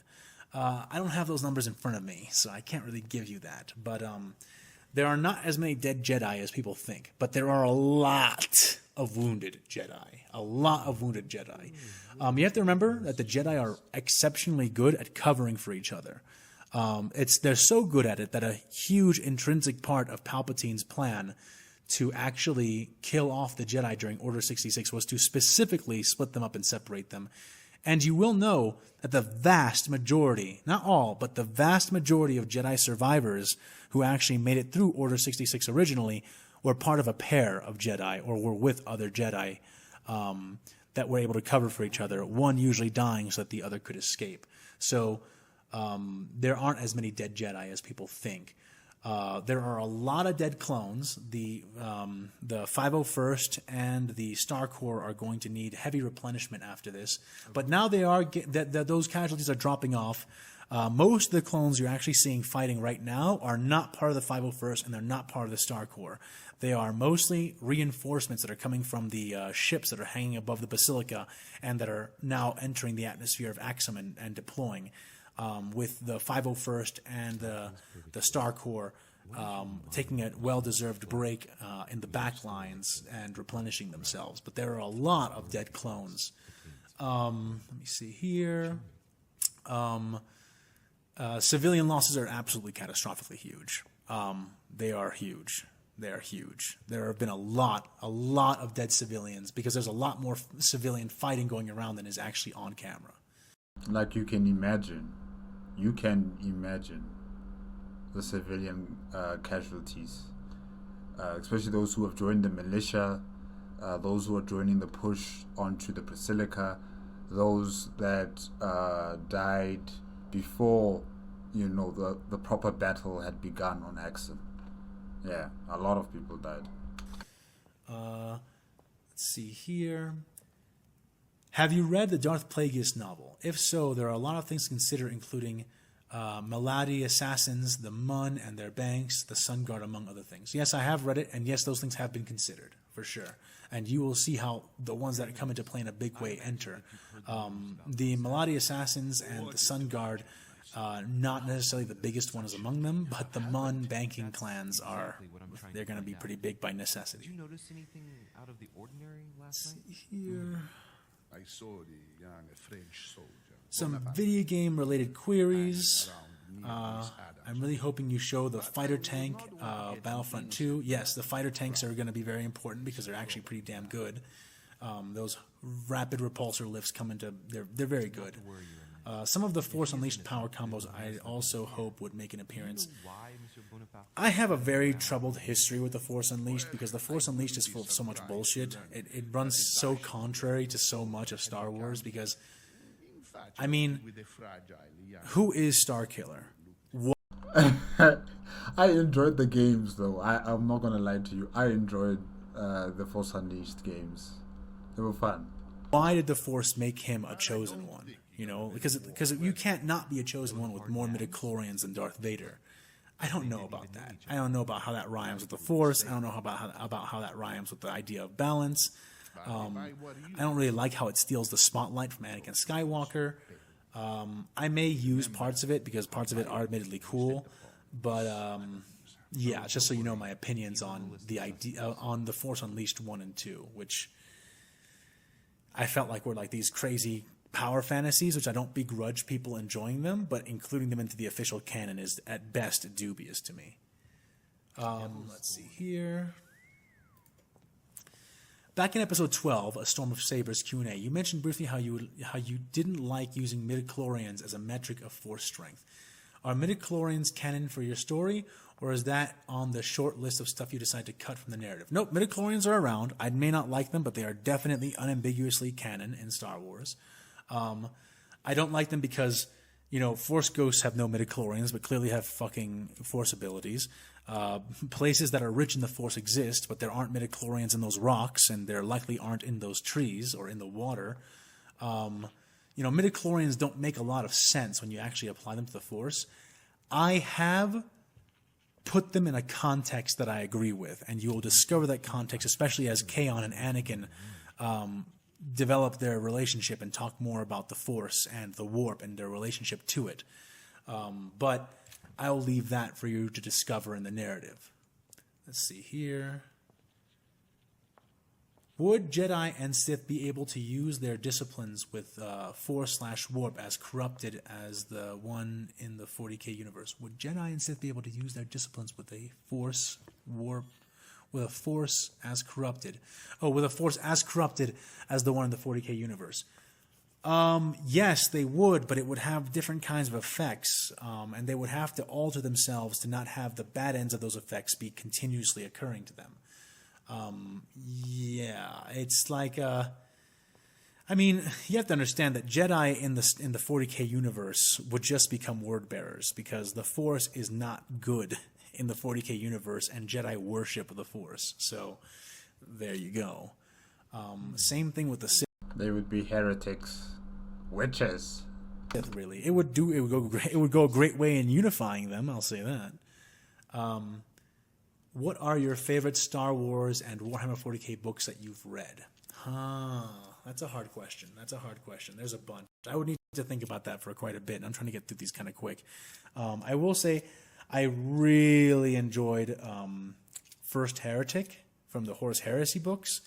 The Soul Drinkers Omnibus was always a lot of fun for me. The Grey Knights Omnibus. Man, the problem is that there's too much. I really do enjoy a lot of Warhammer literature. There are also a lot of Star Wars books I enjoy, but I've read so many of them that I need to go find them, and also their titles are sort of ambiguously jumbled in my head. I read Star Wars before I read 40K too, so it's further in my past. But I will say that the Revenge of the Sith novelization is, on the whole, just fucking art. I did love that a lot. Let's see here. How was your birthday, and how are the comics coming along? My birthday was pretty good. Very busy. Just funny enough, this week happened to be my birthday week, and so I didn't get to spend as much time on my birthday as I might normally do, but it wasn't bad. I have no regrets. I enjoy working for you guys and to create these stories. And your reception to these stories have so far been very positive, which has made my birthday very happy. The comics are coming along. There's always the issue of funding. There's always the issue of do I have enough money to be able to keep my artists working happily and without taking compromises to their pay. I don't like doing that. I believe everyone deserves a fair pay for what they do, so I take that at pace. But the second issue of Song of Stone is coming along. The next issue of The Red Hunt is coming along very nicely. The other properties, such as the you'll see the Story of Swords and the Tale of San Nuada, they're coming along pretty good. I should have something to show you guys pretty soon.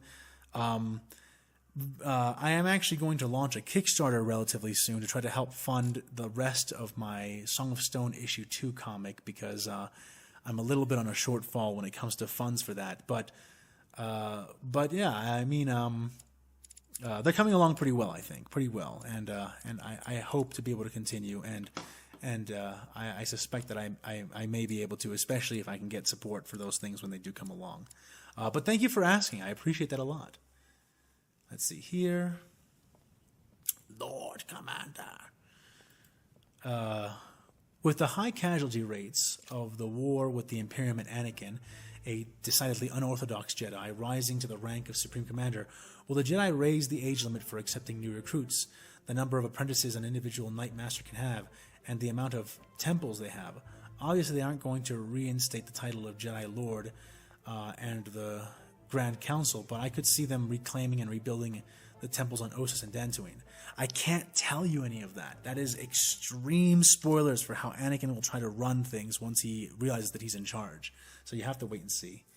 With the Imperium's ability and willingness to employ planet-killing munitions on full display after the rampage of the Crimson Razors across the CIS, will the Republic seek to establish subordinate cloning facilities to Camino and shipyards to Kuat and Orthana to avoid losing major military assets to their destruction? That's also a little spoilery, but I think I can tell you with a recent amount of certainty that it's not spoiling too much that yes, they will. Not just because they don't want to lose it all if they lose that planet, but more because they also need to up production in a huge way to keep pace with the new war. Let's see here. We've established... That was a very good question. Very good question. The Crimson Razors would go on crusade outside of Zek-Tech on a frequent basis, while the Skywatch tend to stay pretty firmly within the sector's borders. By comparison, how often would you say that the Tempered Hands ventured out into the wider galaxy? They're almost exactly in between. The Tempered Hands would only really venture out when called upon, as opposed to venturing out like of their own free will on independent crusades, but they would venture out. Though almost never as a whole chapter, usually sending a company or a strike force depending on what threat they're supposed to be responding to.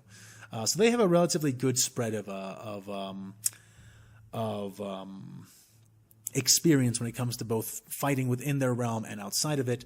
And in fact, a rather large portion of the Tempered Hands was actually outside of the Zek-Tech sector prior to returning to it for the call against the Tyranids.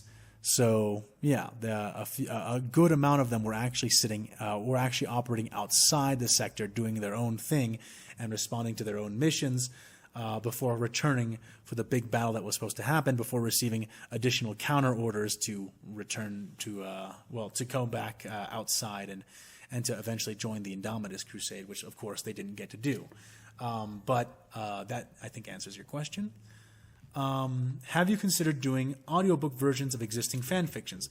I'd love to hear your version of Neon Genesis Evangelion Genocide. They even have a definitive edition and a ton, I think is what you mean to say, of artwork for you. Cool. I haven't really thought about doing it too much. And I've never heard of Neon Genesis Evangelion Genocide. Could be interesting. I'd have to kind of get into it first myself and probably read through all of it before actually beginning to voice it so that I would know how to characterize things, what kind of voice I want for certain characters and whatnot. Honestly, what I have thought about is that if once we get past Axum and the context for the continuing conflict is set, I wouldn't mind if you guys, if you had the gumption and the inspiration, if you had your own fan fictions inside the Star Wars versus Warhammer 40K setting, you would be free to go ahead and write stories that you could voice yourself, and I could promote them and link them from my channel. Or if you wanted to, and you don't have a lot of faith in your own abilities as a voice actor, you could, if I like the story and I want to involve it in the official canon as opposed to, like, I guess, the pseudo-legends canon that may exist for it if a lot of people write stories in the setting, I could voice that for people as well. So I have thought about that, but not too much about other fan fictions. Don't worry. Let's see here. What do you expect? Saint Lazarus appears to be more fully embracing his role as not just a commander, but a full-on saint. Have you eschewed the appearance of a fully supernatural... That is true. Maybe not in terms of if he has any powers as a saint, like something that any sister of battle can do, if I could say that, for instance. But yes, you could say that he is slowly fitting himself into his role. Yeah. But he doesn't have saint powers, not yet. I don't think he ever will. But, he might surprise us. Imperial saints in your story, or is an emperor-empowered Lazarus a possibility? At this moment, it's not a possibility. Lazarus may be a sort of saint because of the rulings of and faith that Ishtara has in his position, his appearance, and the things he managed to do. But he himself lacks a lot of that faith. He believes in the emperor. He believes he's God. But he doesn't even really believe that he himself is a real saint. He believes that he's in that position, like he believed that he was in that position when he was a major. But he does not have the ironclad, golden instilled faith that the Sisters of Battle have that would enable him to transcend the physical world and become a true living saint. So don't come expecting Lazarus to start growing wings or anything, especially if he should die. It's not very likely at all. Let's go ahead. Will we be seeing more of the custodian, the Bad Batch faced, and if so, when? Yes, you will be seeing more of that custodian, and you'll be seeing much more in and around that area once we return to the Bad Batch and Anakin. Hey, fan, love your artwork. Would it be alright if I reference the Zek-Tech sector in my own fan fiction that I'm writing? I figured it would be polite to ask first before using. Go ahead. Look, man, I'm making a crossover right now, and I'm essentially using 2 already existing properties, and I'm doing it without even the express permission of either of the technical IP holders. So you don't got to worry about that kind of thing when it comes to me. If you guys want to write your own fan fictions using the things that I've written, you don't even need to ask my permission. I can't promise you that I will make it canon in my own setting, but you can have your own setting. 1,000,000 worlds for 1,000,000 minds. I don't mind, and anything I write, feel free to use, especially, particularly and specifically when we talk about Star Wars versus Warhammer 40K.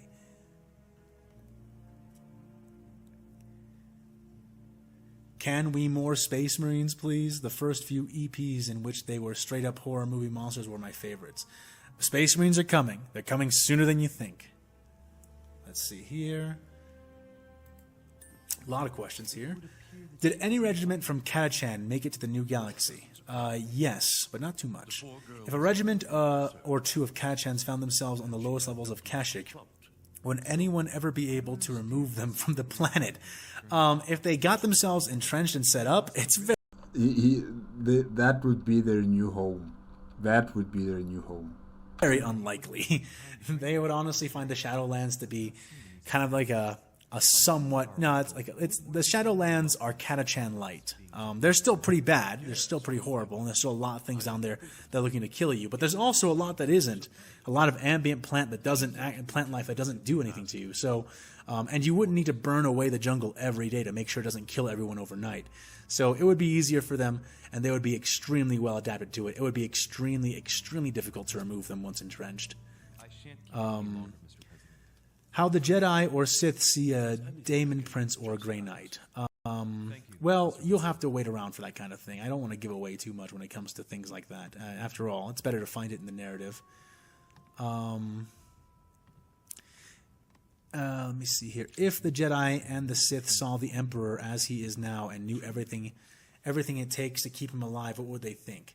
Would they try to kill him out of mercy or disgust, or just let him be? Well, that's extremely situational. I mean, the Jedi would obviously think that he shouldn't be doing this. It's a horrific thing, absolutely horrific, even blasphemous to their own philosophies on the Force. The Emperor devours the souls, effectively, of 1,000 Force wielders every day just to maintain a pseudo-existence upon the Golden Throne. They would definitely be willing to kill him, but they would also be like, yeah, but he's in the middle of a giant fortified megaplanet surrounded by the most powerful warriors we've ever encountered, so it may not be worth trying. If anything, the Jedi might try to starve the Emperor in that they'd stop the black ships from getting to Terra and delivering their payloads of psychers for him to devour, but it would be very hard for them to confront him directly, and they would be pretty quick to discover that. The Sith would do nothing but admire it, except for that he's so immobile and decrepit. But they would also be like, yeah, well, if I got down to that point, I would rather exist like that than let myself die. So the Sith would think it's pretty cool. They'd want to learn a lot about it, most of them. A few would be quite envious. None of them would be like, oh yeah, I have to kill him out of disgust or anything, but they would definitely see the Emperor as a rival, and therefore, if they can kill him, they will, because he's better dead than alive insofar as most Sith would consider. Unless they're trying to learn his secrets from him, in which case they might try to serve him. Let's not forget, most Sith fill the roles of apprentices during their entire careers, just trying to learn more power. So that is definitely within their capacity. If the Primarchs had been scattered into the Star Wars galaxy a few years to decide before Anakin was found, where would you have them land?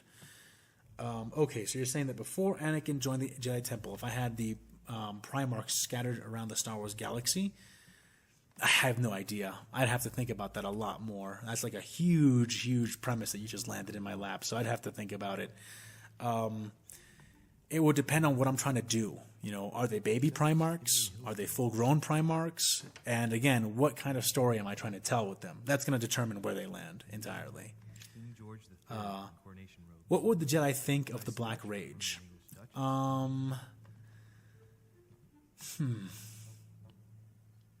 They wouldn't consider it too much. They would just think that it's like a form of madness.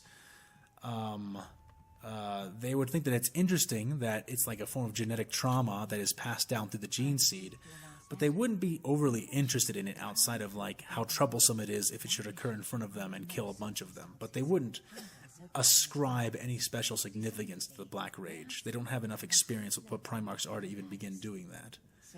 Are you still considering to add the All-Guardsman party into your story? I'm not considering to add it. I was considering to read it, but I have not read the All-Guardsman party, and I have no plans whatsoever to include them in the Star Wars vs. 40K universe because I have no idea what they are or what they're about or anything like that. What will the galaxy think of the glorious Grox and Corpse Starch? Grox is fucking delicious, okay, and the galaxy would think it's pretty great until they realize how violent the Grox are and how hard it is to farm them, though they are more effective. They're a highly efficient food source, all that said and done. Grox would probably sell pretty well. Corpse Starch, not so much. Corpse Starch can already exist in Star Wars, in fact. It's not very hard to make Corpse Starch. It's just... Really? In Star Wars? With all their technology, why would they resort to corpse starch? No. Ew. No one would ever want to eat it, and they would never know why you would want to until they find themselves in the context of the overpopulated Imperium and realize, oh, that's why they eat that shit. But yeah, the galaxy at large would find that to be pretty disgusting, with a few exceptions in the form of a few aliens. You know, maybe the Trandoshans would be like, that's pretty hardcore, I could eat some corpse starch. But aside from aliens like that, no one would be eager to try it out. So the Custodian was sent to take down an Alpha Plus Psyker. I'm not sure Kaon is Alpha Plus. If you're talking about Tarweiler, they're not here for Tarweiler specifically. They're going toward the prison more than they're going towards him. I find it hard to believe he would go without the proper equipment for such a mission. Does the Custodian have some Sisters of Silence with him, possibly? There are Sisters of Silence there at the prison, and the Custodian would pull rank on Weiler once they meet, for sure. And yes, they do anticipate encountering the Sisters. In fact, the Sisters are part of the whole reason that the Custodians even know where this prison is and why they know where they're going, or rather, why the Custodian knows where he's going, and the Inquisitor that's running around with him. Why they even know where they're going to begin with is because of the Sisters of Silence. Tar was not able to get Kaon into custody without making certain assurances and certain promises regarding his captivity and how long the duration of that captivity would last, which is a big part of the reason why the Sisters of Silence are kind of rushing around looking for Tar and being like, yo, is he going to finish the interrogation? Are we going to finish up with this? We're supposed to be killing this guy. Like, hurry up. So, you know, definitely Sisters of Silence and the Custodian are in cahoots. Are we going to see 40k Xenos like Eldar or Orcs? Yes. I noticed that the Jedi never seem to redirect bullets with the Force. They redirect plasma and blaster bolts, but never bullets. Is there any reason behind this, or am I just not noticing something? Also, do you consider blaster bolts to be a form of plasma weaponry? They don't redirect bullets often, but they can, and there are examples of them doing so in the lore, or doing so with bullet-like devices such as flechettes and rapidly fired spikes. They can do it. They don't normally, though, because they're not trained to, because they don't come across that kind of weapon very often. So most of the Jedi you would see actually doing that are Jedi who are very worldly and experienced when it comes to battle, such as Mace Windu and Obi-Wan Kenobi. Let me see here. Also, do you consider blaster bolts to be a form of plasma weaponry? They absolutely are. They're just not, you know, as powerful as like Imperial plasma guns because they're not anti-tank weapons. But yes, the Tabana gas is superheated into a form of plasma and fired out through a magnetic field, so it's definitely a kind of plasma weapon. Let's see here. How many Jedi and Space Marines died thus far? I don't have those numbers in front of me, so I can't tell you. Like I said before, not as many Jedi as you might think. And yeah, the Space Marines are pretty good at surviving things, pulling each other out. Not too many of them have died either. Because, well, they're pretty good at tactics. They know that they have a limited amount of each other. Trust me, the Crimson Razors are not eager to begin recruiting in the Star Wars galaxy, so they're not throwing each other away. So yeah, not too many. Excuse me, let me see. Will we see the TK troopers in Star Wars' Warhammer 40K? Because the clone army is losing their many brothers to the Imperium, and Camino would be working overtime to replace them all. And the Republic has endless supply of men, women, and alien citizens to draft and recruit. You're absolutely right, and you will be seeing a form of TK trooper, if you will, very shortly after Axum, because they will need to pull in a lot of soldiery to try to overcome what they're facing. But yes, you're dead on the money there. What is your plan for Mace? I can easily see a few more Jedi surviving Order 66, but not him. At least not as a Jedi. And will Lazarus become a true living saint, or will it be name only? For the time being, you should... Isn't that a bit of a spoiler there? only expect saint in name only. He's not raised with the same fervor. He has not been inspired to the same incomprehensible faith that the sisters maintain, and not even maintain all the time, but reach at their peaks. My plan for Mace, you'll just have to wait and see. I can't give that away. That's a pretty big spoiler. What's your favorite character dynamic you've written into Star Wars 40K so far? What I'm trying to say is, what is your favorite character moment when a Star Wars character interacting with a 40K with 40K characters, minus any moments when Ahsoka interacts with anyone on the 40K side, for example? Okay. So, not including any moments that Ahsoka is interacting. I don't really know. It's hard for me to pick favorites of my own writing. I don't really think of my writing in that way. But I guess I really liked my introduction to Space Marines and how Dr. Shino was hunted in Episode 5 by Captain Skeptic. So I think that that might be it. But then again, only by a margin, because I don't really see my work that way most of the time. Let's see here. During your early episodes, you had Imperial forces and Caiaphas Cain land on Tatooine. Will it be explained later for why they are left alone, cordial with Xenos species like the Hutts? Or will you explain it here? Yeah, Caiaphas Cain is actually one of the more liberal members of Imperial Command that exist. He has worked with aliens before, and he has worked with them without betraying them or destroying them. He's very practical. And part of the reason he's so good at surviving is because of his practicality. He recognizes that the Hutt is untrustworthy, but he also recognizes that the Hutt is the one who has gathered together all of the resources and powers of Tatooine, and that by keeping him alive and under his thumb, he keeps those resources from dispersing out of his control. So he has no plans to kill Jabba unless Jabba makes himself a target by doing bad shit. But, of course, once Jabba is no longer needed, Caiaphas will no longer bother with him. Will he order Jabba's execution? Maybe, if Jabba appears to need to be executed, but Cain doesn't go out of his way to be xenophobic, even if he doesn't trust Xenos. I don't think this Caiaphas Cain is going to be the one to make the order. It will be someone else. It will be someone else higher than him, probably. Xenos as a rule of thumb. So let's see here. You mentioned that if Palpatine and the Emperor met face to face, Palpatine might go into toady mode and become the Emperor's servant. But what exactly would the Emperor have Palpatine do? The Emperor might have Palpatine do all kinds of things. Palpatine is an incredibly powerful psyker, easily Alpha Plus in my mind. He can stop entire fleets with Force Lightning. He can open force storms that literally allow him to teleport from place to place, similar to warp travel, or similar to the way warp storms do. Yeah, I mean, force storms. He can open force storms, and they act similar to warp storms. He's incredibly powerful, but he's not so powerful he could ever actually usurpate the Emperor directly. So the Emperor wouldn't feel tremendously threatened by him. I don't know precisely what he would do. That's incredibly contextual. I would need to kind of like know more about what's happening, what's the context of their meeting, and all that. But I'm sure he could find something to do with Sidious before disposing of him if he did decide to dispose of him, which he almost certainly would at some point in time. After all, Sidious is only in it for the power, and he's only in it to become Emperor one day himself, and that would not be super easy for him to hide from the Emperor himself. So that's more or less how that would go down. How would the normals, like General Rakton of the old Sith Empire, react to the Imperium of Man? I don't know. I don't know General Rakton that well, so I can't really answer that question with a great amount of certainty. They're just as liable to start worshipping him as any of the Sith, though, because after all, might makes right in the Sith Empire, and the Emperor is the mightiest Force user of them all.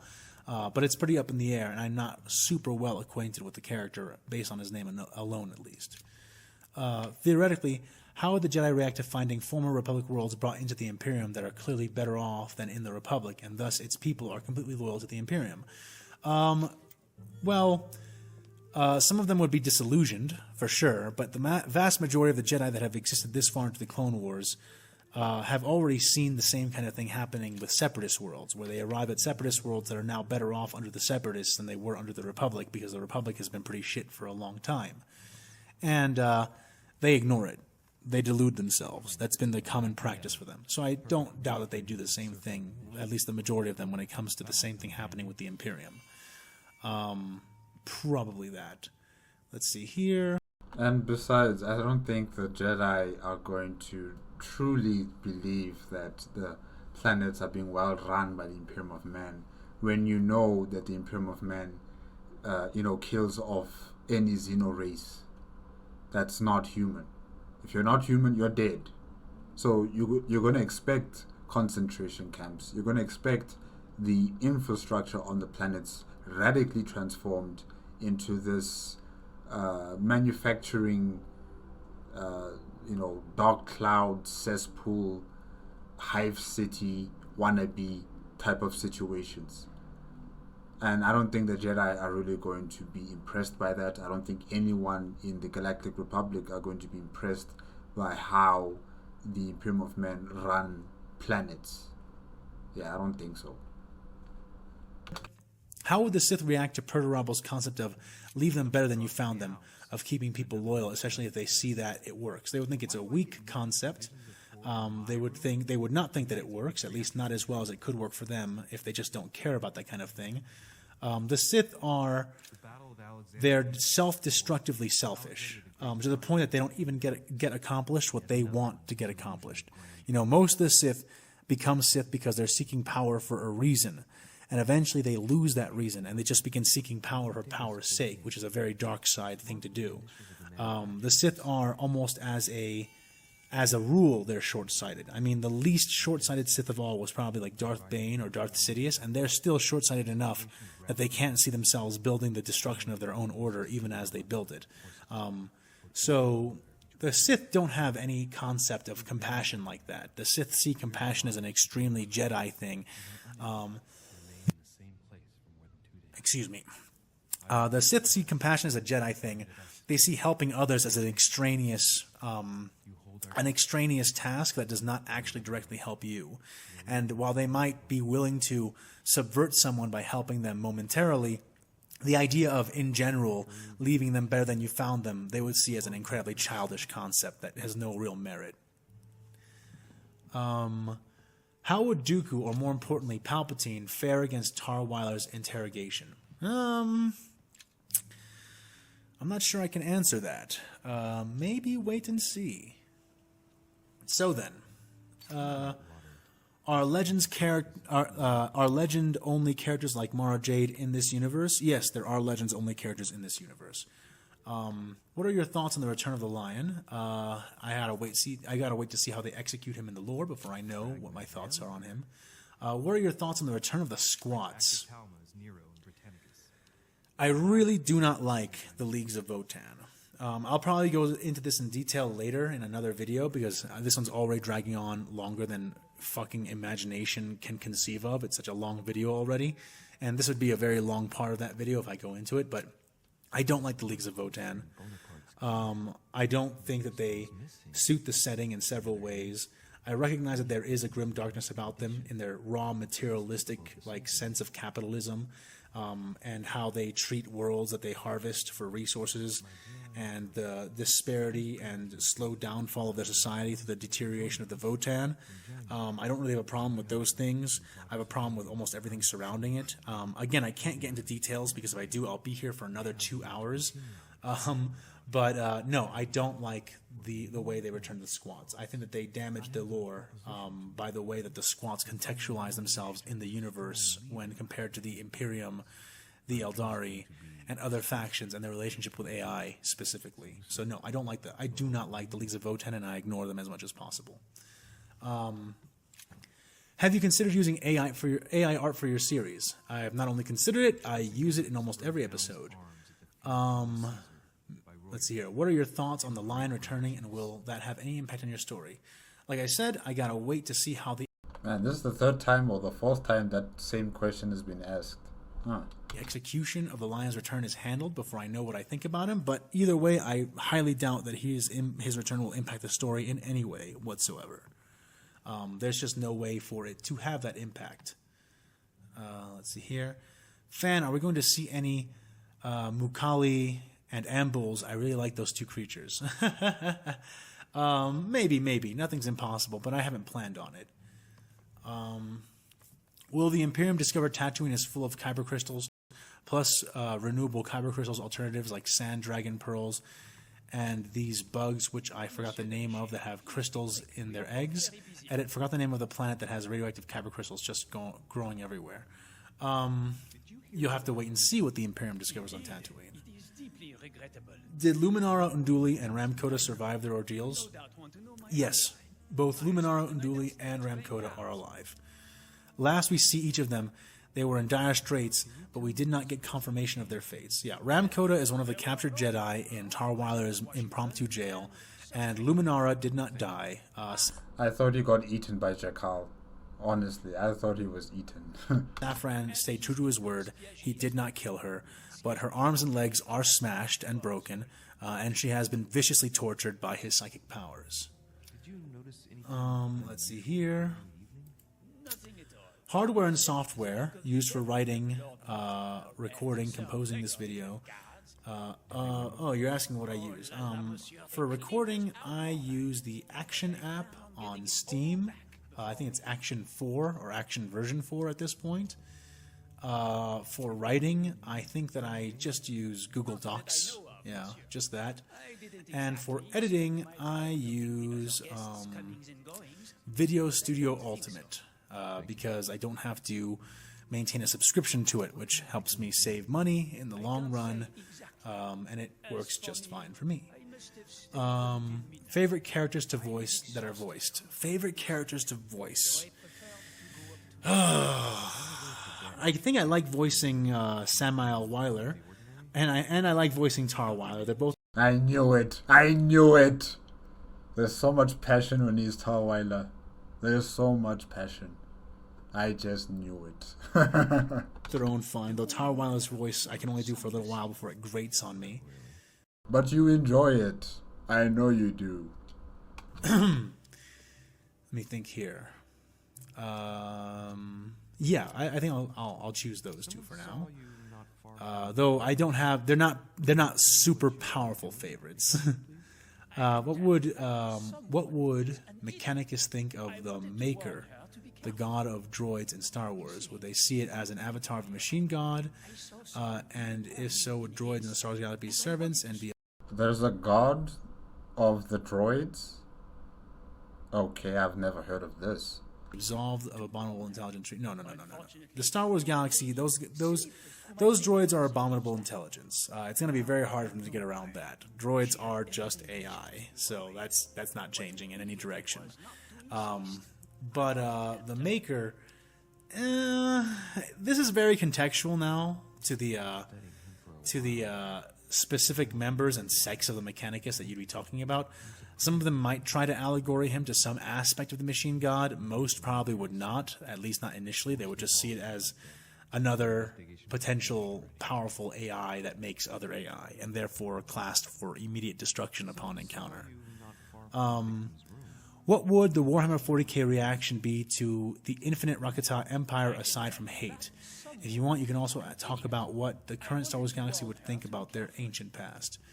I'm not going to go into the second part of that because that would take a while in this video. And like I said, I'm trying to wrap it up now. I'm speaking fast. I'm running through the questions fast because I've been here forever at this mic now. What would the Warhammer 40K reaction to the Infinite Empire be? It would just be to annihilate them. They're just another filthy Xenos witch race, and they've encountered a million of those. I guess their opinions might change or take on a different contour depending on how capable the Rakata are of resisting, but even that is not extremely defined, like how powerful the Rakata would be against the Imperium, because we know so little about actual Rakatan technology on the basis. I mean, the Starforge is incredible, but the Starforge is just one thing, and honestly, it wouldn't be the most impressive thing the Imperium has ever faced or destroyed. So, there you go.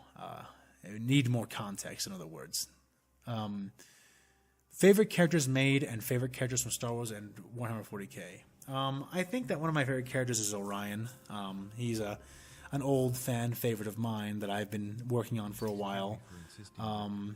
I also like Davik Thune. I also like Samael. I like a lot of characters. I don't really pick favorites. It's not a thing that I do a lot. I don't think I think that way. Mine will always be Rajulia. That's number one. Everybody else, they're number twos. Number one is Rajulia.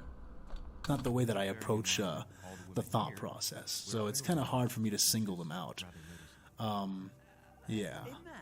kind of like Grievous a lot, but I didn't make Grievous, so, you know, it's not really fair for me to say that he's a favorite when he's an invention of George Lucas manifest by Gendry Tarakovsky.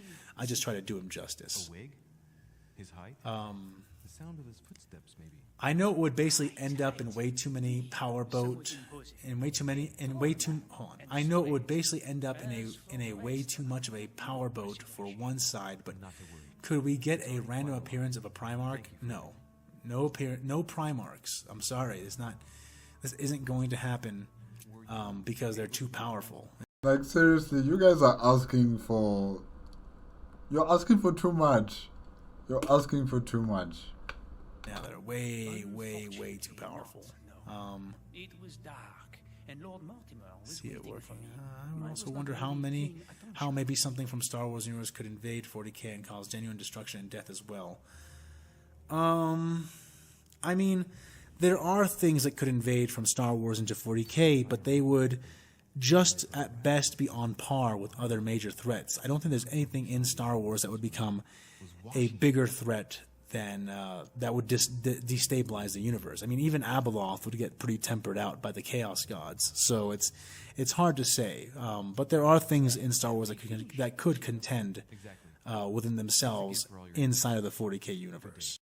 Honestly, I think anything that's in the Star Wars galaxy, if it were to enter into the 40K galaxy, there would just be another regional power.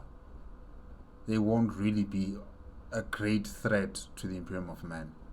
They would just be like the Tau, just a small little pocket empire in the corner somewhere. Yeah. Let's see here.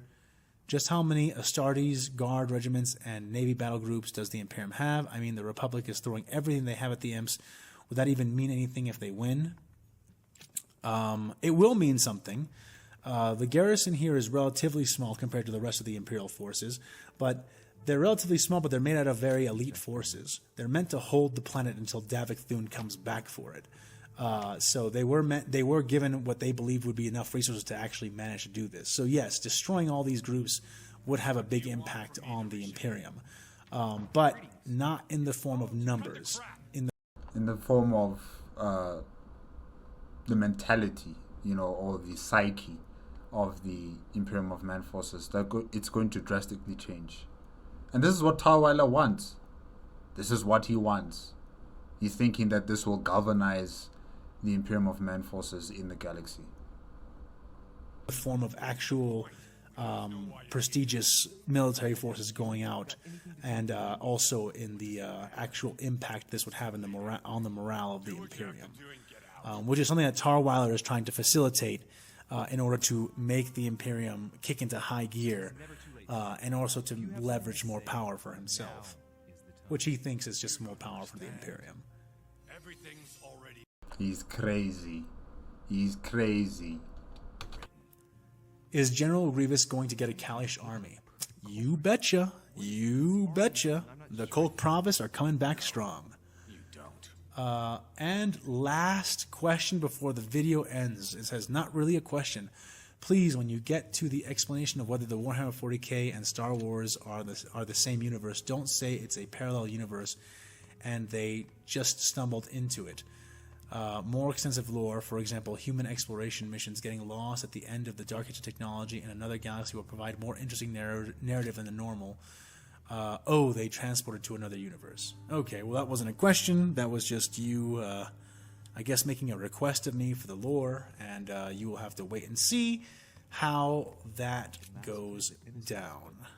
And with that answered, guys, I think we're going on like 3.5 hours or more of this video. For me, it's 5 hours now.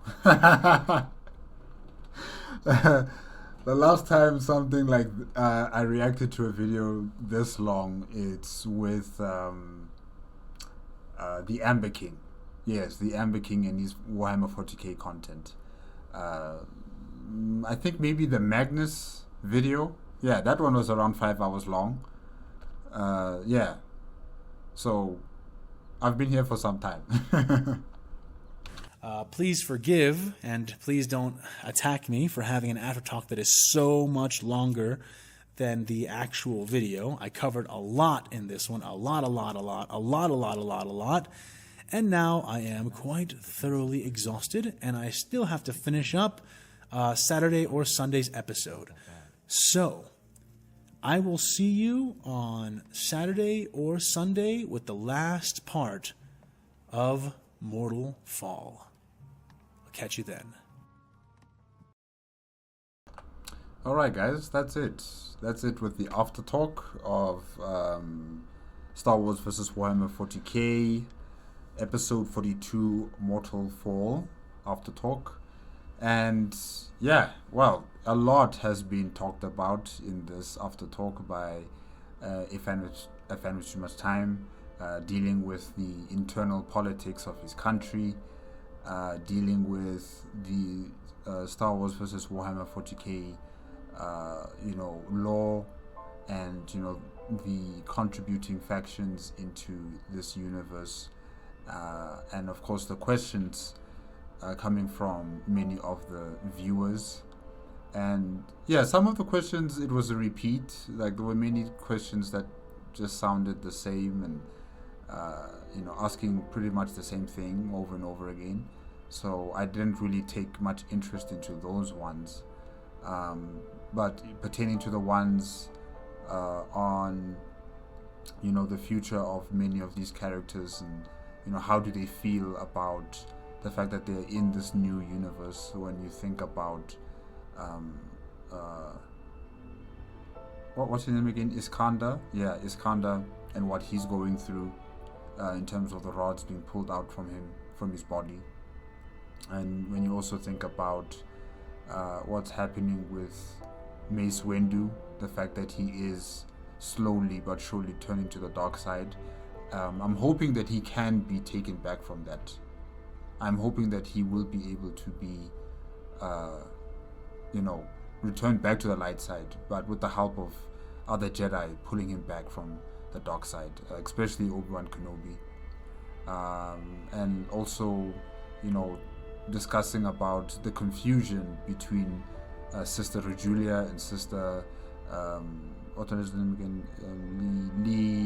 Lehandra, right? Lehandra, yes. Sister Lehandra and Sister Rejulia. People mixing up those two characters. I don't know how you can do that. Honestly, I don't know how. But yeah, somehow, some way, some people have mixed them up. And yeah, really, it has been a very long after talk from a fan with too much time. I'm okay with it. Like I said before, I'm kind of used to reacting to very long videos that are like 3 hours, 4 hours long. When I think about the Amber King and the content he creates for Warhammer 40K, so I'm kind of used to it now. But yeah, I can't wait to see what happens in these new episodes after this after talk. It sounds like it's going to be very interesting, very action-packed in terms of Axum, and we will see who wins out on Axum, whether it's Tarweiler and his crazy plans, or is it going to be the Galactic Republic, or is it going to be the Imperium of Man, making sure that the forces on Axum have fully retreated, or they have won the planet against the Galactic Republic. We'll just have to wait and see. But yeah, guys, that's it. That's it for today. Remember, if you want to check out the original video as well as AFanWithTooMuchTime's YouTube channel, the links are going to be in the description below. If you like my reaction, please give me a like, comment, and subscribe to my channel. Click on the notification bell if you can be up to date with my latest videos, and I'll see you guys hopefully next week. Yes, fingers crossed. Alright, bye bye.